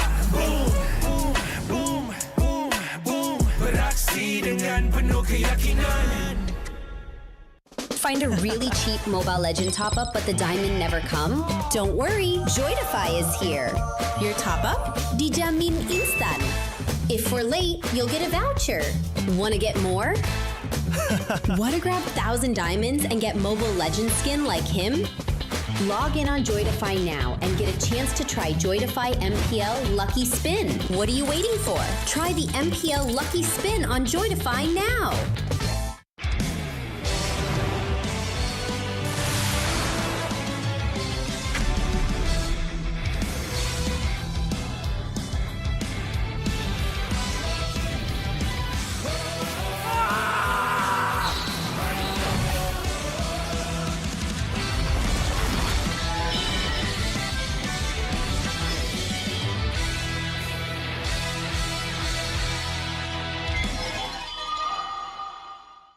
Tengok MPL Malaysia dekat Tonton dapat skin idaman?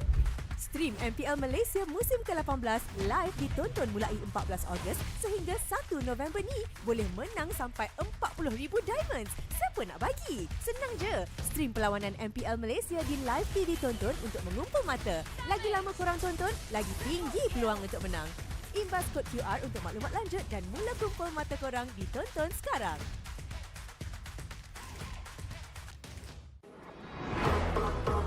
Nak lebih power? Jom!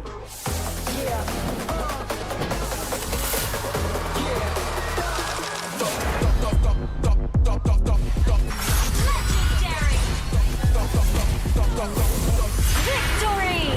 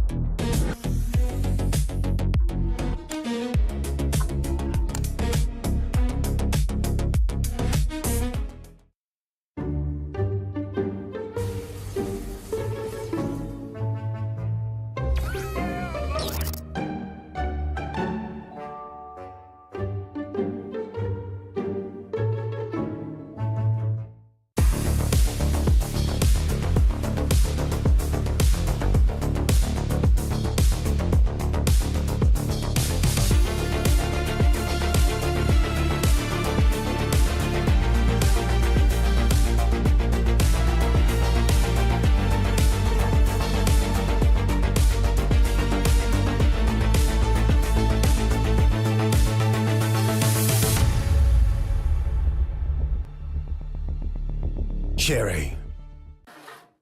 Exoki vibe like power on, wangi tune, tiada lawan aura. Boom, boom, boom, boom, boom. Beraksi dengan penuh keyakinan. Exoki vibe like power on, wangi tune, tiada lawan aura. Boom, boom, boom. dengan penuh keyakinan. Find a really cheap Mobile Legend top-up but the diamond never come? Don't worry, Joydify is here. Your top-up? Dijamin instan. If we're late, you'll get a voucher. Wanna get more? Wanna grab 1,000 diamonds and get Mobile Legend skin like him? Log in on Joydify now and get a chance to try Joydify MPL Lucky Spin. What are you waiting for? Try the MPL Lucky Spin on Joydify now.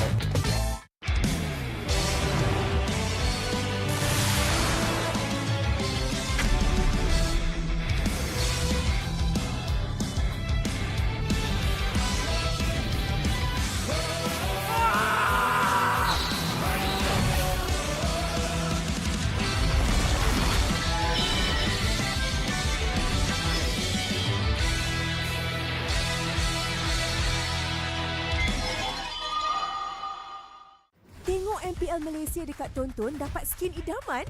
Stream MPL Malaysia musim ke-18 live ditonton mulai 14 Ogos sehingga 1 November ni. Boleh menang sampai 40,000 diamonds. Siapa nak bagi? Senang je. Stream perlawanan MPL Malaysia di live TV Tonton untuk mengumpul mata. Lagi lama korang tonton, lagi tinggi peluang untuk menang. Imbas kod QR untuk maklumat lanjut dan mula kumpul mata korang di Tonton sekarang.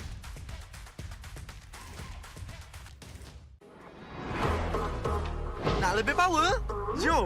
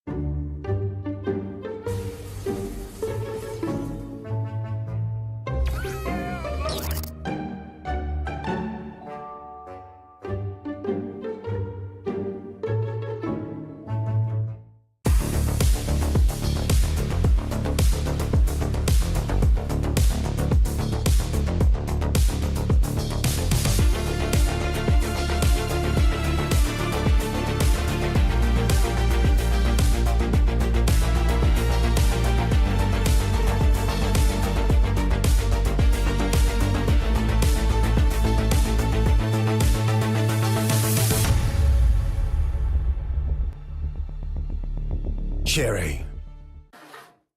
Exotic vibe like power, ons, wangi, tune, tiada lawan, aura, boom, boom, boom, boom, boom. Beraksi dengan penuh keyakinan. Exotic vibe like power, ons, wangi, tune, tiada lawan, aura, boom, boom, boom, boom, boom. Beraksi dengan penuh keyakinan. Find a really cheap Mobile Legend top-up but the diamond never come? Don't worry, Joydify is here. Your top-up? Dijamin instan. If we're late, you'll get a voucher. Want to get more? Want to grab 1,000 diamonds and get Mobile Legends skin like him? Log in on Joytify now and get a chance to try Joytify MPL Lucky Spin. What are you waiting for? Try the MPL Lucky Spin on Joytify now.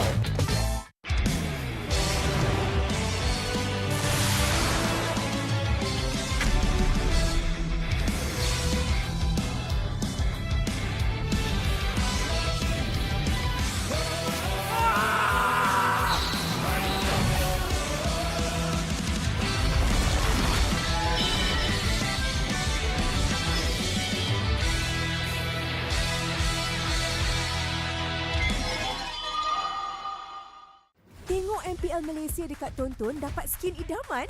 Stream MPL Malaysia musim ke-18 live ditonton mulai 14 Ogos sehingga 1 November ni. Boleh menang sampai 40,000 diamonds. Siapa nak bagi? Senang je. Stream perlawanan MPL Malaysia di live TV Tonton untuk mengumpul mata. Lagi lama korang tonton, lagi tinggi peluang untuk menang. Imbas kod QR untuk maklumat lanjut dan mula kumpul mata korang di Tonton sekarang.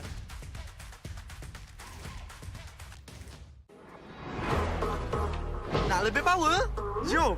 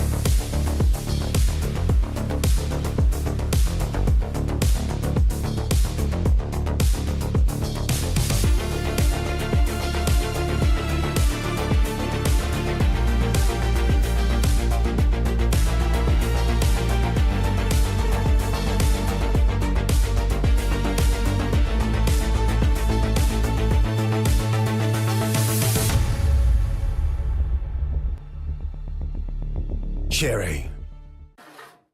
Exoki vibe like power on wangi June tiada lawan aura boom boom boom boom boom beraksi dengan penuh keyakinan. Exoki vibe like power on wangi June tiada lawan aura boom boom boom boom boom beraksi dengan penuh keyakinan. Find a really cheap Mobile Legend top-up but the diamond never come? Don't worry, Joytify is here. Your top-up? Dijamin instan. If we're late, you'll get a voucher. Want to get more? Want to grab 1,000 diamonds and get Mobile Legend skin like him? Log in on Joytify now and get a chance to try Joytify MPL Lucky Spin. What are you waiting for? Try the MPL Lucky Spin on Joytify now.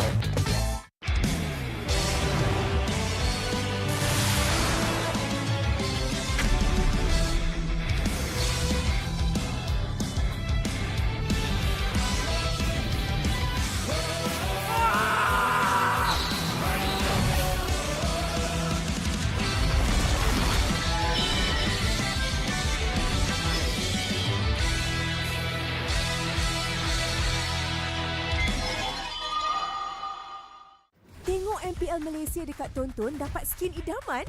Stream MPL Malaysia musim ke-18 live ditonton mulai 14 Ogos sehingga 1 November ni boleh menang sampai 40,000 diamonds. Siapa nak bagi? Senang je. Stream perlawanan MPL Malaysia di live TV ditonton untuk mengumpul mata. Lagi lama korang tonton, lagi tinggi peluang untuk menang.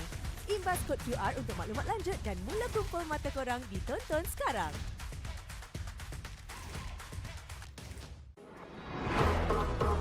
Nak lebih power? Jom!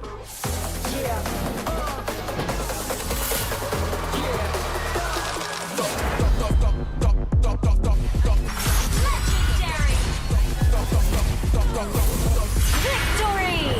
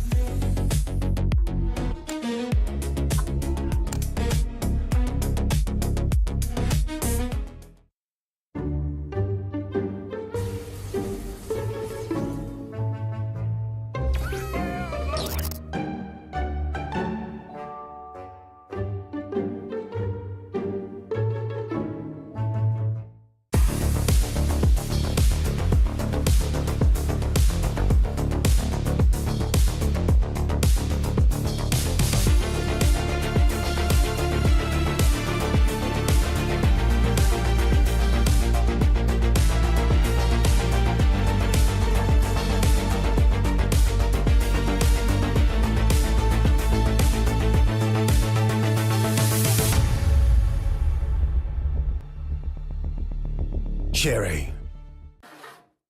Exotic vibe like power, ons, wangi, tune, tiada lawan, aura, boom, boom, boom, boom, boom. Beraksi dengan penuh keyakinan. Exotic vibe like power, ons, wangi, tune, tiada lawan, aura, boom, boom, boom, boom, boom. Beraksi dengan penuh keyakinan. Find a really cheap Mobile Legend top-up but the diamond never come? Don't worry, Joytify is here. Your top-up? Dijamin instan. If we're late, you'll get a voucher.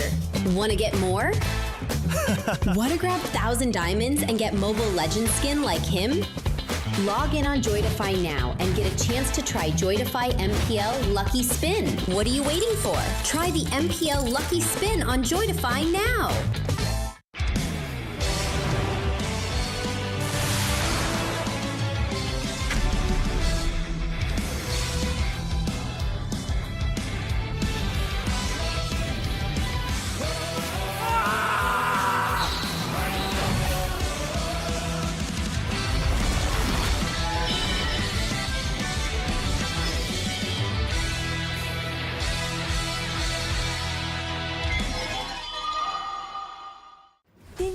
MPL Malaysia dekat Tonton dapat skin idaman?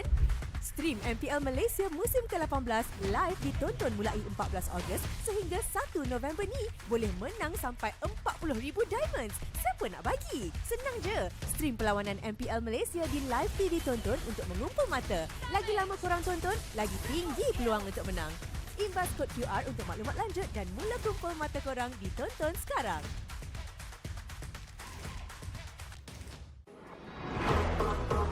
Nak lebih power? Jom!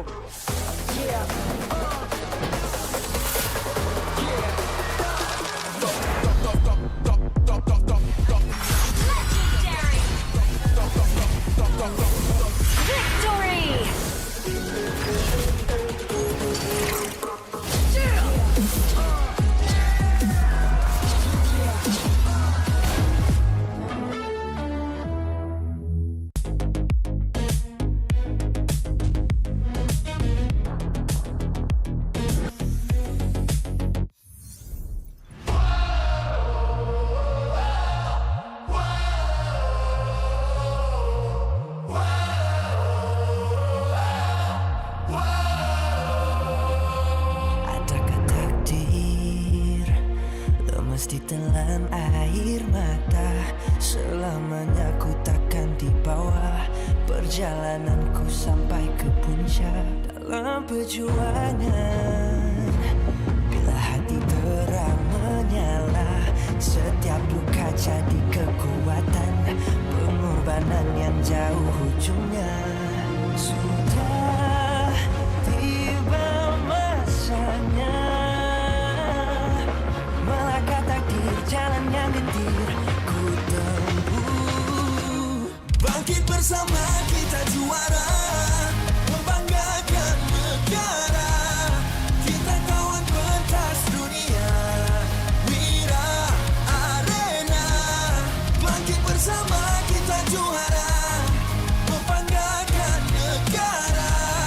Kerana di hujung cerita pastinya kita Wira Arena.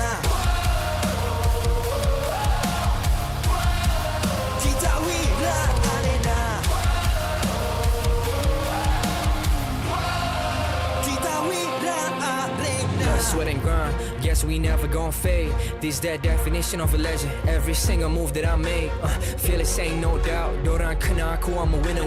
Cuba check gerak-geri aku semua tiptoe macam ballerina. Genggam bara api, biasa berjadi arah. Mimpiku mula menjadi, tiada siapa je yang halang. Kalau bikin hari-hari, benda susah jadi senang. Segala cabaran aku ready, masa depan aku terang. Tiba masanya melangkah takdir, jalan yang gentir ku tempuh. Bangkit bersama kita juara, membanggakan negara. Kita kawan pentas dunia, Wira Arena. Bangkit bersama kita juara, membanggakan negara. Kerana di hujung cerita pastinya kita Wira Arena.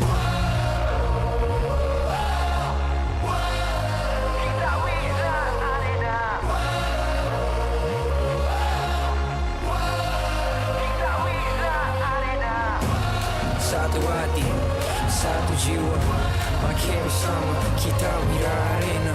Yeah. Dari bayang kenyala api, nama kita terpahat di bumi.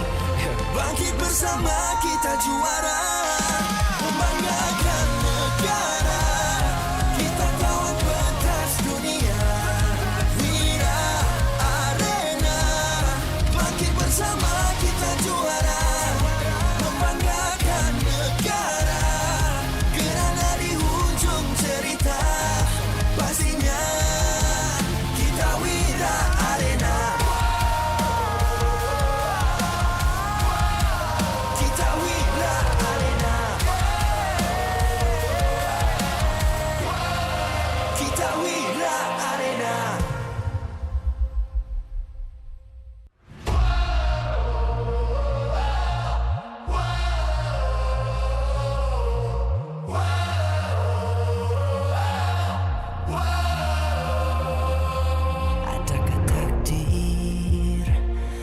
mesti telan air mata.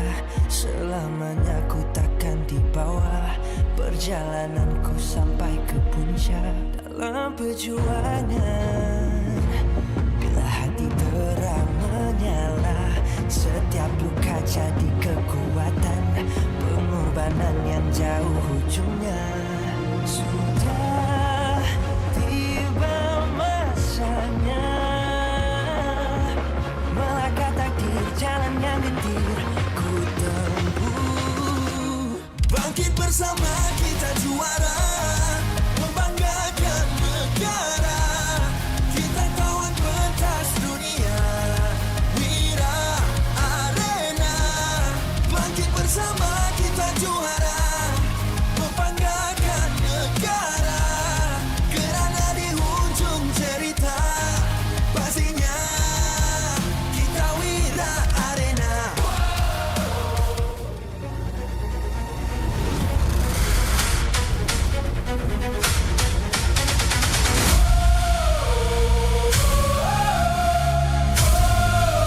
Kita Wira Arena.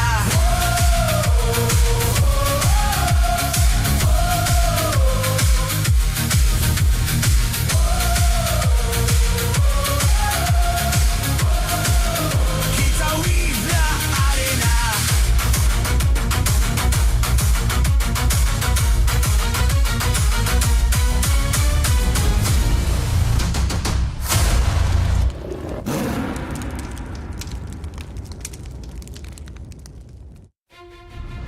MPL Malaysia Season 18 is powered by Muntan. Presented by Celcom Digi Prepaid 5G. Dominate every match with unlimited 5G power with unlimited internet, speed, entertainment and hotspot. Celcom Digi, the 5G prepaid for millions of Malaysians. Infinix Note 60 Pro is not what you think. Powered by Snapdragon 7S Gen 4, featuring 3D Ice Core Vapor Chamber Cooling, active metric display and 90-watt Wired Plus 30-watt wireless charging. Get yours now at Infinix Official Store or TikTok Shop Infinix Malaysia. Grab, the official food delivery partner of MPL Malaysia. Don't let hunger cost you the game. Stay fueled, stay focused. Order Grab food from 9 p.m. to 4 a.m. and earn 5% Grab coins. MPL MY is now cultured by Toda. Get MPL MY's official merch at Toda's booth or buy online at store.toda.com. Official automotive partner Cherry, X Malaysia. Official top-up partner Joytify. Official content partner Media Prima. Official streaming partner Tonton. Strategic partners Yamaha, Nandos, TNT Co, Quill City Mall. Official camera partner Opsbot. Supported by KBS, ESI, Rakan Muda, MESF. Good afternoon, everybody. It's currently 8:22 at GMT +8 live in Malaysia at Quill City Mall. You're watching the MPL MY Season 18. Our first set of games have already completed and concluded, allowing BTRM to secure themselves 2 points already as we move on to our next game. Who is going to take the next series? My name is Getting Q, of course. We got Sadafa here at the desk, and honestly, after that very first showing, I feel like we're a little bit behind on what exactly the meta is supposed to be. The question is, was that match really a good idea of what the meta is supposed to be? Okay, I'm not gonna lie. Game 3 had some new tech. I'm always down for new tech. Game 1 and 2, I wasn't sure about that. Like, that was very unstable for one team or the other. Unstable is just the name of the game here sometimes, though. That is the unfortunate fact, but hopefully, as this season progresses, these teams find more and more of a foothold to play for. Because, in case you guys didn't know, this is day 1 of MPL Malaysia Season 18. This is going to be the road to M8. Yep, we're all looking for the best teams. We're looking for how they can improve. Most importantly, whether they can add a little bit of polish early on into the season while the meta is still in its Wild West stage. We haven't figured out what exactly is the best opening possible. We've seen punishes, we've seen different takes, yet I don't think anybody has really solidified what exactly the optimal pattern is going to be. I get the feeling that this might be a rare case where there isn't one. I feel like, logically speaking, a meta should not have an optimal pattern. It should be a general idea of like, okay, well, how's the flow of the game? But I have always not been a fan of when teams figure out like, hey, this is just the best way to draft, and we just have to go around with that forever, every game, you know? At least we get something different. That's true, that's true. We are getting something different, and we're seeing that more roles are affecting the overall pick rates at this current stage of the game. Now, the real question is whether or not there's more pocket picks in you know, for the latter half of the draft, because it seems like the second half of the draft has been highly prioritized by teams to really narrow down the pool. But let's have a look at Team Flash facing off the one and only Team Vamos, who are looking extra strong after two international appearances to get the extra leverage, especially with the new reformed Team Flash. Honestly, I'm just looking at this and thinking that Error needed to sit up in the chair a little bit more. No, I feel like the aura is a little missing. But then also, it could be that his feet don't reach the ground. That's what I was about to say, and then I was like, man, I don't know. They could have done some work on it. I feel like it, yes. Either way, this is going to be an interesting matchup because we know Vamos is a pretty good baseline. Yes, they're a bit of a coin flip team, but then Flash was doing so terribly last season. Now with the full new lineup, I don't know whether this is going to be enough because again, some of these players we've seen before. Zorn, I mean, of course, Gary as well, and we see that both of them aren't enough individually to save an entire team. Yeah, I personally am a proponent for saying that when teams switch up their rosters between seasons, it's not really a good thing a lot of the time. I would prefer if teams stuck to the same old peeps and tried to develop them. But this is one of the few cases where I'm like, yeah, this was probably necessary. It was probably necessary. I mean, guys, if you're thinking about going for something new to dominate every match and look for not only bigger wins, but a solid team, well, let me tell you about Cellcom Digi Prepaid 5G. You can experience unlimited 5G power with unlimited internet, unlimited speed, unlimited entertainment, unlimited hotspot with Cellcom Digi, the 5G prepaid for millions of Malaysians. And soon to be, hey, the rest of the world, if you all want to come over to Malaysia, check out these games yourself. That sounds pretty good to me, right? Show them some love. They are part of the reason why all of this MPL action can be brought to your screens as well. And for those of you who are already using Cellcom Digi, good job. You've made the right choice. And I hope that we continue to see right choices today. I don't know about that. We had two 30-minute games with like almost fully stacked Sky Piercers on either side. I think it's looking a little rough right now, but maybe Vamos could save it, right? And I'm obviously leaning in towards Vamos' side. We've seen them on an international stage, and we've seen that they've got hands.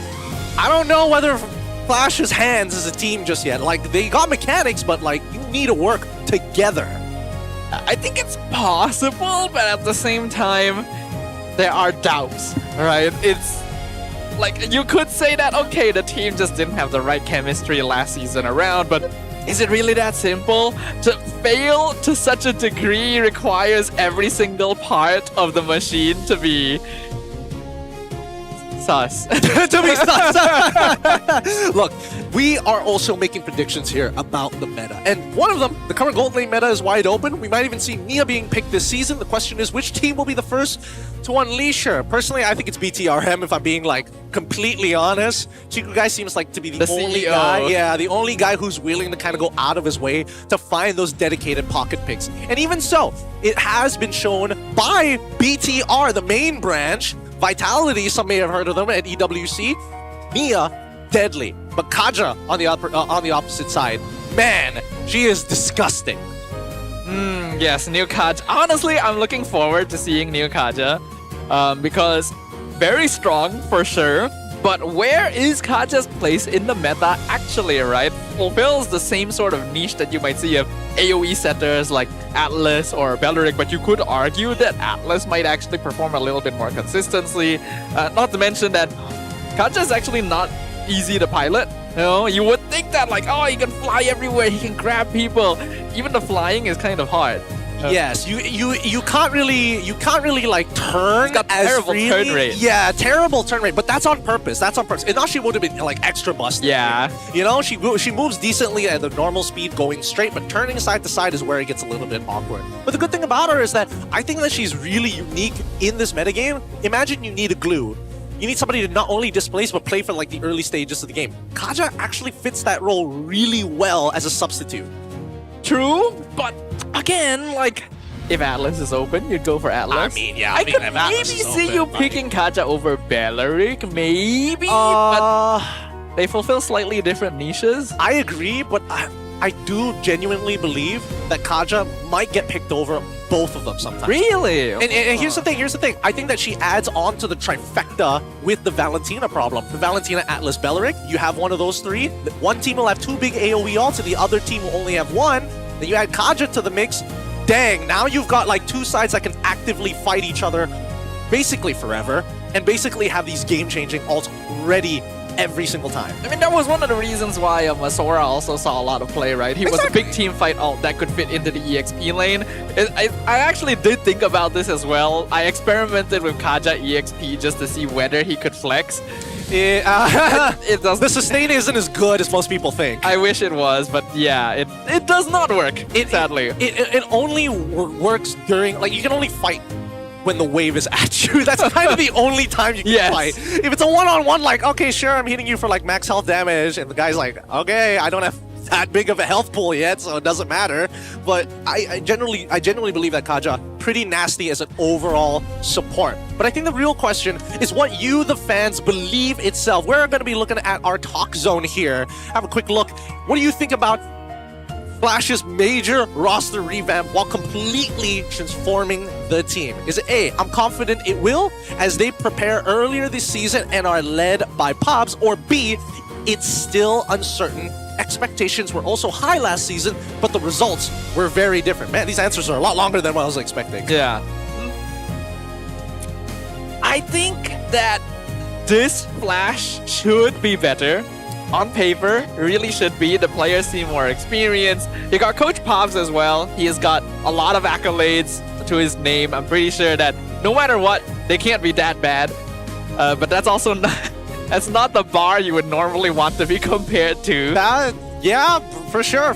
And I do remember that during one of the MPL talks, they had Adamir, their coach, and that's when they were talking about like, hey, we clearly didn't have enough time to prepare, and we didn't have a local person to kind of show us around what's going on in Malaysia. But with that being said, though, let's have a look at the team lineups and talk about them as we pull it up on screen for you guys. For Team Vamos, no introductions needed. It's Natco, Zekeef, Clockhood, Arrow 404, and Siska. I think Vamos definitely surprised a lot of us by actually performing better than SRG at MSC, but unfortunately weren't able to quite recreate that success at a GOTF. We have Siska now coming in to fill out the roster, replacing Sapat on the main lineup. And we know that he's a very accomplished EXP laner with an aggressive playstyle that should feel right at home. Yeah, it should, but that also does feel a little bad for like people like Amal, who's probably never gonna see the light of day at this point. Like, I don't see him ever being subbed over Air 404 in a lot of different scenarios, but I do think that Siska is a pretty impressive pickup. I was surprised that they were still looking for an EXP laner because I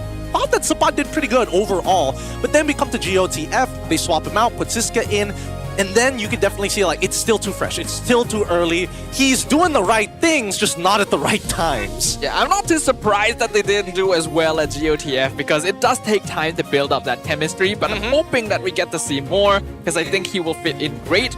But as for the side of Team Flash, we've got Tremar, Gary, Ukir, Zorn, and Vanix. Basically a complete revamp with the exception of Zorn. Yep, but they wanted to make sure that they had a Singaporean player to experience MPL Malaysia. And this time around, it's going to be Vanix playing in the gold lane. And Vanix is particularly unique because out of all the Singaporean players, I think that Vanix is most well-suited for this current metagame. I've seen him play marksmans, I've also seen him play fighters before. I think that's something they can utilize within their draft. Ukir as well as Tremar as one of the few new additions alongside with Gary, but in terms of whether or not they have what it takes to pull this team together, like, I need somebody to step up that isn't just Zorn. Yeah, it's gonna be a really notable proving ground for them because we have to note that Tremar, previously from TNC, and Ukir, previously from Navi, both ended up in last place in their previous MPL seasons. So not exactly the best look, but at the same time, we've seen this story before.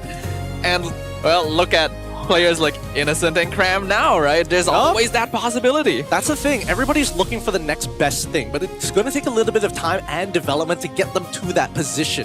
Question is whether or not they even have the system to make the team's major problem from last season just disappear. They still have Singaporean players. They still have import players. They still have Malaysian players. And the big issue, communication from last season, it's probably going to repeat itself here today.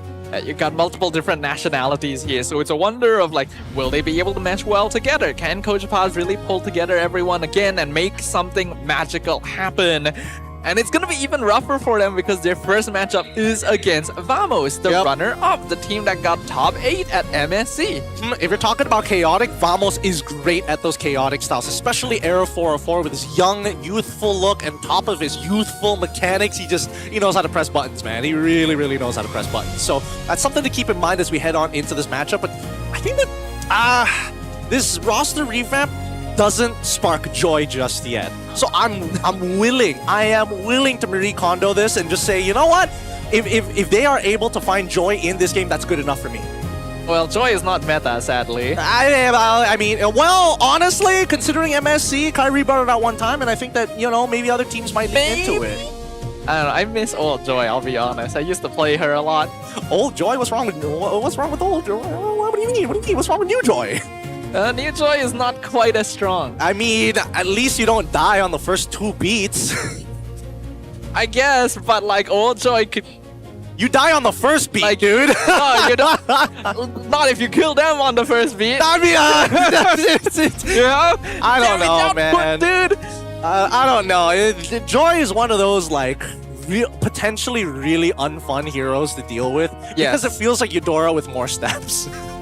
You don't have the stun, but if you press the buttons in the right order, you just kill the guy. Joy is just yellow Eudora. Yeah, it's just yellow Eudora. Oh boy, too much has been said here on this broadcast. Too much, but I don't think that's going to be the case. Yeah, I really don't. Not. I really don't. We are kidding, but I don't think we're gonna see Joy here. But I'm hopeful, right? Because last season, Flash's performance was not just disappointing, it was just straight up not MPL level. Yeah. At any point, they tried to revamp their roster multiple times and it did not work. It was a very unfortunate situation. So hopefully now that they've had more time to prepare, they are confident in this lineup. I mean, worst comes to worst, they go over to MPL SG and then play through MCT or something like that. Diablo did it. I mean, why not follow the process? Yes. I mean, to be fair, Diablo still got a pretty decent, well, would I say it's not the biggest payout, but like, it's something. He got something. Yeah, and I kind of surprised that was a possibility. Honestly, I didn't think it was possible, but I'm like, hey, I'm not the one, paying these contracts here. That's the truth, that's the truth. As long as Big Moonton says it's okay. Thumbs up. Thumbs up. Big Moon. Big Moon. Big Moon. BMT. Big BMT. Oh boy, we gotta do a little bit more. Something you get at a sandwich shop. Hey, Nando's, work on it, all right? The new BMT Nando's, that'd be a good one. That would be a good one. But overall, we still got a little bit of time to kill before we start heading on into the drafts and more importantly, the walkouts at this stage of the game. But hey, meta-wise, I think that Kaja eventually is going to find her place. That's the truth of it all. She trades really, really well in the early stages of the game. Her first level 4, she's guaranteed to get battle spells. And if you do it too late, you get punished for it. I mean, as an enjoyer of birds, I would like to see Bird in-game. That would be nice, I mean, Farsa, there's still Farsa. Farsa's available. She's more person than bird. She has a bird. I mean, what? She's more person. She turns into the bird. Good point. With that being said, it's time for the walk-ins. Let us introduce our two teams.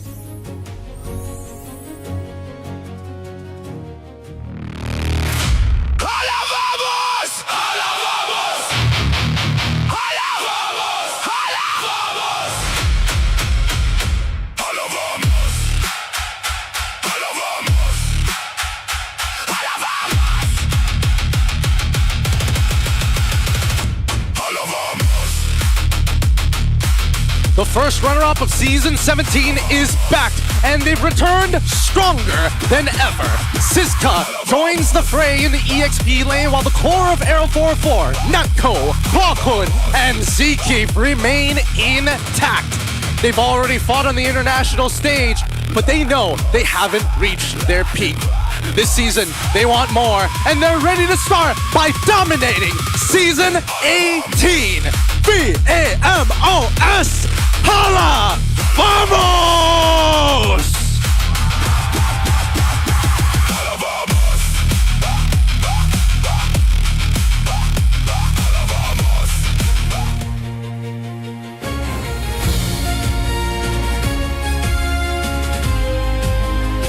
Season 17 was not the Flash we expected. The old lineup never found its spark, but now everything has changed. MPL all-timer Zorn remains at the helm of the team, with Vanix arriving from the shores of Singapore and Ukir and Trimar bringing firepower from the Philippines, with jungler Gary bolstering the squad. Will this multinational roster be the answer they need? Let's go! Team Flash! Next, we welcome the coaching staff of both teams, the masterminds behind every match. From the side of Vamos, it's Coach Valdo. From the side of Flaps, we have Pops as head coach. And of course, we have head of League Ops, Eric, to ensure that every game runs both fairly and smoothly throughout the day. Time for fist bumps, ladies and gentlemen, a true sign of professionalism. And this is how we roll. This is Malaysian sportsmanship. This shall be the stage upon which the previous season runner-ups face off against a brand new Flash on stage. Let's see how this plays out. Flash looking to redeem themselves from an abysmal half of the year, looking to turn that around now and qualify early on, or at the very least set the tone for the rest of this season. Especially when you're dealing with Vamos, it's hard, right? They get first pick this time round as well, and they really have felt like a brand new team after MSC. Being able to gain international experience is always going to be valuable for any team, especially one with players as young as Vamos. It instantly levels you up in so many ways and expands that hero pool to degrees that you would have never expected otherwise. Yup, and that's exactly what we're hoping for here. I am a little curious whether or not Flash, what exactly is the main language being spoken amongst everybody, right? Because Zorn, he knows like a good amount of English.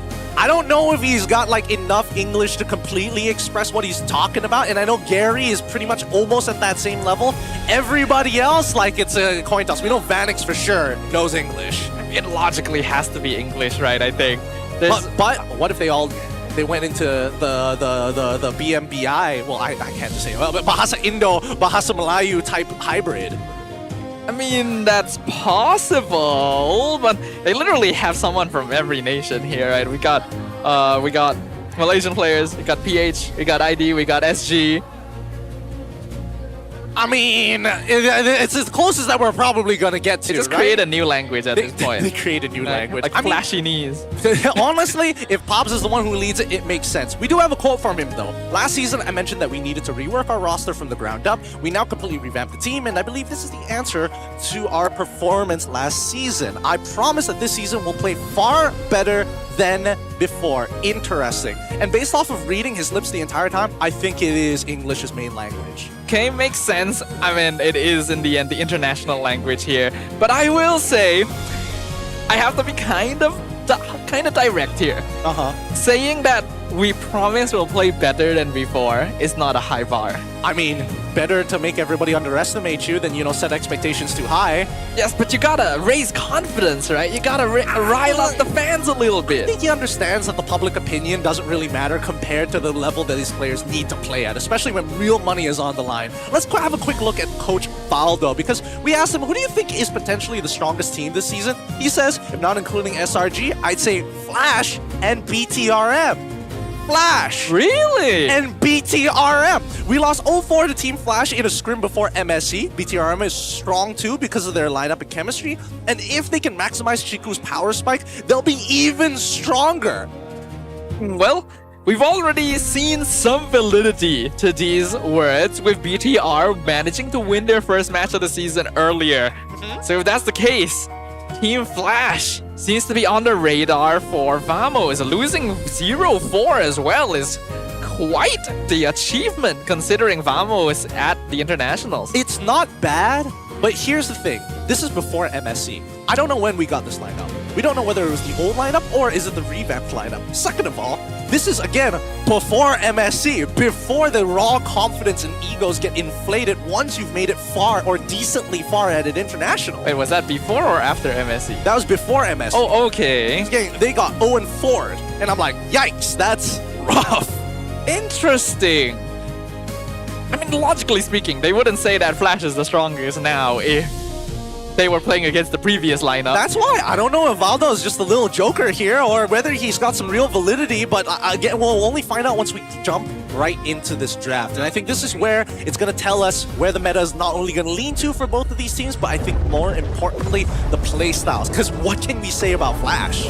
We don't know, and that is what makes this the most exciting it possibly could be. A brand new roster, a team that has revitalized themselves after a terrible season performance. Now eager to take to the stage and prove all the naysayers wrong. All right, let's find out what the random map draw is going to be. This is going to be important. Expanding Rivers, one of Vamos's more favored side of, well, not even side, but at least favorite style of map. Marcel, first ban from Valdo, followed up by a quick Fanny from Pops.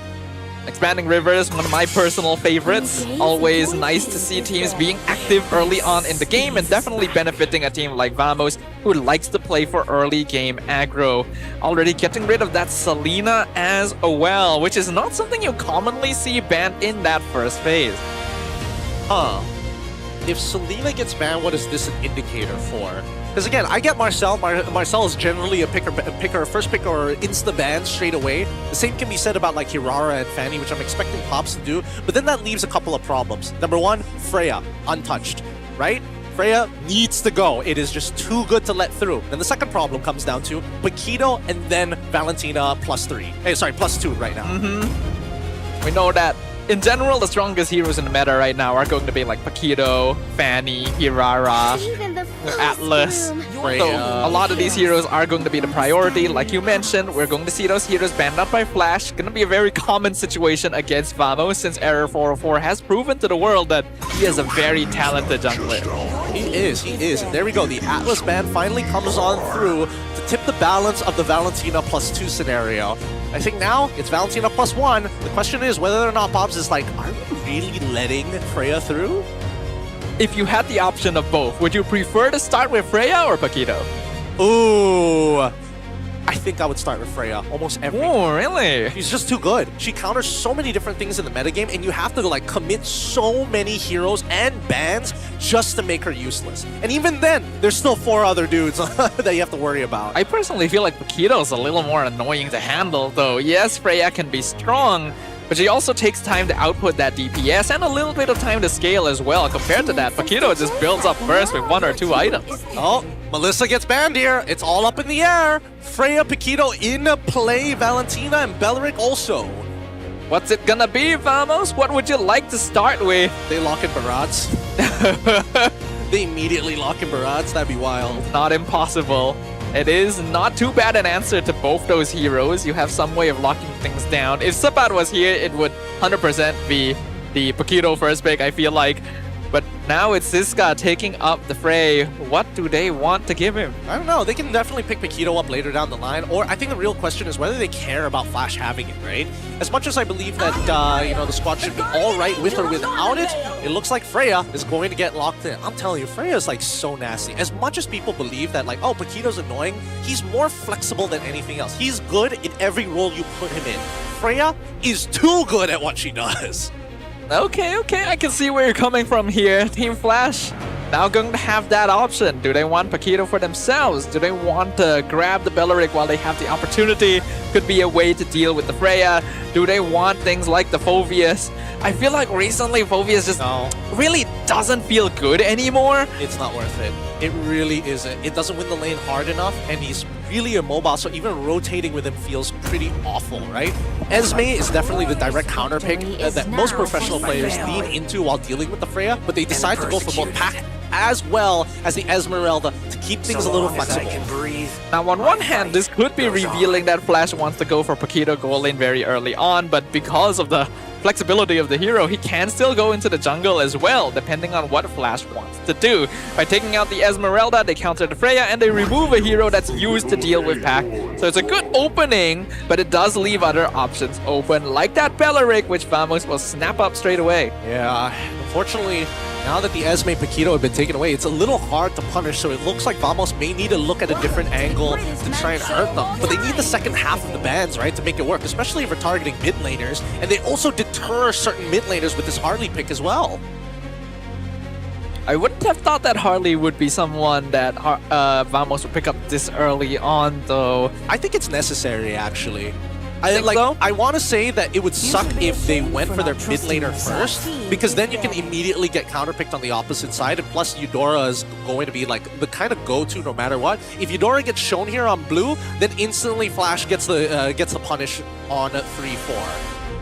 Fair enough, but I feel like Harley generally isn't going to be very good at handling either Paquito or Esmeralda, and while he can pick off Eudora, a stun at the wrong timing going to make life very difficult forever for 04, but we've seen that he is capable of outplaying those situations, so this is a bit of a confidence vote for him too.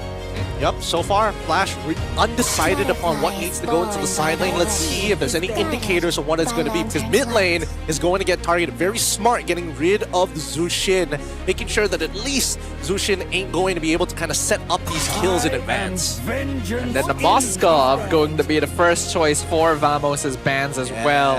Yes. Getting rid of heroes that would be able to outmaneuver a Freya. Make sure that this hero is going to be as impressive as possible. Most likely it is a Freya gold lane. I feel like trying to push her into EXP against Esme is not going to get maximum value out of the hero. Yeah, it's a bit of a mistake. And I think that this should also be a Melissa ban for the side of Vamos, just to really narrow down on the pool and force Pops to say, you know what, we gotta play double fight. Melissa's already banned, actually. Oh, you're right. Since Melissa's already gone, what does that mean? Bro? No, I don't think there's any other... I gotta think about this for a moment. Maybe Claude. Yeah, maybe Claude. That's what I was thinking as well. Team Flash will go ahead and get rid of the Barats. Dang it. So they also are expecting this Freya to go gold, and Barat's one of the better heroes of handling Esmeralda EXP. Even if you go Uranus, it's not going to be the best matchup overall. So I think Flash is doing a good job of covering their bases. Coach Pops has always been quite solid when it comes down to drafting, and so far he is showing that same sort of style. Interesting. They get rid of the Nolan. They don't want to give an early game over to Flash's side. And if their read is correct, that means the next best thing would probably be Hayabusa. Now that Fanny, Hirara, oh wait, no, there's still technically... No, they still can lean into Yishin Shin if they wanted to and play traditional double fighters at that point. Then that just leaves the question, what is the support? I think you get Cho here and then you hold it. Cho for Flash. It is Zorn, so it's always going to be a pretty solid option. They should have enough damage at front line. Yeah, I think a Cho here would be perfectly fine just to keep things safe. We know that a lot of teams haven't really been picking up the hero. Looks like Flash, though, not gonna follow that trend. This is the Legend's signature. Yep. Right now, Flash is holding on cards close to their chest. They don't want to lose this game blackjack just yet. But that last pick, that will determine whether this is double fighter or whether Paquito has to go into the jungle. Let's see what Vamos has to say about this, because right now, big issues would be, like, now that Cho shows itself, man, single target lockdown sucks, but at the same time, going for something like Farsa could be a bit of an issue. Valentina is not a bad idea, but there's no real ults that you can technically take other than the Way of the Dragon, and if you're expecting Yishin Shin at the very end, you truly don't have any ults to steal. In terms of mid lane, safest would probably be something like Lilia, I suppose. But we'll see, you know. It is the Valentina for Vamos, and they are gonna grab the Phoveus, actually. Not a bad idea, knowing that maybe Yishin Shin is probably... Yishin Shin and, or an assassin like Hayabusa, all of them have dashes. That's something that Phoveus can take advantage of. Cho has 3 dashes, well, 4 dashes if I'm being perfectly honest. Paquito has 2 of his own. There's plenty of ways to actually build up your charge to apply your marks. And I think at this point, Flash, gotta make some choices here. is Paquito. Are they going to play for a more early mid-game style and while still being able to scale with the Esmeralda, but more importantly with the marksman at the end? Or are they just going to say, you know what, we're only going to play for the fights? It's hard to go into the typical auto-attack scaler since there is a Belleric on the opposite side, and going for a carry does get you countered by the Phobius somewhat. The Team Flash, they go for the carry, they keep it standard right here. Oh, sad, sad. I would have liked a little bit more. But Vamos, what's great about their composition is they don't need a dedicated anchor. They don't need somebody to watch the back line. Everybody is moving forward as they want to battle each other with these style of compositions. It's kind of up to Gary and Ukir to make things happen in the early game for Flash. Yeah, it's a very formless style of battle, and that's exactly how Vamos likes to play MLBB. If everyone is allowed to operate in their own terms without relying too heavily on everyone else's presence, that is when they excel. Team Flash does have those tools. A lot of their heroes are fairly independent, but they're gonna have to keep Vanix safe in order to get that damage out. We'll find out what happens, because Vamos return to the Land of Dawn, eager to find some revenge for those grim results against Team Flash. Will their international experience avail them their first victory of the season? Let's find out as we jump right on into the Land of Dawn to kick things off here in our second best of 3 of today. Vamos, it looks like the early start is going to be side green camp on the gold lane. They are going to end up towards the EXP side of things, and right now it's a losing matchup for the Phobius. I feel like Phobius is just gonna have a really hard time in this meta regardless. Yes, there's a lot of dashes that he can play around, but I feel like he's just generally not bulky enough. And they've gone and specifically drafted him against Esme, which was a hero he had a tough time against even before his nerfs. Yeah, and that's the thing, right? I would like to see the emblem set that they use. I don't know if Siska has been following the recent trend of top builds for this particular hero. And I know most people are going to be like, yeah, the top builds are kind of good. Oh yeah, he actually does. He goes for the tank emblem, goes Concussive Blast, right?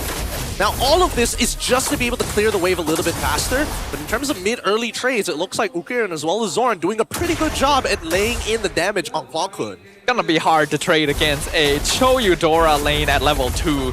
Their abilities are just so spammable. They have so much built-in DPS already that you expect to not really be able to get mid lane prio. Because of that, Vamos only really has gold lane prio, which is gonna make that first turtle kind of difficult. Now, here's the thing, right? I actually disagree that Siska needs to go for this Concussive Blast, because I think him trading and staying healthy is by far more important in the later stages of the game than trying to clear the wave and trying to keep up with him, unfortunately. There's just no way he can keep up. Like, genuinely no way. He doesn't have the movement speed to stick onto him, and Siska needs his level 4 to make anything happen in this game anyways, right?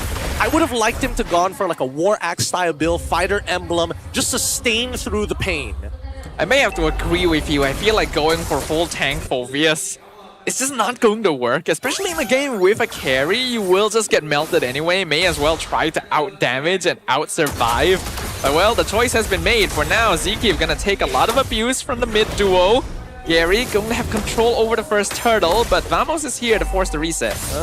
They need to get Freya in the mix first. Yeah, once Freya is here, then they've got some guarantee. Nako gonna instantly jump into the back line. The two-man knockout strike does a lot of damage though. Ever secures the turtle. Rapid Dryad comes out, but Clockhood dives straight in, takes out Tremar, and Nako finds his own kill on Gary. See, this is why I want Freya every single time.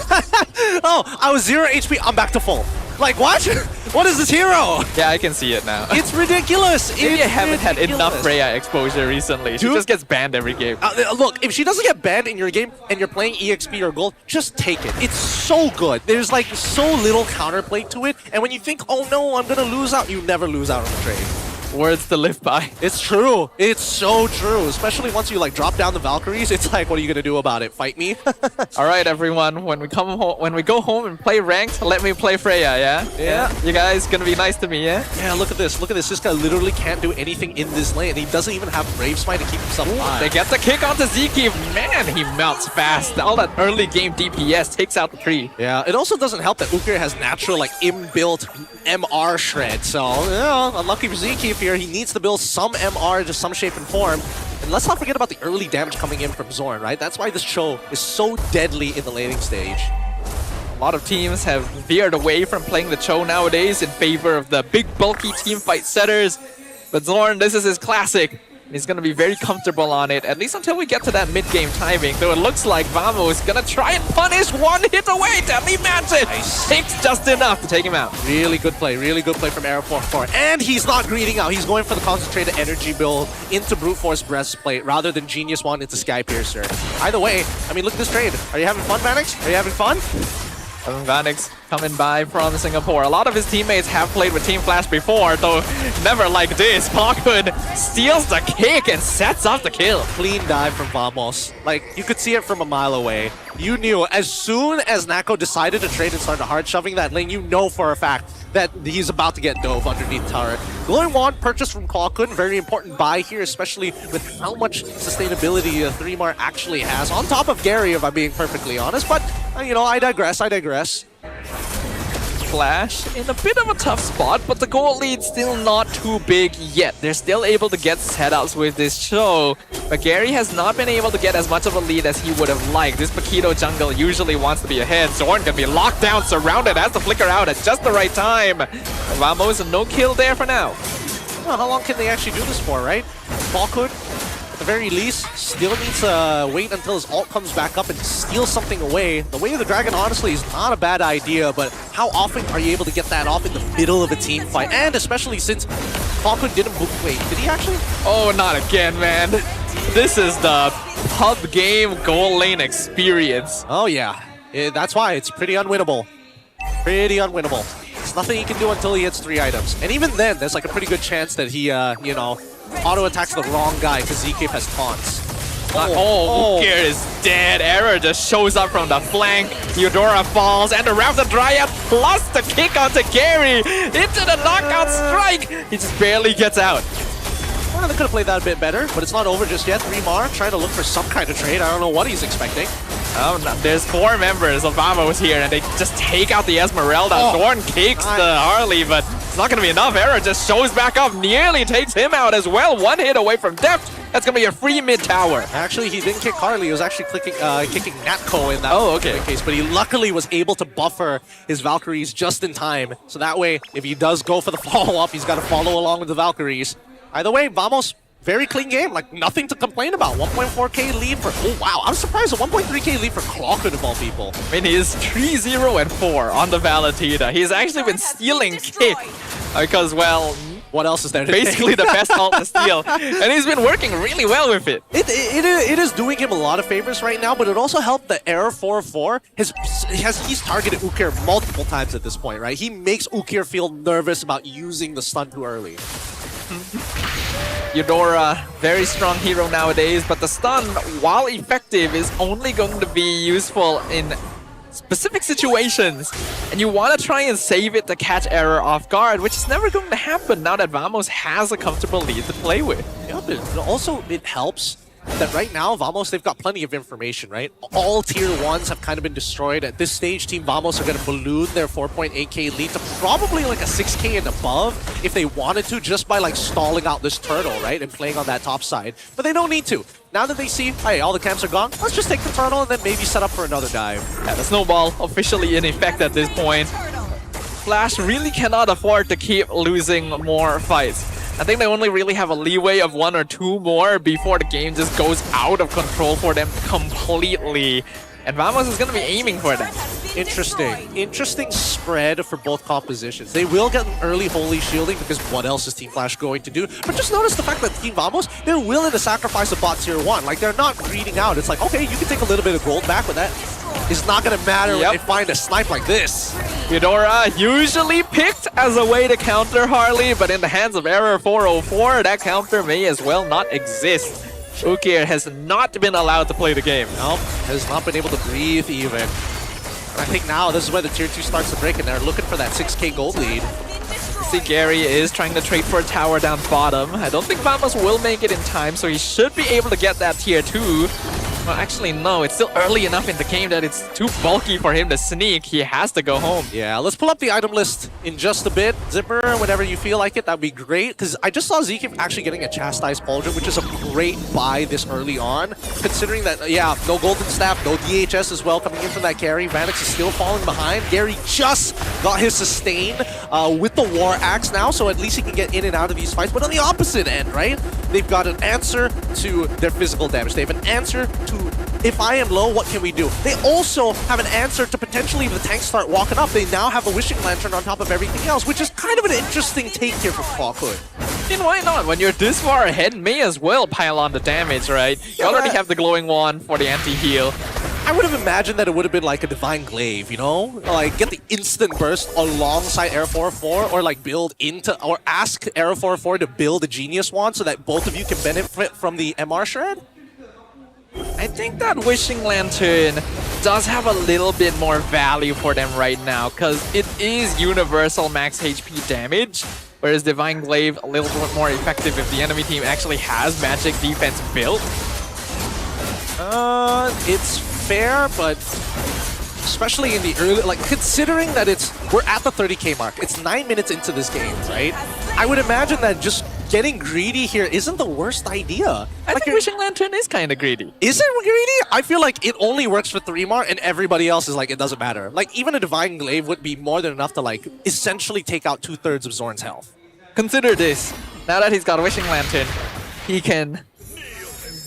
No, I was gonna say he can kick the Esmeralda, but Tremor has Purified. Yeah, so it kind of doesn't matter at the same time, right? See, that's what I'm saying. That's what I'm saying. Like, his primary targets aren't gonna be the frontliners anyway, like, unless it's purely for Peel. And if we're talking about Peel, then you might as well go for some other items rather than, you know, the Wishing Lantern. But, you know, that's just a small nitpick. Ooh! The Tremor is gonna jump in. Probably not the best idea. Gets terrified, has to Purify at the last second. Zorn comes in from the side, not able to kick because they're just piled up against the wall. Good positioning from Vamos. Ukir nearly goes down again to a cheeky deadly magic.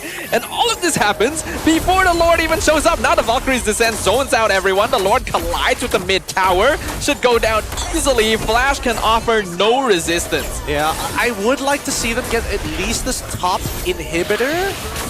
Oh, okay. But they can't defend it. They can't defend it at all.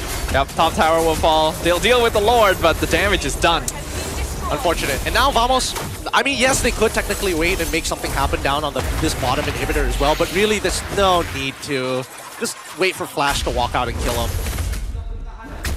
Flash really just can't do much anymore.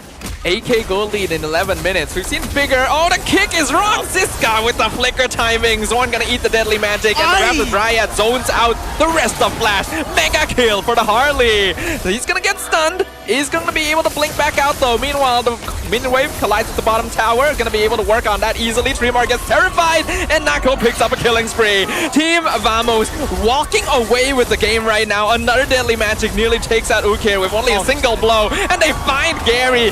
Completely isolate him. Unstoppable streak as Vamos move on in and take game one. Beautifully clean. Beautifully clean from their side. I got nothing to say. I mean, Vamos played that really, really well. A lot of like great moments from them, really good identifications of when they can actually like fight it.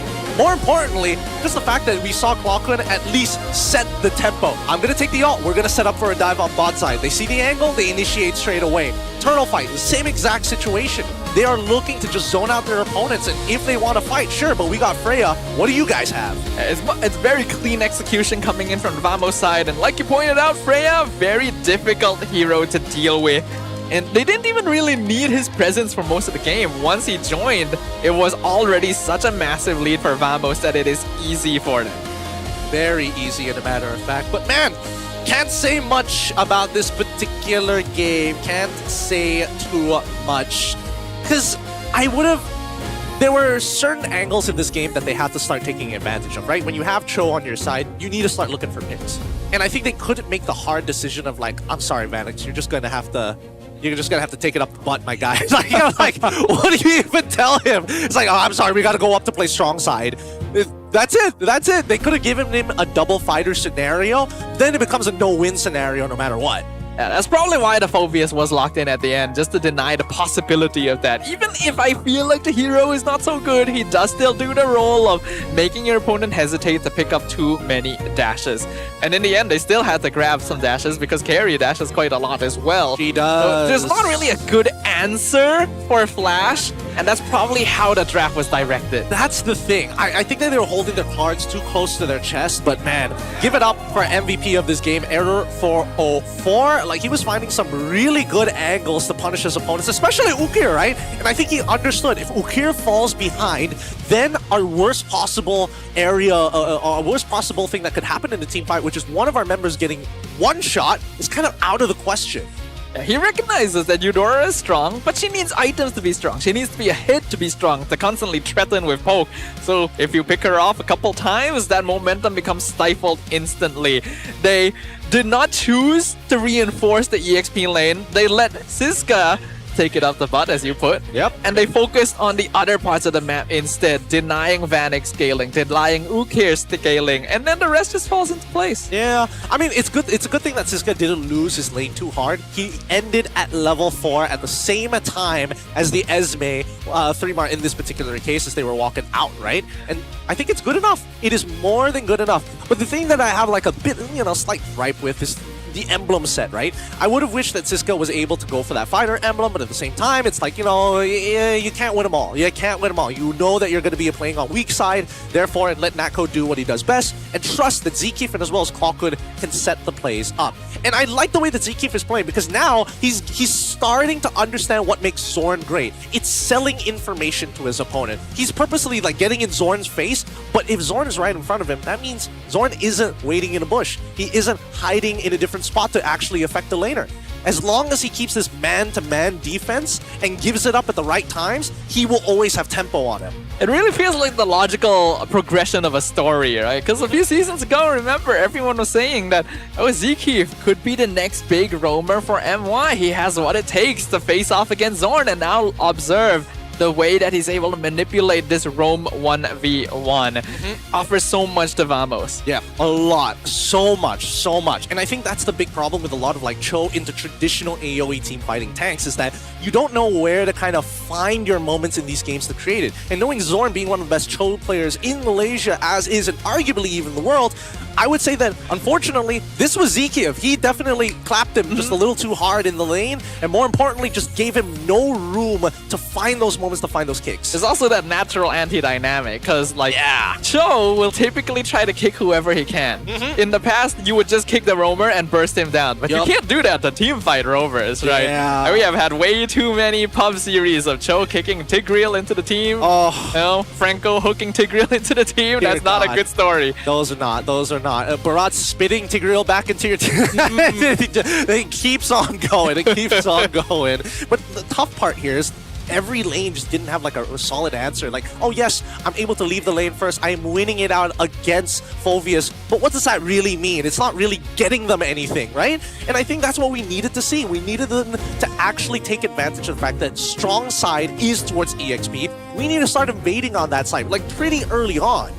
I feel like Flash just didn't have quite enough initiative to play with this game, but I also don't blame them too much, because I feel like the game accelerated a lot quicker than they were hoping initially for, anticipated. right? Yeah. Because like they started strong, like we mentioned. There was only one winning lane for Vamos, and that was the Freya. Yeah, it was basically the Freya. I think the mid lane, I would give it over to Flash. I think they played that mid lane really, really well with Ukir as well as Zorn. A lot of their damage was highly focused on Clockwood in a lot of these scenarios, right? And once Clockwood is forced to recall that first time, then you have more control between level 2 and level 4. But after that is where we saw like a lot of the big issues, right? Like they couldn't get past Belleric, unfortunately, on Zekif. And not to mention that I like the fact that Arrow 404 is kind of hovering in a lot of... Like he's showing himself on purpose to be like, hey, look at me, Eudora. Like you have to understand that once Eudora loses that, ball lightning, then he goes for the all-ins. But naturally, Eudora, if I see Harley, I'm keeping it for as long as I possibly can until it's necessary, you know? Ball Lightning is a crucial core to Eudora's damage combo, but it is also the team's only true answer to Harley. Yeah. So as long as error is on the screen, Ukir has to hold on to it. So there's no like spamming. And if they time it correctly, where Ukir has already used the fork lightning before the ball lightning, then you don't have the full combo and the damage is a lot less. Exactly. Breaking down the comps, it's very simple to see that in terms of the laning phase, I think blue side, unfortunately Valdo, he's got Pobs beat there, right? Pobs, he tried to keep his draft as like hidden as possible until the very, very end. And I think unfortunately for Vanix, he just did not feel the confidence to play into this Freya, right? And I think that was the main issue. If he can't play into the Freya and he knows that in long drawn out fights, they're still going to lose anyway, what's the point? Let's go for something that scales. And I think the carry is not a bad idea. But unfortunately, if you're not going to be fighting for these turtles anyway, knowing that Freya is going to join them, then where's the extra help to get carry off of her feet? It does feel weird that even though Flash did initially have lane control, we never really saw them do much with it. I feel like Clawkun had more successful kicks than Zorn. Exactly. Like Zorn could not find angles, and I don't blame him because ZK was doing a really good job, right? Those taunts really annoying to deal with. So in that particular sense, you need to find different angles with specifically the Paquito, right? Paquito can technically be that setup for you. The knock-up strike gives you, yes, it does push people away, but more importantly, it's a short mini stun, right? It displaces them. You can't use abilities while you're caught in that animation. That's when Cho needs to come in, follow it up with a kick. All right? Now, let's pull up a clip here real quick.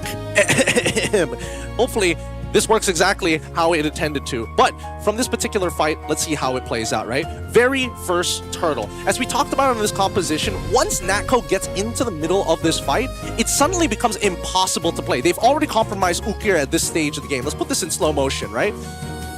They've already caught Ukir at this point. Zorn is not level 3, mind you. And yes, at the very least, Siska, he's trying his absolute best, but he also knows that he has to flicker out of there so he doesn't die. Natco manages to get back out and now is starting to zone the rest. But then all of the abilities are gone. No major ultimates, and most importantly, their big team fight damage dealer Ukir had already used the majority of their cooldowns, making this fight less than ideal, right? So they have so many ways to lock down the frontliners like Natco, like Siska, but they don't have enough damage to completely finish them off. This first turtle fight, I think, plays a massive role in how the game went. Flash already at a disadvantage here because this is a 5v4. It's a lot easier for Natco to join the fight compared to Vanix, who has to just stay there and farm. And he instant jumped onto Gary first, knowing that the Paquito unfortunately has the disadvantage of not being able to dash through people. It will always stop. Now, they did actually end up taking a lot of damage from the two-man knockout strike, and that could have been disastrous for them. But they were able to survive just in time. And since they had their ultimates, they could use that to disengage and restart. See, but here's the thing. Why didn't they just go for the disengage, right? This should have been knock-up strike. We get out of here straight away. But unfortunately, the Terrified coming in from Clawkun didn't give them that option, right? At that point, that bought them the few precious seconds for Siska to flicker away, Natco to start turning his sights towards Zorn, and because there was the follow-up from the flicker on Zkif once he hit level 4, then it became impossible. I think this should have been a no contest. They should have just played for their gold lane. Vanix was supposed to get ahead because of it. And because First Blood as well as Second Blood was given over to the right targets and Natco was able to get an assist and the kill on both of them, it already solidified the game for Flash. Yeah, the snowball basically started from this first turtle. After that, it's all a Vamos game. And I don't blame Flash for trying to go for that initial fight. I think even they were probably surprised by how much damage they were doing. But you're right about that Terrify. It catches you when you least expect it. You don't usually think about it too much because it takes a moment for Valentina to pop it out. Not to mention that they may have been a bit hesitant to disengage because like, hey, wait, their health is quite low. We might be able to win this one. But those small moments of hesitation can affect things. It really does. And I love the fact that Zkif understood not only his role, but he knows he's low. He walks back in the Pixel Brush and he waits. He waits until he hits level 4. Once he hits level 4, that's when he flickers in to make the actual play happen in the first place, right? So again, it's a lot of these moments, and as a support, you need to know when you have an advantage over your opponent. Because in moments like that, where you're dependent on your ult, it makes all the difference. It's moments like this as well that show why Vamos is so good at these types of compositions, where every hero can operate quite independently. They have figured out how to juggle damage, right? How to split it up correctly, how to enter and disengage from team fights at the right time. Exactly. Sometimes they push their limits a bit too far, but in this case, they clearly had more composure and experience compared to Flash going into it. Yeah, and I think that for now, Flash needs a straightforward composition, because if they want to make sure they play, I don't want to see them play formless just yet. I think that, you know, that's very unique to Vamos, how they can kind of like start fights kind of anywhere and still make a lot of plays.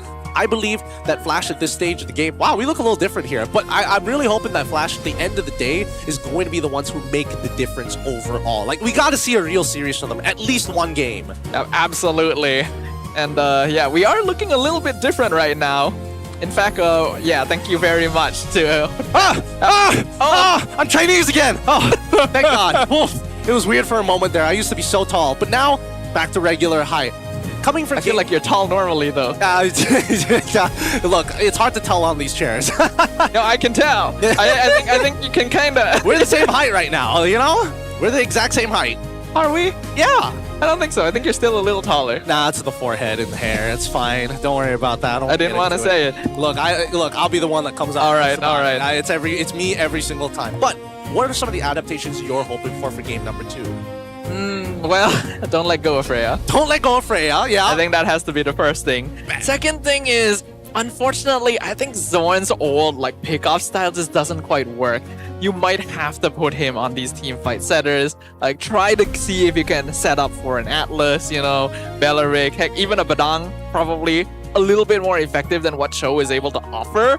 And I think Flash needs to speed up the game a bit. If you have to draft double fighter to let the game accelerate so that you're at least able to match Vamos' pace, that might be a sacrifice you have to make. No, I feel like they need to stay true to their word. I think that. You think so? I think that their comp just now, they're like, I'm gonna fight first turtle, even though I don't have like my support ults, or even like, you know, 5 of my guys ready to go. That's that's just me personally. But what about you at home? You saw it down there just now. Is it A or B? Which one is it gonna be? Let's have a look at our players right now to see how they're feeling, because we did see the champ coming in from Team Flash, and they look motivated to try and at least turn this into a 1-1.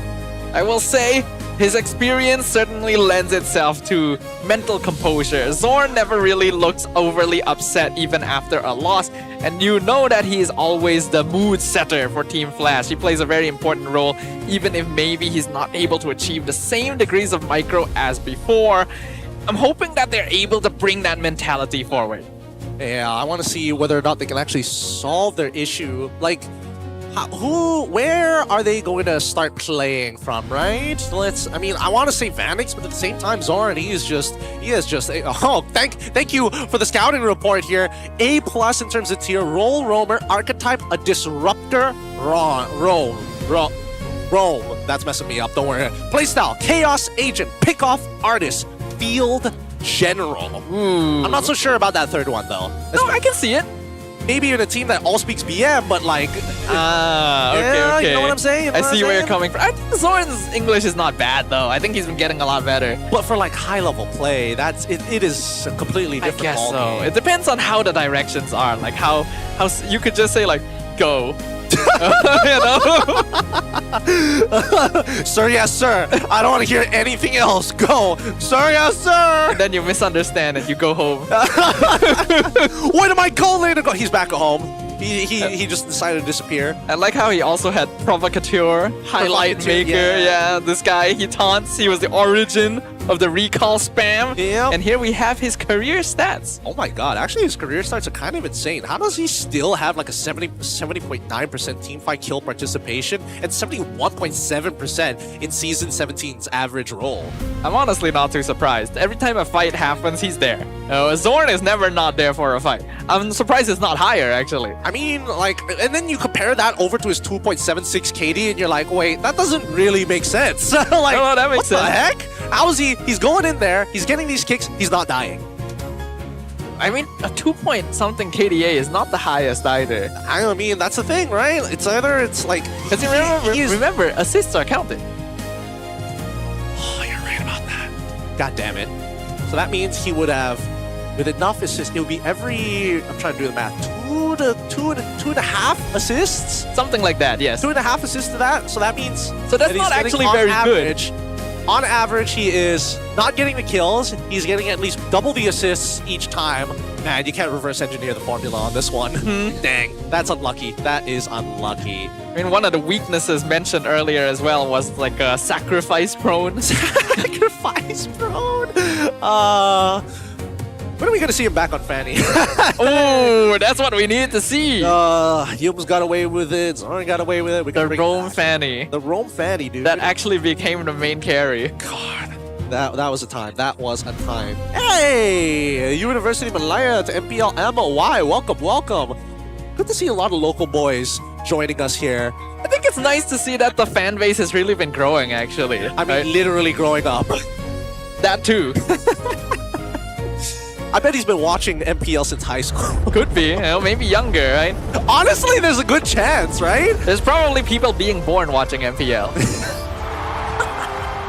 As they come out, the first thing they see is Zorn. I don't. the dad and mom are the fans. Yes. Oh, that makes sense. That makes sense. Let's jump into the drafting phase here to see what Game 2 is going to start looking like. And to kick things off, Flash actually going on blue side. Vamos on the red on dangerous grass. All right, let's see what will be prioritized. Vamos got away with a Freya first pick last game. Flash, will they set up for themselves to open with it? They banned the Fanny, they banned the Hirara. Vamos, though, will get rid of the Freya and the Melissa. I don't understand. Why are we the ones banning out the Fanny and the Hirara? Is Gary not confident in playing it? Is that why? It's not impossible, I feel like. I mean, he's got hands. He plays like Nolan. I'm sure Hirara isn't that hard. You only have like... There's a lot of pub players who would beg to differ. No, I agree. I'm trash at Hirara. I don't know how to start a snowball. You know how many people out there said when Hirara came out that she was a bad hero? Yeah. They didn't have like 4 other teammates. They didn't have 4 other fingers. They didn't have 4 other Don't worry, guys. Neither do I. I'm one of you. I am one of you. We are together in this. We are together in this. Marcel, follow-up ban here from the side of Pops, and now let's see what Valdo wants to get rid of at this stage. Selena, all right. Cool. Basically the exact same thing, but on opposite side. Is Ukir known for Selena? Because they've banned it twice now. I mean, it depends on what you want to deal with and what you don't want to deal with. And I'm not going to lie, Selena is pretty annoying, like just in general. Not to mention the vision that she's able to give you. Like, I think that's the worst part. Actually, thinking about it, a team that likes to be chaotic would probably not want to deal with Selena. Like, you want to run at people. You don't want to have to dodge arrows. You don't want to have your ambushes revealed by traps. Yeah. That makes sense. Yeah. It also, like, doesn't help the fact that you can't, like, track the jungler as the enemy jungler as effectively because she leashes him and then it's just, like, twice as fast to clear. Now, let's see what the first pick is going to be. Show me Barat. Oh, we're not doing the Barat openers here. We're going for the Belleric openers instead. Not even the Paquitos. Belleric was a pretty big problem for Flash in the last game, so maybe they're respecting it now, but I feel like the other heroes would have had a higher priority. If Vamos goes for Barats now, they can just eat the Belleric. Paquito does have some issues with it, that's why Gary couldn't really play the game much last time, but as long as you maneuver correctly, it's still a very solid option. Yeah, that's the thing. I think that a lot of people just tend to use the jab, use the jab as a means to kind of like deal damage, but it's also like a pretty good escape tool, right? Let's not forget that the Champion Sass gives you movement speed when you use it. Now we have Harley alongside with the Valentina. As expected here, I would have expected the Barats to show up instead of the Harley, but I think for now, I mean, Era 4-4, he's doing a great job on it. Like, why not? There's some deja vu here. I think this is the draft that AC went with in game 1 on red side. Did they open Valentina Harley? I think so. Red side? Yeah. Okay. Interesting. I think it didn't go too well for them that game. Yeah, that's because they went for the Carmilla EXP. Oh yes, you're right. That was the game. I was trying to figure out which one in those three games was it. They all kind of much together. I mean, especially when you got Camilla going into the EXP, that's when you're like, all right, we're really trying some wild things here. Some wild things. Flash, 2 more seconds left on the clock to decide whether or not they actually want to actually... Oh. Okay, why not? Rafa on dangerous grass? Huh. Huh. Rafaela does usually pair well with heroes like Uranus, Beleric, Paquito. But you are right, I didn't think about the map as a factor. Because the only reason why people play Rafaela in Flying Clouds is because you reduce the downtime of the person being dead, and then they can get back into lane at no loss of their EXP if you time it right.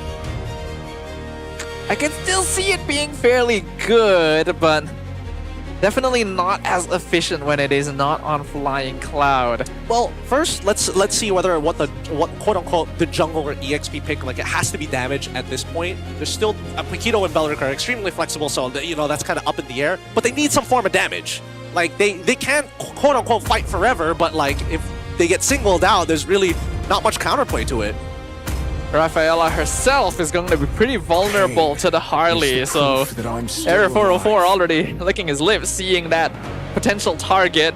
Last game, Ukir got hunted multiple times over and over. This game, I imagine he's going to try and recreate it. Raf does have a way of dealing with it, because once you have the flask, then your healing does help deal with the deadly magic, but you got to get there first. Let's also not forget about the Holy Baptism, right? Again, really powerful ability to kind of disengage your team, or even like flickering forward to set up a play for the rest of your team. Either way, just it makes it a little difficult for Harleys and Valentinas to like walk up for fun.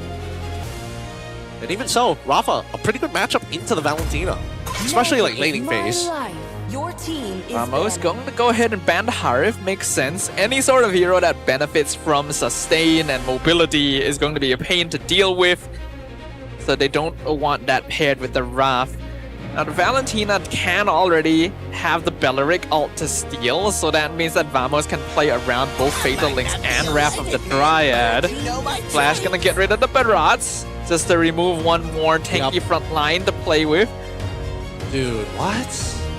Wait, okay, if they ban out, I guess it's good overall, but then is this to make like the potential opening for like Beleric going into the EXP possible so the pack can go into the jungle again? Because that's what it feels like it's moving towards to. I don't really feel like I like Pak in the jungle as much. I really feel like he reaches maximum efficiency in lane. There's very few heroes that can match his 1v1. I mean, true, but his impact is more felt on jungle because you can like fight anywhere on the map compared to just being limited in lane. Or like in EXP and maybe even mid when you get the chance to rotate over. Claude, the next pick for Vamos. I feel like it can still rotate pretty well even from the side lane though as a Paquito. You'll usually win against any opponent, so you can just rotate. Well, we'll find out here. Uranus going to get picked up. Dude, they don't have any damage. What are you talking about? What are we doing here? Okay. So now that we have like a late game scaler there, so basically Rafa is going to be the mid laner. And we kind of expected that. I think we all knew that was probably what they were going for. The Obsidia gonna make her debut. I'm not sure if I like this very much. It's a very late game scaling hero, so that means that Flash actually needs to wait for that late game, but then Vamos have a Claude? I think that, like, I'm trying to figure out, are they that worried about Siska's, like, counter pick at the very end? Is that what they're concerned about? It's like, oh no, if Siska gets Phoveus, it's over for us, you know? But it, like, doesn't matter because Esme was out the entire time anyways. I don't really know. Flash does have good heroes to pair with Raph, right? Like Beleric, Uranus, Raph, usually you will just never kill them. So that does cause some issues for Vamos if they're trying to set up early kills with Error 404, but if he just times it right and picks off Ukir, then it'll be the same as game 1. I don't know. It feels like both sides didn't want to like 100% commit to an early stage composition, and I think this is their best way to kind of play around each other, right? Right now, Ukir is going to be playing on Rafaela. There is Manix, there is some dedicated late game scaling for Team Flash, but it might be a little on the slow side. Oh, Well, we'll see whether they can achieve that goal of slowing things down, getting that scaling, and winning out through the late stage. Because right now, Vamos, one game away from taking this series and starting off the season with a clean sweep, and only Flash will be able to stand as their obstacle. It's time to see whether or not it's going to be a clean sweep or not. Flash has only one opportunity here to even up the score, and for now, Gary and Maddox are going to help each other get this leash down as soon as possible, and an early retribution being used from either side. No leash on the opposite end. At the lane matchups, this time Vamos will have that lane priority since, well, Valentina will easily clear wave faster than a Raph, and that means Error can go for the top lane, getting nice regen timing to keep himself alive. Nice, nice. But still, this is still a pretty awkward situation. He hasn't hit level 2 on time, and Natko is going to get some free gold here in the meantime. He can try to set up the wave for something else, but ideally I think he wants to hard push this next coming wave. Gary also going to be in the mid lane, not looking for a gank for now, just farming that litho. Team Flash has already lost a little bit of that advantage. This gold lane matchup is important since both are late game MMs. I'm very confused as to why. Man, I think that the emblem setup this time around coming in from Zorn might be a bit of a mistake, right? Like, I get Brave Smite as a means to kind of like keep yourself alive, but you need to kind of make sure that the mid lane gets cleared out at a reasonable pace, right? And now you're competing against two heroes who, again, clear the wave decently well. One has Concussive Blast, and I mean, these Shadow Strikes, what do you do, right? You have a healer mid lane with a not particularly fast clearing roamer, and you have no concussive. So yeah, you're right. Vamos already cleared wave quicker. Now it's even more so on their favor. Just see how much of an impact Zkeef is having on the map. I mean, I personally believe that Zorn just needs to get into the faces of the enemy team, right? That's kind of the only way he can kind of get some kind of control in this mid. Oh, all right. Some good damage coming in from Gary, gonna force Zkeef to actually, you know, get on out of there. But now Threemar gonna try and open up a map himself. Early game Flash does still have things to play for. They are very bulky, like we mentioned before. Threemar already have the heal flicker out. Uh-oh, is this guy in a bad place? He gets stunned. First blood to Ukir. And the Wrath of Dryad not able to let Vamos continue. Error already low. I don't think they should fight this. Yeah, Gary will get that turtle for free. Yeah, they're just trying to hold him hostage here. Pretty good play overall, I'm not gonna lie. Pretty good play. Especially since, you know, Ukir did a really good job at landing the Holy Baptism before Clawkun could set up for the stolen Wrath of the Dryad, making sure that it was almost a guaranteed scenario for them. So really well done coming in from Flash's side as they create a 1k lead. And you can see that Vanix finally making sure that he's even against Natko in this lane, which is good enough. Actually wins out as well. You can see he has a slight EXP lead, especially after this crab. And now the Wrath of the Dryad will lock down Zkeef. Atlas still level 3. Yeah, that's what happens. That's what happens when the supports start falling behind and they don't hit level 4 in the right time. It gets harder to play. Gary will steal that purple buff too. So now Team Flash in control. While the Raphael account not as efficient on non-flying clouds, still a very difficult lineup to deal with early game. Yeah, that's the perp stolen at this point. And now Arrow 4-4 looking to set up a gank on this top side. It looks good. It looks so good. Blazing Duet comes out. Vanix will back off. Luckily for Vanix, there were minions in the way, so Era couldn't just dive in. I was thinking whether or not he has enough damage to go for the dive underneath the turret, but then again, it's too risky, right? Hunter Bone would keep him locked underneath the turret, and he probably would have traded anyway. So safer just to move away, especially since the rest of his team has told him that Zorn was already on his way up there as well. Better to just walk. Oh, okay. So they're double waving Vanix for this. They gotta really drag out this game, huh? I mean, it's working out so far. Threemar literally cut wave in front of the inhibitors down bottom as well, so he's gonna have a lot more freedom to move around compared to Siska. And we already saw the numbers advantage playing a role in the previous game. Team Flash are officially in control. Oh no, Siska, he missed out that one minion! How did that happen? I mean, it happens, but like now it's a slow push. He needs to quickly head on over to the turtle side and contest for mid. 2k gold lead, 2 kills for Flash. Actually a pretty sizable gold advantage at this point in the game. I don't think Vamos is gonna try and walk off. In fact, Ever has to retreat just to secure his own orange. Nothing much you can really do about that. And I think it's fine, right? Without that early lead, without that early turtle, and most importantly, without first blood, Team Vamos, they're just going to have to wait for Air 404 to complete first items or really find an isolated target who's truly by themselves. Because at this stage, Gary has done a very good job at not only wasting his time, but the counter jungling as well. It's level 9 to level 6 so far. That is the benefit of a Rafaela. You should be abusing that mobility. Nako just barely dodges that Hunt of Bone. That would have been disastrous for him. But now the taunt onto Zkeep into the Wrath of Dryad. They're taking out the Atlas before he can do anything. That's so sad. Zkeep, he didn't know. He didn't know what was happening. Zorn ripped that ult inside of a bush and you just don't see the animation before it's too late. So it's very sad, and Vanix needs the wave, my guy. Gary gonna eat some damage here, but this time he is actually ahead as the Paquito, so becomes exponentially more difficult to easily pick off. Vamos now playing from behind. They're gonna have to figure something out. Yep. Flash, they get the tempo this time round, and I think they're using the tempo much better than they did in game number 1, right? They're finding the cleaner openings. They're making sure that they're taking their time with a lot of their movements across the map, because unfortunately this comp takes a little bit of time to get online, right? At this point, Gary is kind of the only early game proponent other than Rafaela to start, looking for picks across the map, but now Vanix getting involved here for some reason. Wait, do they not realize that Aero 44 is down on the bot side of the map? Doesn't seem like it. They're more focused on getting the side lane pushed on the opposite side, set up for the turtle. Vanix did just finish his Sky Piercer as well, so that's probably why he's joining the fights, to see if he can get some cheeky stacks early. He still needs a little bit more farm, but now able to actually net themselves another tier 1. Unfortunately for Air 404, he did not want to commit a little bit further for the next wave, but look up top side. Ooh, Fatal Links, they've caught someone. Dreamar, Deadly Magic, he flickers out, but surely he ticks down. Yup, Error finally finds a kill, so they will give up another turtle for it, and Ukir just gonna bring Dreamar right back. Oh no, I died! Oh, what a doozy. It took 4 of you to deal with me and all of your ult, and I'm already back. So anyway. So, how was your... weather's great today, good boys. Like, this is the frustrating part about Rafaela, right? It feels hard to punish people's timings, especially when your opponents are able to just get brought back to life, and then you're immediately back on the proxy. I think Vamos doesn't really have a choice. They have to wait for late game now. Nako is really their only answer, because even if Error gets an execute, yeah, Ukir will just bring them right on back.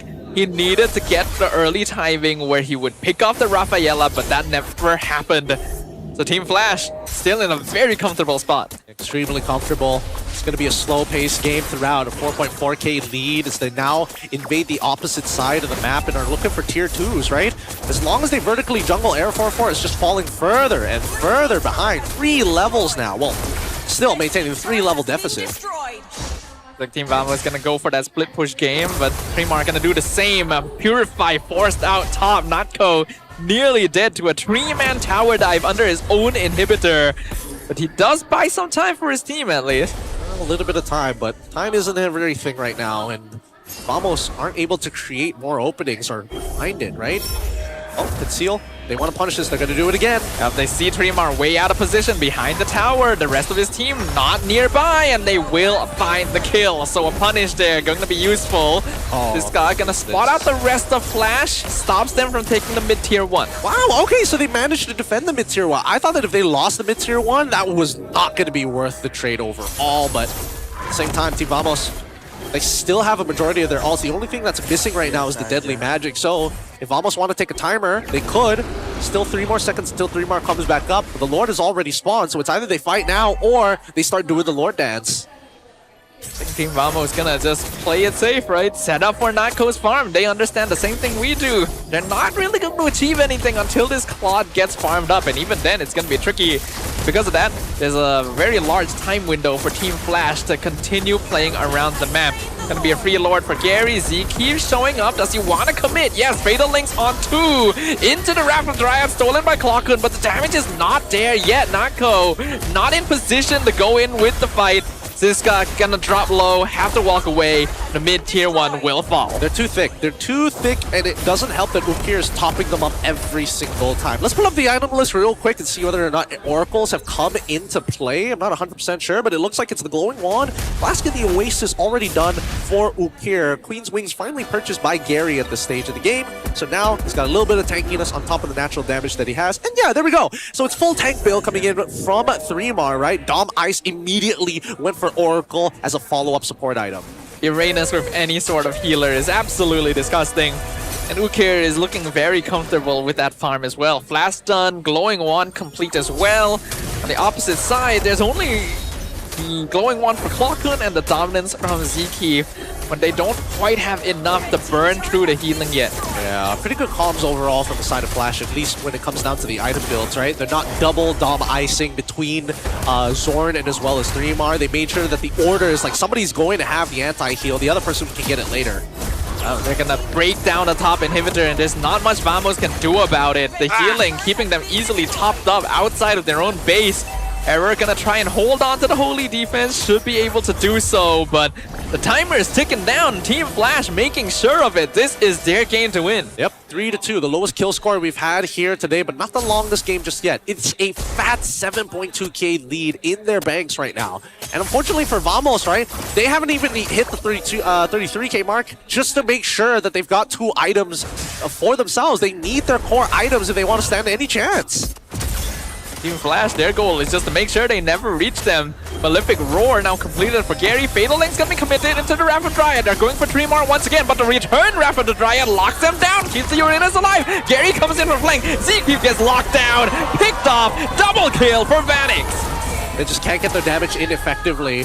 They really can't. They're coming in one by one. I mean, like, Zeke made a play, sure, Siska follows it up, but Natko just doesn't have enough damage to make it work. Same goes for Air 4-4. I think we could be looking at a GG angle here. Still all 5 alive versus 3 on Vamos, and the minion waves are still streaking in. Not enough damage to burn through the Raph healing. That bottom inhibitor is not long for this world either. Vamos' base is naked. Very naked. No inhibitor turrets left. Super minions have come into play, and Ukir goes for an Ice Queen's Wand. If Team Vamos' life was not already difficult, that would make it so hard. Oh, dude. How do they win this? How do they win this? I can't find an angle for them. I feel like Arrow 4-4 has to make something happen, but no matter who he goes on, there's like some direct counterplay. I don't think he has enough damage to one-shot Gary.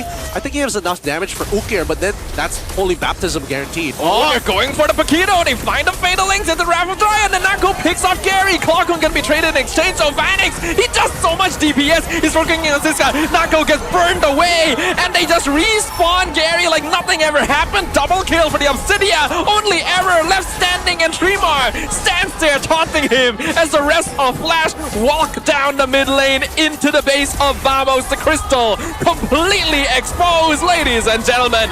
We are going to another Game 3. Great comms here. Amazing comms, in a matter of fact. I really think that this time round, it was much cleaner the way that Flash intended, and I think this is where they feel the most comfortable overall. Healer comms are very good at oppressing early game aggression and taking control of the tempo right from the get-go. How do you get early game snowballs if no one ever dies? It's hard, and it honestly surprises me again why we don't see more healer drafts. I think that in this particular case, I think it was used well. I don't know how often they're going to be able to find this, if I'm being particularly honest, right? Because again, it was one of those matchups where at the very least, Vanix knew that he was going to eventually scale to the very end. But it also means that a lot of resources were actually shifted to his side of the map. Like, this is a very traditional style of Mobile Legends that everybody who's been watching the scene for a while, it looks like, 2 seasons ago, that would have been exactly the play that most people would have been making. I think that is kind of a standard, though, for MPL SG as well. They do tend to play a very standard style of MLBB, so you may as well bring that over when you're bringing Vanix into the fray, and they seem comfortable with it. This Rafaela makes a big difference, and anytime you see that with Belleric Uranus, you already know, yeah, there's no way you're losing that early game. Yep. And I think that you got to be careful, man. Let's look backstage to figure out who are MVP of this game. Because let me tell you, a lot of different options here, but only one of them is the most valuable player. Give it up for Vanix this time. Able to not only, despite the early recall, was able to pull himself back to make it into the late game to guarantee the win. He got a very early Sky Piercer and was able to join fights and get stacks on it quite easily. Normally, Obsidian takes a lot longer to come online, but when the game accelerates to this extent, he becomes a mid-game threat. Yep. Also, it really helps that he's got, like, I don't know, at this point, 3 supports. One to peel, one to heal and give movement speed, the other one to kind of set the fights. Like, he's got it all. There's no one really on Vamos' side that can actually threaten him. You might think, okay, error, but he can't jump in. He doesn't do enough damage anymore at that point. Yeah. And he has to get through the beefy front line. I mean, he also has to get through the holy healing as well. Because it's like, oh, unless he goes for like a full damage build with like Lightning Truncheon or something, there's like a high risk that as soon as he tries to go for the hat trick forward, bam, gets hit by like an engagement from Zorn. Or worse yet, just the Holy Baptism, which is a pretty big deterrent in and of itself. You know what? This also means that the Valentina Harley opener is a 2-for-2 loss today. Yep, it's not great. Doesn't seem like the best choice. Personally, I don't like it. I don't mind the Valentina showing up just to be able to steal one ult, but I would like it to be paired with the proper things. Like, you know, if it's Beleric on the opposite side, you want to get Atlas, like, pretty confidently. Atlas, Valentina makes a lot of sense into your comp, and then you can start alleviating some of the other lanes like EXP. You don't have to be hard engaged anymore. You can start looking to play damage. It keeps your DPS options still flexible as well, because Exactly. I'm pretty sure Flash decided to go for the Rafaela here once the Harley showed up, because like, yeah, what's he gonna do? What's he gonna do? Kill me? Like, no. And especially since, at least, I think most people tend to forget the overall objective of Rafaela, right? Not only can she boost you up and heal you, but it also makes it very difficult if your composition doesn't have any form of hard sustain. And I think that was the big issue that Vamos dealt with. Every single trade, it's a recall. Every single trade against Flash, oh, I'm just gonna stick in your jungle. I'm gonna go to the opposite side and start stealing camps, right? There's a lot of things that they can do overall just because of that. Gary, he doesn't necessarily need to be able to care, but as soon as he got that War Axe, it didn't really matter, did it? Gary didn't even really need to do much this game, because even without the damage, you just survive everything Vamos throws at you, right? You can see how much slower they're able to get their items, and that Dominance Ice came out like 9 minutes in. Before that, there's just one source of anti-heal, which is not enough. I mean, look, the second one came in much later, and I mean, the Glowing Wand also was, you know, one of those items that had to be rushed as second. Somebody had to get the anti-heal. And unfortunately, in this particular case, all right, 3mar had to do it. I mean, he's perfectly fine doing it. Just get the Dom early, then the Oracle second. I mean, it's not ideal for an EXP laner to be the one having to go out of their way to get first item Dom Ice, because that does nothing for his lane. But he also understands that, like, dude, I'm up against Siska, like, what am I going to do against Esme? He doesn't need to do anything in his lane. Yeah, That's the thing. Yeah, he just exists. He just They will has to exist. both naturally never kill each other. So why not?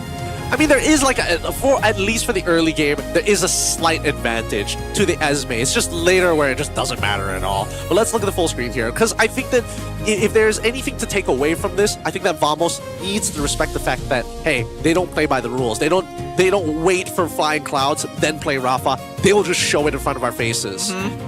You can't overcommit too quickly in this draft. We should know this by now. It's Coach Pavs. Yes. He knows how to draft. He has ideas. He's got good ideas. He's got very, very good ideas. And I think, unfortunately for Clawhood, man, the choice of alts in this game is really, really tough. Because as much as you want the Wrath of the Dryads, you gotta put yourself in a pretty dangerous position. I would have argued for maybe even taking the Holy Baptism in certain cases, or better yet, just getting the Hunt of Bone to ensure that whoever you are killing cannot run away for free, but that's where Rafaela kind of denies that option, right? Boost the movement speed, doesn't matter anyways. It creates a lot of argument to start with the Beleric over the Atlas, because it's a lot easier for Valentina to steal Fatal Link, you know, grab people, just dash out. But when you steal the Beleric ult, then yeah, you are at risk. If there's someone who can deal a lot of damage with auto attacks, if Falcon decides, hey, I'm gonna ult Vanix and then die, it's a lot less valuable. It is a lot less valuable, but I really think what it really boils down to is whether or not you have like concussive blast, right? And I think that's the main issue for like the early stage. I think that Zorn here, as much as I like him going, tenacity on top of having like the Brave Smite, I think it would have been slightly better to go Concussive Blast while still holding on to the tenacity, just so that they can kind of keep up with everybody and they can start this snowball like very, very early on. Maybe they wanted to double down on the sustain, right? I don't know. I think that unfortunately this is where Obsidia comes into play, where she requires so many resources that you just kind of have to cover her lane if you see the team moving in that direction. But in this game, they didn't really need to do that very much. After the initial stages, they had already controlled the turtle fights and meant that Vanix could farm a lot safer without really requiring team intervention. They did, but luckily a lot of those kills actually fell into Gary's hands, right? I think that if it fell into Vanix's hands, did they? He was able to pick up assists at one of those kills as well, okay. Yeah. Because again, the gold lead ended up being Paquito early on, and then eventually everything just went into Obsidia after they cracked open that first tower. Because they just didn't really do anything about them moving as one, taking tower by tower, right? You literally saw them move from top to mid to bottom and get all of them. That's what you hate about healer comms, man. What are you supposed to do? Just what kill do you them. Nuke them. Nuke them. Like, get, a Farsa. I wish it was that simple.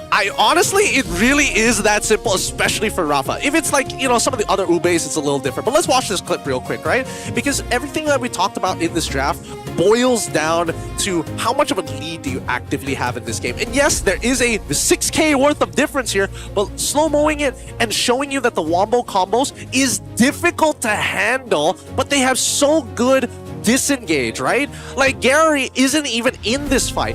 Vanix didn't even have to use his Purify because all he has to do is trust that the rest of the team will stop the major damage dealers from Vamos' side. Worst part is that they're playing a very traditional front to back, right? Like, Natco wants to be able to kind of find a flank angle, but he can't do that without the Hunt of Bone out of his hands. And if Vanix is able to connect with the Hunt of Bone on anybody, they're basically as good as dead. It speaks to a level of desperation where Vamos has to commit multiple ultimates just to try and kill the Uranus and not succeed. If not for the Flicker taunt, then yes, they would have taken out Tremar, but then they have nothing left for the rest of the squad. So it's only insult to injury that Tremar survived all of it in the end, right? 7K goal lead kind of does that to you. It does that. It definitely does that. And it also really sucks that they ended up losing so much more for it, right? Like, Nako had the BMI switch positions. He ended up losing his Purify because of the counter Wrath of Dryad coming in from Zorn as well. I just think that Vamos had a pretty good idea of, if there's anybody we can punish, it's got to be Tremar. It already worked 2 times. What's the 3rd time? Like, it's the only choice they have. If they can at least pick him off, then maybe they can do something. But even that is not necessarily guaranteed. So at this stage, it's very difficult for Vamos to salvage the game anymore. It's super hard. And Team Flash, gotta give him props, right? They played this correctly. They knew how strong this draft would be early on. I do agree that Concussive Blast would have been a little bit more useful, would have gotten them off the ground like even sooner. Yeah. But trust the process. Gotta trust the process. I think smart, because again, Hunt to Bone, I think, was probably their biggest problem. Because no matter what, you can't snipe the guy if, you end up trading yourself. And worse yet, majority of the people who go in and out of fights require on their mobility abilities to swap places like BMI, or even, Harley as well, going back to his hat, things like that. As soon as they try and dive in, Hunt to Bone comes out. It doesn't matter how good you are, you're dead. It's very rare that you see Obsidia these days, but this is one of those games where, it makes total sense. You have more than enough bodies to keep you alive and delay the game for you to scale, and multiple heroes that want to dive you to pick you off that you can threaten. Which brings us to game number 3. I'm trying to, because again, now that Flash has done this like weird stuff with Rafa and there's no clear indicators of when they're going to throw it, it might mess with like Vamos' head a little bit coming into this next one, right? Like imagine putting yourself in Vamos' position. Like, is he going to do it again? Is he all of a sudden going to go into the Paquito? Do we ban out the Paquito so they don't have a strong early mid, but we still have to deal with Rafa anyways? Is this like specifically a cheese pick, or is this something that Flash likes to go back to? Or do they have other drafts that they can play, right? Other healer comps, other non-healer comps? Remember, they did mention that Vamos had previously lost 4-0 to them in a scrim. That may have been a while ago, but perhaps this is an indication of how that may have happened. Maybe they just got out macroed overall, right? First interaction could be everything. considering everything that has happened in Game 1 as well as Game 2, it came down to that first turtle. Whoever wins first turtle has won the game so far between them. I will say Ube is pretty good at dealing with scattered team fighting. You know? If you want to try taking 1v1s, they're never going to be alone. With that being the case, though, both of our teams are exhausted. They're going to go on a short break. And when we come back, the conclusion of this series. More Mobile Legends action right after these messages. Hello guys, welcome back to Courtside Interview. And you're with me, Poji. And here with me is a special person, Venix. How are you, Venix? I'm good. Looking good, looking sharp. I can see that you're getting, slim. Is there any secret behind that? Just eat lesser and exercise more. Exercise Eat healthily, more. yes. Alright, Venix, it's your opening match and you're going against the runner-up of Season 17. So how did Flash recover from Game 1 and win in the second game? Basically, the first game we weren't well prepared enough and we just treated it as warm-up for us. So second game we decided to go back to how we usually play, and that's how we got back into the game. And yeah, hopefully we can win the third game. So technically you just consider the first game is a throw game? Not really a throw game, we are trying, but this is our first day in MPL, so it's technically getting used to the environment. Talking about the first time in MPL itself, your team consists of 3 different regions, which is MY, PH, and Singapore, Malaysia, and Philippines. So how are the comms be like? Is there any difficulty to communicate among the teams? So far for me, no difficulties. They comms in Bahasa Melayu, but I'm not able to comms in that. But I'm able to understand what they are saying. So maybe you can share a bit what did you learn in Bahasa? Aku boleh fast clear, datang mid. Something like that, push mid or datang mid. So macam, you can understand. I believe by the end of the season, you're going to be fluent in Malay. Hopefully. I'm trying my best to learn also. Alright, for Game 3, so what's the most important thing for Team Flash? To secure the game itself? Is there any other secret recipe? I think the main key is to start arrow fall down. He's the main carry of the team, and if you're able to do that, we can secure the game. So punish him early. Yeah. That's the only key. Yeah. So about the other teammate, not so much. Still punish because it's a team game, so you must punish everyone together. Then you'll end up punishing the carry. Yes. Technically, punish the carry. Yeah. Right, okay. Is there any other final word before we throw to break? Maybe your prediction for after this. My prediction? You're gonna end it fast. 10 minutes end. Hopefully we can win the third game. I don't know how long it will take, but hopefully we are the winning team. And also hoping for you guys can prove something that Flash gonna do something and win the fan trust. Hopefully. Yeah, hopefully. Alright, itu saja daripada saya dan juga Venix. Kita akan tengok sama ada Venix mampu buktikan lepas ni. Nak lebih power? Jom!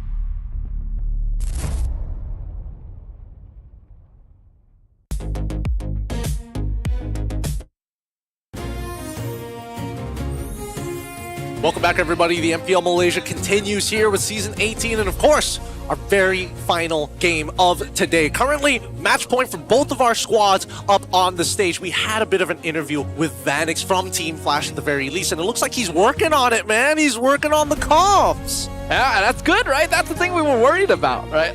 Whether or not Flash would be able to communicate properly, since they literally have 4 different nationalities in a single team. And it goes to show that they are capable, especially after that previous game as well. Gotta have solid comms to play something like that. Yeah, really good work for them. And it really helps when you're the person that they're trying to cover anyway. So really, it just comes down to like, as long as I don't mess up, it can't be that bad. And they did a good job. They have a bit of a solution to what they were working with, but now, I don't know if they're going to get the same draft again. And Vanix also mentioned that if Era 404 doesn't get a good early game kind of slows down. And I don't know, does that mean that Era 404 is the main shot caller? Because I would imagine that Clawhood takes that leadership role straight away. I don't necessarily think it's an issue with Error, but an issue with Vamos as a whole. Really? I feel like they as a team are kind of snowball dependent, actually.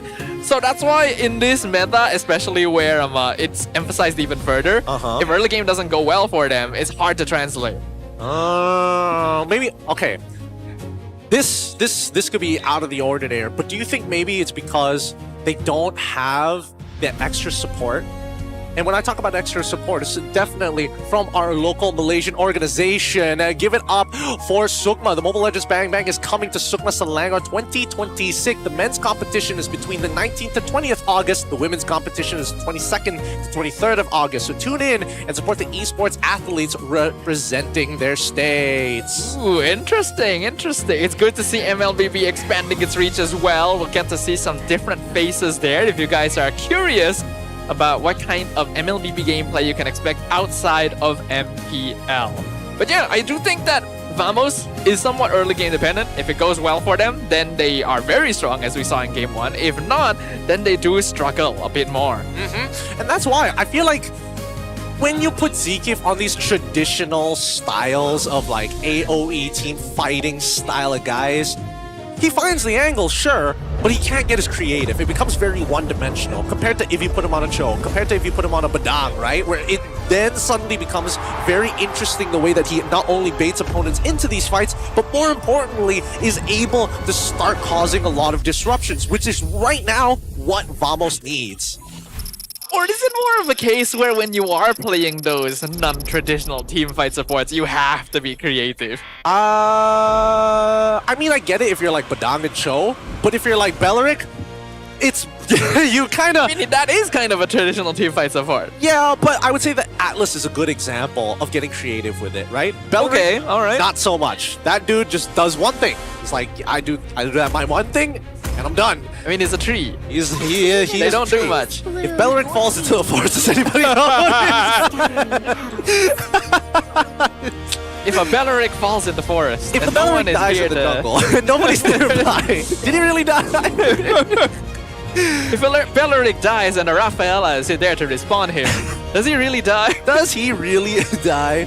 Alright, it looks like it's going to be kind of the same thing. Wait a minute. Freya's please. Open. Dear God, get rid of Freya. Ban Freya. Please, anything. Ban the Valkyrie. Yeah, I like, as much as I hate to see Melissa or Paquito, I think that Freya is just too good to give away. Like, what are we really doing? If Flash does ban Freya, what will Vamos first pick? Do they want to go like Atlas, or do they want like Paquito or Belleric? I think it would be Paquito to see whether or not Flash decides to go for like a Valentina +1. Okay, there we go. There it is, the Freya ban. Let's see if you're right then. Is this a Paquito first pick for Vamos? Oh, wait, there's still Barats. Oh, yeah, you're right. Just in case. Wait, double check the bans again. All right, the Marcel's also banned out. All right, there we go. Melissa actually being the first one here. Interesting. What would you be attempting to counter with Melissa? Now, this is a marksman that has AoE, so a little better at dealing with Ube if Flash does pull it out. I think also, just to deter assassins, right? oh, if I go for Melissa, that means you pick Paquito on the opposite side. At least once I hit level 4, I don't have to worry about you one-shotting me. That's fair. That is the reason why this hero gets banned out in first phase so often too. Yeah, but then again, I mean, they've done all these, they've gone through the work of getting rid of both your Rara and as well as Fanny. So really the only assassins you really have to worry about in most cases generally leans into, wow, this is the first opener? Oh yeah, it is Flying Clouds. God damn it. But like they immediately try and flex. The way that Flash is using these flex picks is interesting. I don't really think this is a flex anymore, man. This is very clearly give it a moment, see how Vamos responds. Because I feel like knowing Pobs, like he will wait. If we learn anything from game number 1, he will wait until the very end until he shows the entire composition. Alright, sure, but you're doing Raph Belleric, you know. I don't see you branching out particularly far. Hey, Belleric goes into the is EXP. Gone. Yeah. So they have to fill in that slot with something else. Okay, so they immediately lead into the Atlas on top of the Nolan. I'm actually all for this because now with Nolan, now you have a way to punish this Rafa. It's like walk up too close, you're dead. Yeah, this is early game standard from Vamos, and Nolan is one of the faster farming assassins in jungle nowadays. So Vamos still trying to play for typical style, go for those early game kills, try to stop Flash from scaling, and take over the game. Last pick here for the first phase for Flash. Are still thinking about it. I think Paquito probably should be the go-to here. Keeps their composition hyper flexible. Agreed. Unless they want to like reveal anything else. I mean, they could wait until Red 4, but then might as well not risk the bans. I think Paquito is just too strong to let go, unless they go for like, what, Atlas or something? I mean, it has to be a direct counter to like the Melissa. And I think that's the big issue here. Okay, Obsidia, sure, but I think now Vamos needs to get rid of anything that can get on top of Melissa. So they need to get rid of things like Lapu Lapu. They also need to get rid of, like, ideally Farsa as well. They get rid of both of these, then Melissa becomes a lot safer to play. You may have to hedge your bets just a little bit. Like, believe that the Rafaela is going mid so that you can spend your bans on something else. They will get rid of the Esme, which makes sense. Now that Uranus is gone, Esme would be the next best pick for EXP lane combo with Raph. I would imagine they just play the Barats, right? We'll see. This could be the next follow-up ban coming in from Valdo, but we'll see in a little bit. I think that Flash still correct idea, getting rid of the Zushin and make sure that they can't, like, you know, get away with absolutely everything and making their composition a lot more sticky on the side of Vamos. Do they also get rid of the Eudora? Do they need to get rid of the Eudora? I'm pretty sure that the Eudora. I'm pretty sure Rafa outranges the Eudora. Maybe like Lilia or something. Oh, that's actually a pretty good one too. Because like Flash is mostly afraid of like zone control, consistent DPS mages. They ban Barats? Okay, sure. Let's make it volatile. I'm down for it because it feels like Flash is setting up for the for the Lapu anyways. Paquito is somehow not banned. Yeah. So actually, the Barats ban could be Flash saying, hey, we're gonna play EXP Paquito. I think no matter what, even if they ban out the Paquito, it doesn't matter because Harley's still available, so they go Harley, Red 4, and then Lapu at the very end because unfortunately for Vamos, I don't think they can take it for their composition. Okay, so what? This is Pac or Yishin Shin? Yishin Shin is a possibility, but I think you may as well grab Pac at this point unless you want to play Alice with Raph. Alice with Raph? That's also not a bad idea as well. They go for the Pac, safe. But it's that last pick. It's the last pick that is going to determine everything here. Now, Vamos, please, show me Farsa. Show me Lapu. You need some way of just taking the Obsidia out. Yeah. Without any questions asked. We need to zone him out. And at the very least, you have like anti-CC. Oh, wait, no, but then you could jump and still get hit by the Hunter Bone. Maybe it's not the best idea. Ah, man, how do you...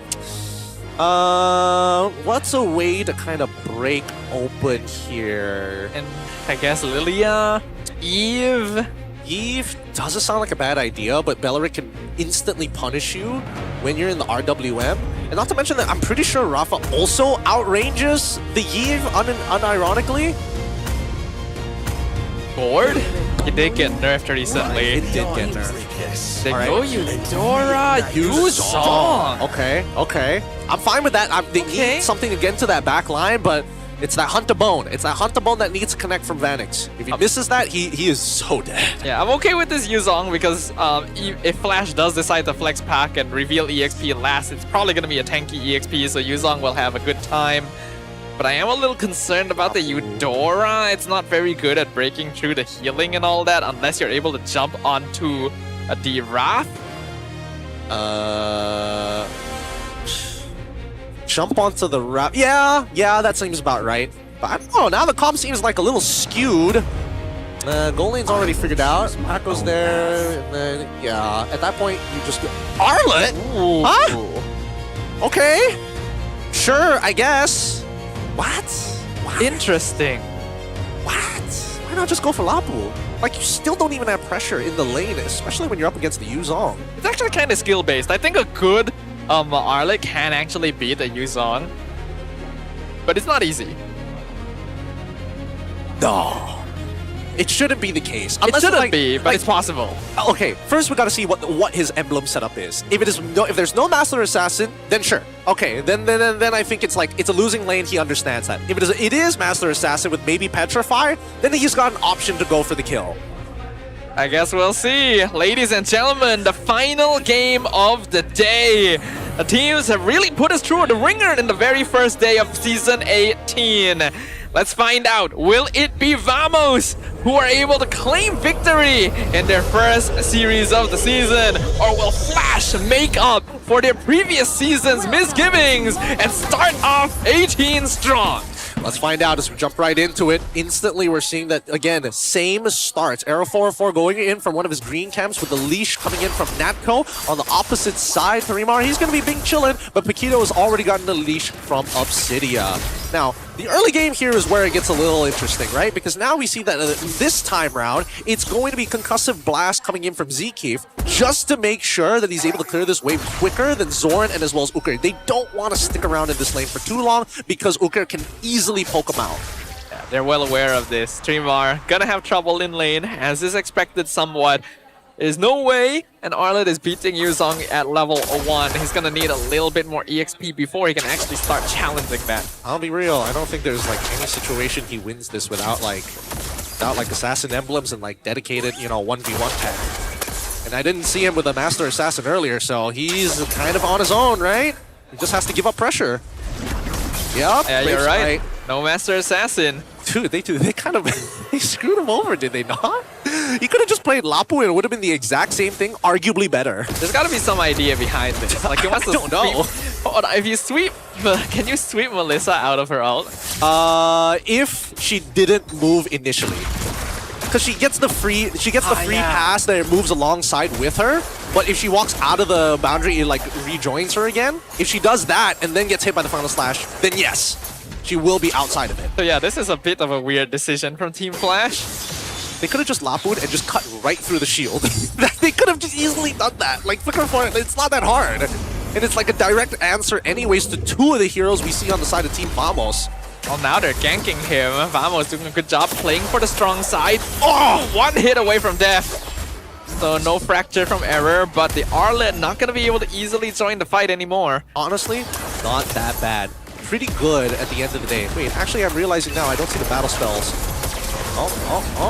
There's the ambush on the raft that we mentioned. Okay, we'll be able to sustain, but here comes Natko, the flank, and the full collapse. Double kill for Siska, the dream of every Yuzong. Oh yeah, 2-0 right now. Good play on his side, and now he needs to go even further. I mean, he's basically won this lane. There's no questions asked. Yep.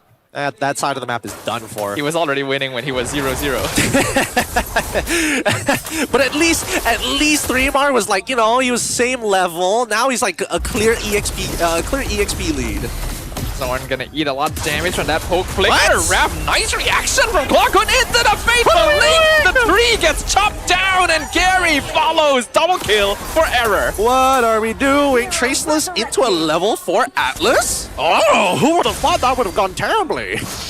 That was wild. That was really, really wild.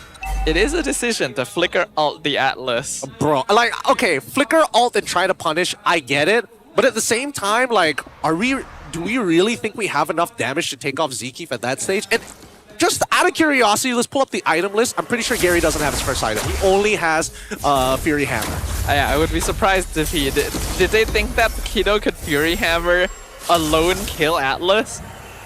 That seems like a bit of a miscalculation. It definitely was a miscalculation. But now, it's the... Oh? Huh? Okay. Huh? Okay. Ba-da-ba! 3 more! Excuse me! Give it to him, Era 4-4. You deserve to smack talk him. For sure. And Siska, he played that perfectly. He literally just was so patient with his Petrify. He could have let the Petrify loose at any time. I don't know what that Natalia did to Trimar, but he clearly was not happy with them. That's Natalia. This game is going downhill fast. It is going downhill, and I don't think there's a recovery point for them.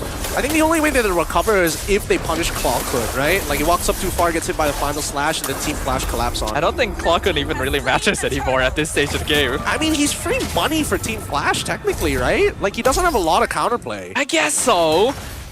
But it's not going to be easy when you are 3k behind at the 4-minute mark. And that's why you got to go for their squishier targets. Like, Arrow 4-4 admittedly is hard to catch because he has a lot of mobility, but Clawkun and Natko, like, I mean, Natko a lot harder because of the Purify, but Clawkun seems to be like the only viable target. The thing is, Clawkun is very good at positioning himself. I don't really think he ever puts himself in a bad spot unless he's playing like Valentina Engage. Or Kimmy. And even that is quite rare. Kimmy is a isolated experience. It's one of the... We don't talk about Kimmy. We don't talk about Kimmy. Clawkun doesn't even talk about Kimmy? I've never heard of Kimmy. Exactly. Put him on a Sicilian and then we'll talk. It's not Kimmy, it's Kim Yu. Oh man. Now Era 4-4, 4-0-1 so far. Currently 2 levels against Gary at this stage of the game. And honestly, Gary was supposed to be the one who has the advantage in these early situations. He really should be here playing on Paquito, but this is the strength of the Nolan as well. He farms really, really quickly. He can fight very early on and capitalize on these sort of misplays. When you got Catch in Zcube and Clawkun, it makes it even better. Yep, it also doesn't help that Team Vamos has already cracked open 2 tier 1s on both side lanes. So really, in terms of like keeping up with the pace, oof, Team Flash, they're the ones who have to answer the questions. Yeah, my first question is going to be, why Arlet? Why? The next question is going to be, oh, Trimar tries to push back. He just barely gets out. Clawkun flickers in and thunders him to death. Electrocution is not fun. Oh boy, oh boy. I really thought Arrow 4-4 was going to get punished way harder there. I'm surprised that it worked out really well for him overall. It's a little sad to see that right now on a technical level, Vamos is just mechanically outplaying them. Like, there's no deep analysis to it. No, they push buttons better and faster. And we talked about this, right? If Vamos gets early game, they play really, really well. And that's why Team Flash tried to win against them early previously. But this time around, not giving yourself EXP lane priority is rough. Now, I don't blame him too much because you don't really get EXP prio against Yuzong, but, no, but there were better options. There were better options. Like, why would you play Lapu, dude? That's all you needed to do. No one ever remembers Lapu. What do you mean? Everybody remembers Lapu. Who's played in MSC and GOM. So, like, there's plenty of data out there that supports that Lapu does pretty well into the Melissa matchups. Or not even just Melissa. Minimum Eudora. I guess they forgot Lapu. I don't know whose call it was. Not the greatest. Not the greatest. But they can still recover from this. I am trying to think of, like, what is the Arlet supposed to do here? So what the Arlet is supposed to do is to take advantage of big engages, right? The big engage here, because every single time CC connects, he gets another, he just basically gets a free target to go for the free dash, right? Uh-huh. So he's supposed to be a bonus outlet of damage. Well, if that's the case, there's definitely better options. I mean, look, it's what they chose at the end of the day. I can only talk about this so much, but I think it's not impossible for them to make a turnaround actually happen. Like you mentioned, there are some weird interactions, like number one, if the go away from me is still available, can he actually pull Natko outside of it? Yes and no. It's really situational, right? But then you have Zorn who has a taunt. So technically, you can actually make something happen here. And better yet, it can happen on 5 different people, giving Trimar the space that he needs to just hop around in circles. It's true that if Trimar and Zorn can get that combo down, it will be a lot of lockdown and a good amount of damage as well. But the later it goes, the less likely they can actually capitalize on that. Like, if Team Vamos gets to the 10k gold lead, then even if they are caught in the 5-man Wrath Dryad final slash, I don't think there's enough damage to actually finish them off. I disagree, because after what Yangon Galacticos did with Ying on Arlet, like, nothing's impossible at this point. Yeah, but Ying didn't start like this. That's also true. That's also very true. To be fair, at least they had like wombo combos to work off of. Here, it's a lot harder to make these wombo combos actually happen. And so far, Flash have been the more passive team. This mid lane Rafaela is hurting them so much right now. So much. I think they locked in on it a little bit too soon, and even then, like, why ban Barats? Why do we? Yeah, I really could have picked Barats. Like, they could have gone red for Barats. They're gonna Fatal Link Zorn. He flickers over the wall, so he's fine. Team Vamos don't really mind throwing resources at this point. Yeah, they're gonna throw as many resources as they possibly can here, but honestly, I think this is just a losing game, right? They don't have any way to deal with Natko. As soon as he gets muddles up and starts auto-attacking like a minion or a turret, it's kind of over for them. Gary's looking for the flank, but... Oh, he found Error! Oh, Error dodges it, and now Gary is in no man's land. What you gonna do now, Mr. Punchy Man? Actually, you're totally fine. Team Vamos doesn't even care. Yep. Don't need to worry about him. Punchy Man can only come from behind, and now you're gonna have to come through the front, which is technically, arguably even worse. Look at Natko. Gonna zone you out. What are you gonna do about it? So early that the Holy Defense is still up, so the Lord is not too much of an issue to handle. Gary not really able to farm anything. Flicker Fatal Link, they catch the Punchy Man, and you don't bring your fist to a sword fight, or whatever it is Nolan's holding. Actually, I'm not sure what exactly it is, if I'm being perfectly honest myself, but here we go. Next siege. Oh, here comes the Black Dragon form. Oh, they do get the shutdown on Error. They pushed him into the tower, so Final Slash did something. And now Gary's going to be stuck outside the base. Oh, they get the baptism. Gary gets locked down. Killing spree for Siska. Zorn drops low. I don't think Vamos should dive this. Hunter phone does connect, but Vanix knows he can't go for that. He has to Purify to survive the Shower Residue. Oh, good Purify, good Purify. That Shower Residue is about to kill him here. Oh, out of slash. Fremar goes back in. Purify. Nice timing on Nako. He finds Zekeef though. Zekeef gets caught as a bit of a collateral. So Vamos actually gives up more kills than they should here. Pretty huge. I'm not gonna lie. Some pretty huge shutdowns. Yep. Pretty huge. Oh, this guy's dead. The flickering comes. Siska goes back in. He misses the Dragon Tail. Now Tremar goes in Final Slash shutdown from Vanix. He finds the kill on Yuzong. Tremar on 1 HP. I told you anything's possible. It's Vamosable. It's Vamosable again? Dude, I was already giving the Yangon Galacticos some love, man, after what they did with Ying on this Arlet. But I think this one was arguably a little crazy to see because Siska, right? He's saving the empowered auto attack to jump in. He jumps, right? Tries it. Loses it, the empowered auto attack. He loses it at the worst possible time. If he triggers it, 3mar dies, and they also get a free kill on onto Vanix as well. That's definitely happened to me before. Yeah, dude. It's upsetting. It's so upsetting. He had it. He was about to make the play of the day. He was about to be that guy. Every Yuzong dreams of being that guy. But then your unpowered auto attack takes it away from you. Right, Siska gonna zone people out first. Okay, they got the Black Dragon form out. Might as well cancel it early, just to make sure you can start the cooldown as soon as possible. You know, thinking about it, should we still call it Black Dragon form in this skin? Dude, I don't. Like semantics, do they matter? I would have imagined that. Oh, thank you, Zipper, for showing it. But yeah. I think most people can agree that it's a skin at the end of the day, and unless the skin changes the name. You know what? Even if it does change the name, I'm still calling it Black Dragon. You know what? That's fair enough. It just sounds cooler anyway. Yeah. I've also realized that there's a lot of skins that actually change the name, and I don't want to deal with that. They do? They do. Wait, I'm not aware of this, actually. I'm not even kidding. I'm not even kidding. Such as? Ken Cho. Oh, you know what? That makes sense. I never actually checked that. Yeah. There's a lot more of them. I was talking with the rest of the boys in France the other day about it, and we all agree. Let's just stick to the regular names. Yeah, let's just pretend that we never found that out. Oh, here we go. Ignorance is bliss. We can see Obsidia does actually do some damage now. So Siska loses half his HP diving in. Famo still has a strong lead, but they can't let this last for too much longer. Yeah, I think it's a little too tough right now. The whole team is designed to peel at this stage. Like Gary, he's not even trying to assassinate anybody anymore, right? He's just with the rest of his team. They just have to play around Natko and what Natko can do.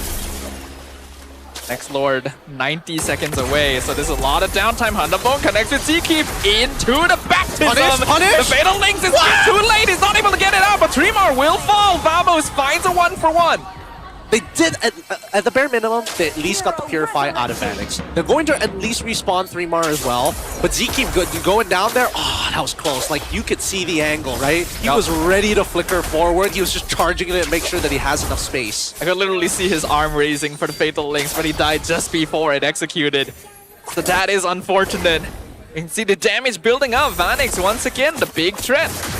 Yep, can't really do much about it. He is stacked up like a thick boy. At this stage of the game, the 5.9k lead not really going to matter too much, but for Team Flash, they're going to hit the 42k mark, which does tell us that their cores are going to have at least 3 items. Bare minimum, arguably 4. Flash can start walking out on the map now, and that probably would have given enough itemization for Ukir to keep his team sustained. Vamos' burst style is not going to work for too much longer, and we know that Yuzong falls off. Yep, he does. Actually, Zipper, could you pull up the items real quick? I'm curious what 3mar is building right now. Because I saw him build War Axe, and then I think it's going to be, generally speaking, like all tank items from that point onwards. Maybe like a Queen's Wings, worst comes to worst. It should be, logically. I guess we have to wait a moment for Tremar to show up on screen. We'll eventually find out. We'll eventually find out. Full build already for the majority of the members from Team Vamos. Even Clawcode is like on, waiting to get that last item. Man, they actually do this really quick. They went in for the Petrify combo on Vanix, but he's able to get out, and Fatal Links purified away, and Nako will take out Zorn. Find a Hunterbone here. How did that miss it? They got the stun on Vanix. He's still alive. Gary tries to delay. 3-man final slash just to escape. He tries to flicker back home, but Vamos not letting it happen. Zkeep attempting to chase down Vanix, finally finish the job, stop him from clearing the minion wave, and allow Vamos to rush their way in and take down the crystal. Did Siska sidestep it, or did Vanix just miss the Hunterbone? I don't even know, man. I know. What? This guy clearly has lost some weight. What? How does that not hit him? How does it, like, did Yuzong have a tiny hitbox? What was that? What was that? I thought he was so dead on. He's got a snatched waist. What do you, like, I thought, man, I can't believe that's the weight that they end up losing here, but at least Flash, they're not disappointed. They're like, okay, we showed what we could do.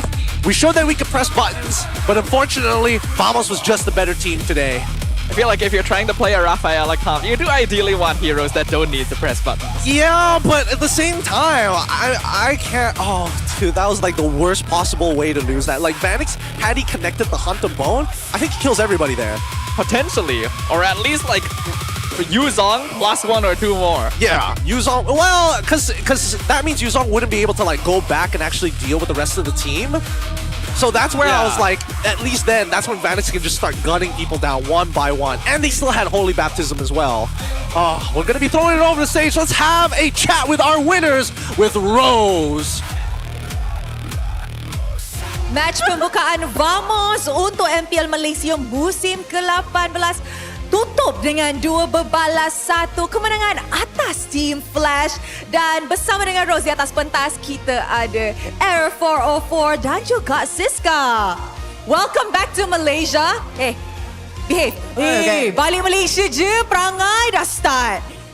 Bocil, kenapa dekat international ramai orang puji Air 404, diorang cakap pandainya. Pandainya PR, behave semua. Kenapa balik sini terus macam tak ada apa-apa je interview? Tak lama pendam lah. Dekat sana tak boleh lah? Dekat sana behave? Behave. Okay, now, let's talk about your experience dekat international tournament kan. Sebab kalau tak silapnya, Bocil ada dekat luar negara main di pentas antarabangsa lebih kurang agak-agak sebulan lah kan. So, apa yang lessons yang you rasa you belajar dekat sana yang you boleh apply di MPL Malaysia and of course the future international tournaments yang Bocil akan participate in? For me, I think is diorang punya gameplay international gameplay is sangat berbeza dengan MPL MY ni. So maybe dengan screen-screen yang kita dapat dengan tim-tim luar, kita dapat belajar benda baru So kita akan bantai semua kat sini. Selepas main di pentas antarabangsa, adakah you rasa more motivated to push harder this season? Yeah, of course. Of course. Now, let's talk pula pasal tak habis lagi. Aduh, balik Malaysia memang buat hal dah.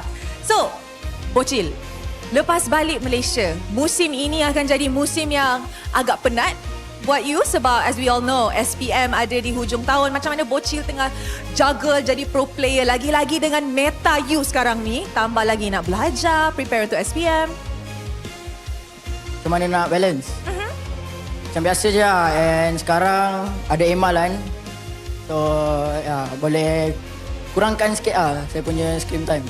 Boleh balance Ready ke untuk SPM nanti? Ready! Wow, itu dia. Okay, that's very good. Work hard, play hard, semua hard, okay? Now, of course, kita pun nak borak dengan Siska. Hello, Siska. Hello. Happy ke sekarang dah main dengan Bocil? Happy. Okay, now as we all know, dulu Siska pernah main bersama dengan tim Vamos tapi bukan dalam MPL untuk satu tournament sahaja. So, macam mana you rasa tentang chemistry Vamos? Adakah sebab experience dulu you guys dah macam on point dah sekarang ataupun memang kena improve lagi dari segi chemistry? Mungkin dari segi chemistry kena mantapkan lagi sebab selepas saya main JRF kan, saya masuk team break. Sebab gameplay diorang pun beza kan. Bila masuk sini pun saya nak kena adapt dengan hero-hero lain, hero badan juga. So, korang kena mantapkan lagi chemistry Tapi you rasa atas kemenangan hari ni, okay lah, good start lah. Okay lah, good start. Okay, now Siska, mungkin kita nak borak sedikit tentang patch. Sebab kalau kita tengok di MSC 2026, banyak hero yang keluar. Banyak hero yang unorthodox, biasanya tiba-tiba muncul, tiba-tiba, membuat team yang kita tak expect menang. So, apa pendapat you tentang patch lagi-lagi dekat EXP lane? Saya patch baru ni dia beri saya kanan juga sebab kalau korang tahu korang tahu juga kan yang saya main hero damage kan. Terus tiba-tiba tukar hero patch tank ni, saya struggle juga nak adapt dengan meta baru, so slow So apa yang Siska tengah buat untuk adapt dengan berjaya? Spam hero tank main barat. So coach pun banyak suruh try hero lain lah. Betul. Okay. Menarik. So hopefully kita boleh nampak lagi banyak hero daripada Siska in the upcoming days dan upcoming matches. Tapi sekarang ni kita sudah tengok dan saksikan perlawanan 2 berbalas 1 tapi hanya seorang yang boleh menjadi MVP. So agak-agaknya siapa yang MVP dia? Okay, ada beberapa yang cakap Bocil tapi mari kita tengok MVP perlawanan ini in 3, 2, 1. MVP jatuh kepada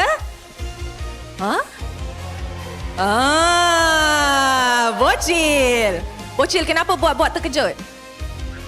Saja terkejut. Ini kan meta you. Now, Bocil, kita tahu you guys spend banyak masa di luar negara, tak dapat training betul-betul. Tapi you rasa cukup ke? And the experiences and the playtime that you guys had internationally untuk dapat good results this season? Of course, sebab maybe saya akan cakap one step ahead of other local team sebab kita pun I think advance in meta sebab kita main international, so this season confident lah. So Bocil tengah cakap Vamos ada sesuatu yang tim lain tak ada lah. Betul. Okay Bocil, any words kepada fans Forza Vamos, semua orang yang datang ke MPL Arena? So thank you semua yang dah datang hari ni, especially Forza Vamos. Thank you sebab support kita orang dari season lepas sampai season ni. So jumpa korang minggu depan guys. Bye bye. Terima kasih dan congratulations kepada Team Vamos. With that, mari let's show it back to the casters to break down apa yang terjadi dalam perlawanan full series ini. Showing it back to you guys. Well, thank you very much, Rose. And no surprise, Aero 4-4 jadi MVP dekat dalam game ni. And honestly, even Aero said like with their international experience, they're one step ahead of all the teams, especially when it comes to the meta. And it's really hard to disagree with how they draft and how they play. I feel like some teams will eventually catch up, but maybe for the first 2-3 weeks, gonna be difficult for other teams to face against Vamos. I think because of the experience from the other team, right? With their experience against like international level kind of team, so their meta right now is slightly advanced to compare with other Malaysian teams. Yeah, I feel like Eric could have, shifted his words a little bit to address what he's trying to say, but we roughly understand, right? He's just saying that they've experienced a lot, and because of that, it translates into the game. So, again, congratulations kepada Vamos. Congratulations to Vamos for being MVP. And hey, we have Gideon here. He's going to be joining us for this Atlas segment, and because of that, Stafa gets the rest. So, Gideon, first of all, what the heck is up with that Arlet pick, man? I mean, Look, don't get me started, dude. Bro, here's the thing. Even I play EXP, and if I see you Yuzong, why would you pick an Arlet? I mean, the truth be told, I really think that Lapu Lapu was probably going to be the best option possible, because as much as I'm okay with Arlet, right? We saw Ying with Yangon Galacticos doing a really good job when you have different ways that actually trigger your combination so you can start dashing around your targets. But I think they needed to simplify the plan. Play Lapu Lapu, then you can immediately jump on this Eudora, you can immediately jump on this Melissa and get free battle spells just like that. Yeah, but actually when facing against Yuzong, you need to give priority towards Yuzong lane first, Since playing Arlot, you know that Arlot will have disadvantage at the first place. So the trio mid actually need to focus more how they can punish Yuzong so that Yuzong cannot get level 4. But that's not what happened in the game. I think, personally speaking, if you're going to play Arlet into Yuzong anyways, you've given up on priority. It's not about priority, it's about the team fight. That's why go into Lapu Lapu, play a safer lane, then you don't get punished so hard in the lane itself. Honestly, based on the 3 games that we saw, the early game control, especially around the first turtle, that's very pivotal for both teams to actually win the game. And that's really why I was questioning this Arlet pick, because honestly, let's forget about the laning phase, because we see Trimar, he knows to lane against the Yuzong, it's going to be a very tough time. But let's talk about why that's a bad thing, because as an Arlet player, you want to get out of your lane straight to the turtle pit, but if before the turtle pit even happens, your HP has been chunked down so much that you're useless in the fight. And I feel like, Vamos being more advanced after facing a lot of international teams, they understood that. They're like, you don't have to die. You just don't have to join the fight, and then we win the game. But that's a problem, right? I think that right now, a lot of our teams are thinking, you know what? It's not just about the lane. We got to think about team fights.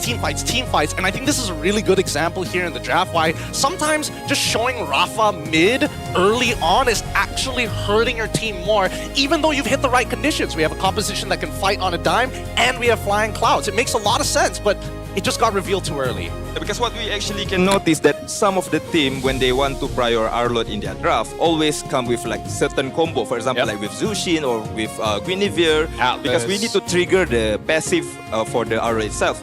But we cannot see that, and maybe it's just simply because that Arlot is just power hero for Trimar TZ before. But it's not a good idea to match up it against Yuzong. Well, right now we'll be looking at a draft to talk about this a little bit more. There's many picks that could have picked up, like you said, Gideon, where even picks like the Lapu should help a lot. So first of all, we're going to be looking at the draft here, and I honestly feel like the first 3 picks coming in from Flash is already looking pretty good, right? Having these 3 heroes, it's what they use in game number 2 to win them the game. It's just how they close it off is the one that's really bugging me. And looking at the draft as well, I think personally for me, this Yuzong pick is really just because of the scrims that they had, of the information they have of Trimar, knowing that, okay, one of his best heroes is the Arlet. And they probably know that he doesn't have that wide of a hero pool. Maybe they even know the guy can't even use a Lapu that well. So that's why they early picked this Yuzong to be like, we know in this situation you will pick up the Arlet. So we're going to counter you anyways. Now it's up to you. How do you want to play this lane?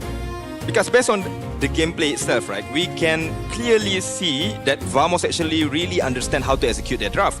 Since they know Rafaela and also Obsidia using Purify. So this is Yuzong and also Nolan's task to make sure they can always being locked.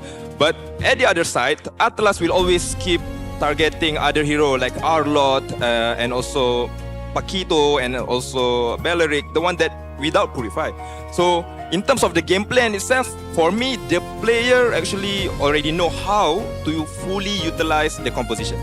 I think that unfortunately in this case, the one thing that just doesn't make sense is when you know that you're playing against Melissa being the biggest problem in the past couple of games, and you've banned it out consistently as well, why not come with a proper solution rather than saying, you know what, Belleric, he's gotta land the ultimate, it's gotta make sure that it hits Natco, and then afterwards you gotta final slash him out of the go away from me. Like, that's so many. I like that you pointed out, because Melissa, in this game, this should be what's going to happen in the draft, but who's going to do that, right? No one is really answering that. If they swap out this Rafaela with something like a Farsa that can attack from afar, yeah, true. You don't even need a Lapu, right? Just get a tank in the EXP and let Farsa destroy the Melissa, and then GG, game over. I think the thing that I don't like about this draft is just the fact that Team Flash, they're playing for themselves. You know, like, this is what we're strong with, this is what we've been practicing with, but it doesn't really interact positively with Vamos. They interact, but interact negatively with Vamos. I feel like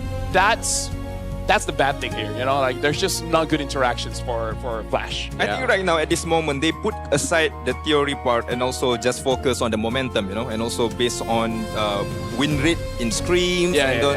They know, oh, this is our best composition, best hero, so regardless of what's opponent hero, we don't care. Just play that hero. They gotta be flexible, man. I agree that they have to be flexible, but I think it's a really big mistake if every single time you go into these games, and this is something that you've practiced clearly, right? But you're not sure about certain ins and outs. For an example, what happens when you play from behind? When you've got no momentum at all? I don't see this composition style actually progressing forward. And unfortunately, even for Gary, yes, he did find a couple of moments where he's able to turn things around, or at the very least, attack from behind. But who cares when you've got Melissa? The go away from me is just too powerful of a spell.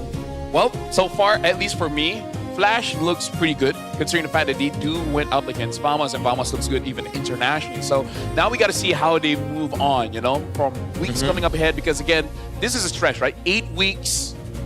This is just week number 1. We'll see how they really progress. We do have a clip here from Rain just to see what happened in that game, which we will see later on. But really, I gotta say, Aero 404 is a monster. He did say that Amal is there to pick up the slack when he does have to study, but I don't know about that. Like, Amal is not a bad jungler, but Aero is amazing jungler. I don't know how he can adapt to the playstyle. I think just get Amal to do his SPM for him. I think that's the easiest way, right? How many A's did Amal get, actually? We gotta check that first. I mean, like, here's the thing. Even Riz said this year's SPM is much harder. So, c'est la vie. C'est la vie. We're gonna be looking at a clip here that Rain has prepared for us. So, run this through. Like, what's going on? So for the first clip, I want to share the wrong decision making that being done by Team Flash. So what happened here actually is when they decide they don't want to fight the turtle anymore, we can see this Arlot want to reset. This Paquito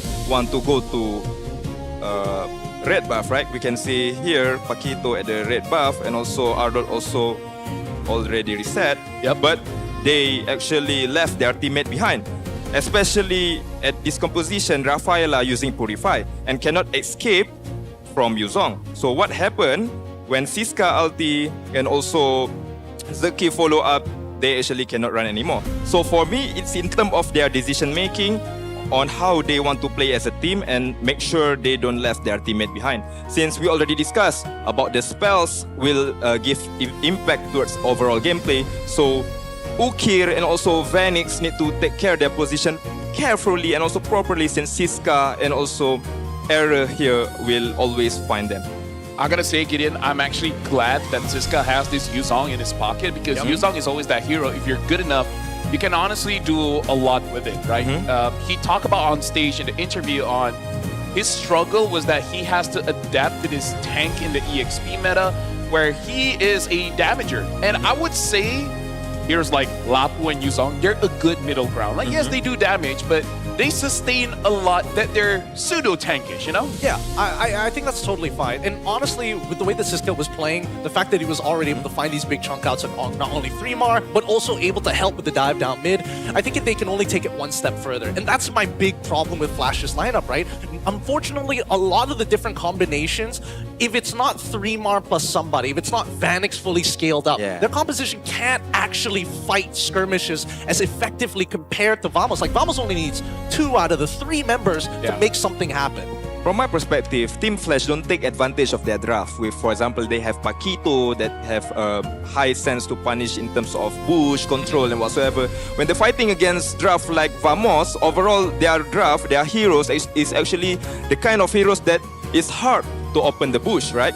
Right now they only have Atlas. So for me, they should take advantage to try to punish either Yuzong or maybe Eudora at the first place before they try to fight the first turtle. I mean, that's why I think that Claw Kun is very underrated in this game. The way that he holds on to his stun, the ball lightning, is the big deterrent, right? Because as long as he doesn't throw out that ability, if the mid trios were to clash against each other, I would say if they target at one singular person, that every single time Vamos comes up on top, unless the ball lightning hits the tank.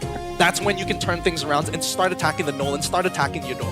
Well, just to close this off, I do have to say Team Flash, if they want to do this next time, I feel like you got to play unfair. If you're already in a losing matchup, you got to figure out how to make the matchup unfair. So thank you for the analysis, but now we got to look at the player of the day. And I got to say, what a day. We had full series for the first match as well as the second match. The player of the day, Chibi here. Honestly, 12 dev is not great. It's not great, but hey, the guy got a savage. The guy got a maniac. He may be a one-game wonder, but hey, that one game was awesome. Yeah, for me, other than that savage, actually, he's done his part very properly, you know, in terms of how he can secure the turtle fight, the Lord fight, even though his teammate actually give more focus towards the goal lane, towards Chiku, but he still can secure important objective. Now, honestly, even in game 3, like, he's using the Suyo, but he's mostly using the stun to actually help Chiku out. So it's kind of like Chiku letting me know, I know you're an assassin. But you're kind of Fredrin as well.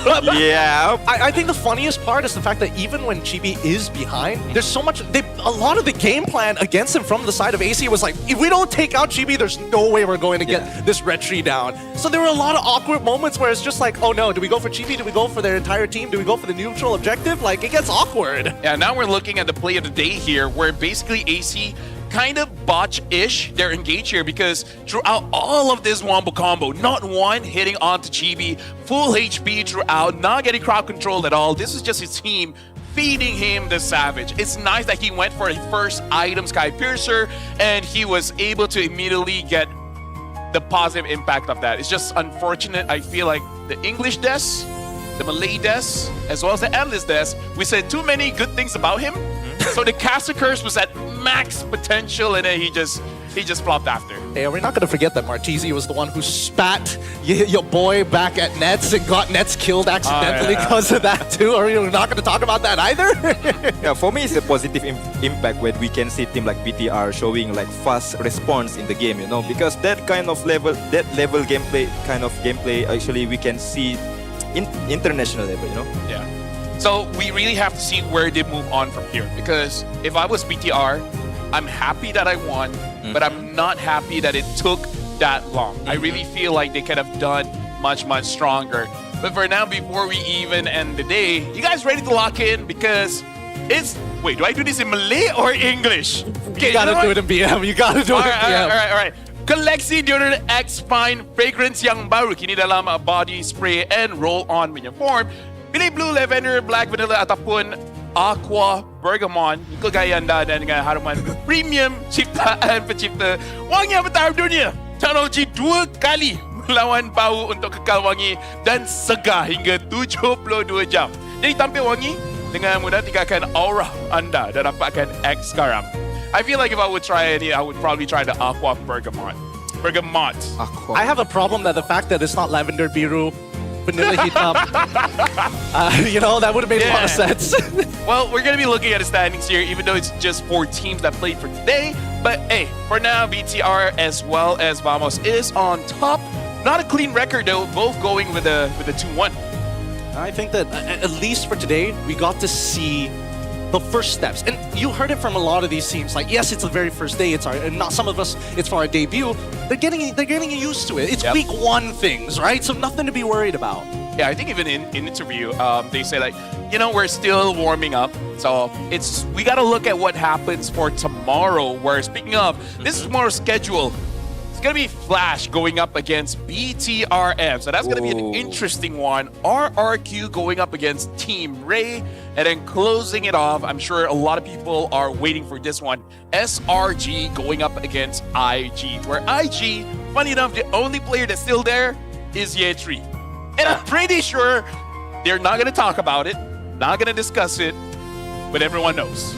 For tomorrow match, we can see a lot of new players or rookie players from RRQ side and also from Team IG side. So it's quite exciting, we can see like new faces that also can maybe the new Z or the new AMZ for this season. I don't know. I'm a little scared when it comes down to new players because there's one of two things that happen. Either they pop off so hard that they never reach that height ever again, or they drop, they fail, they go to another region, and then they succeed. So really, we've only had very successful case stories here and there. Other times, you just gotta, roll the dice and get lucky. Or they get very boring and we don't even remember them. That too. It's one thing to be so bad that you're kicked almost immediately, but at least we remember you.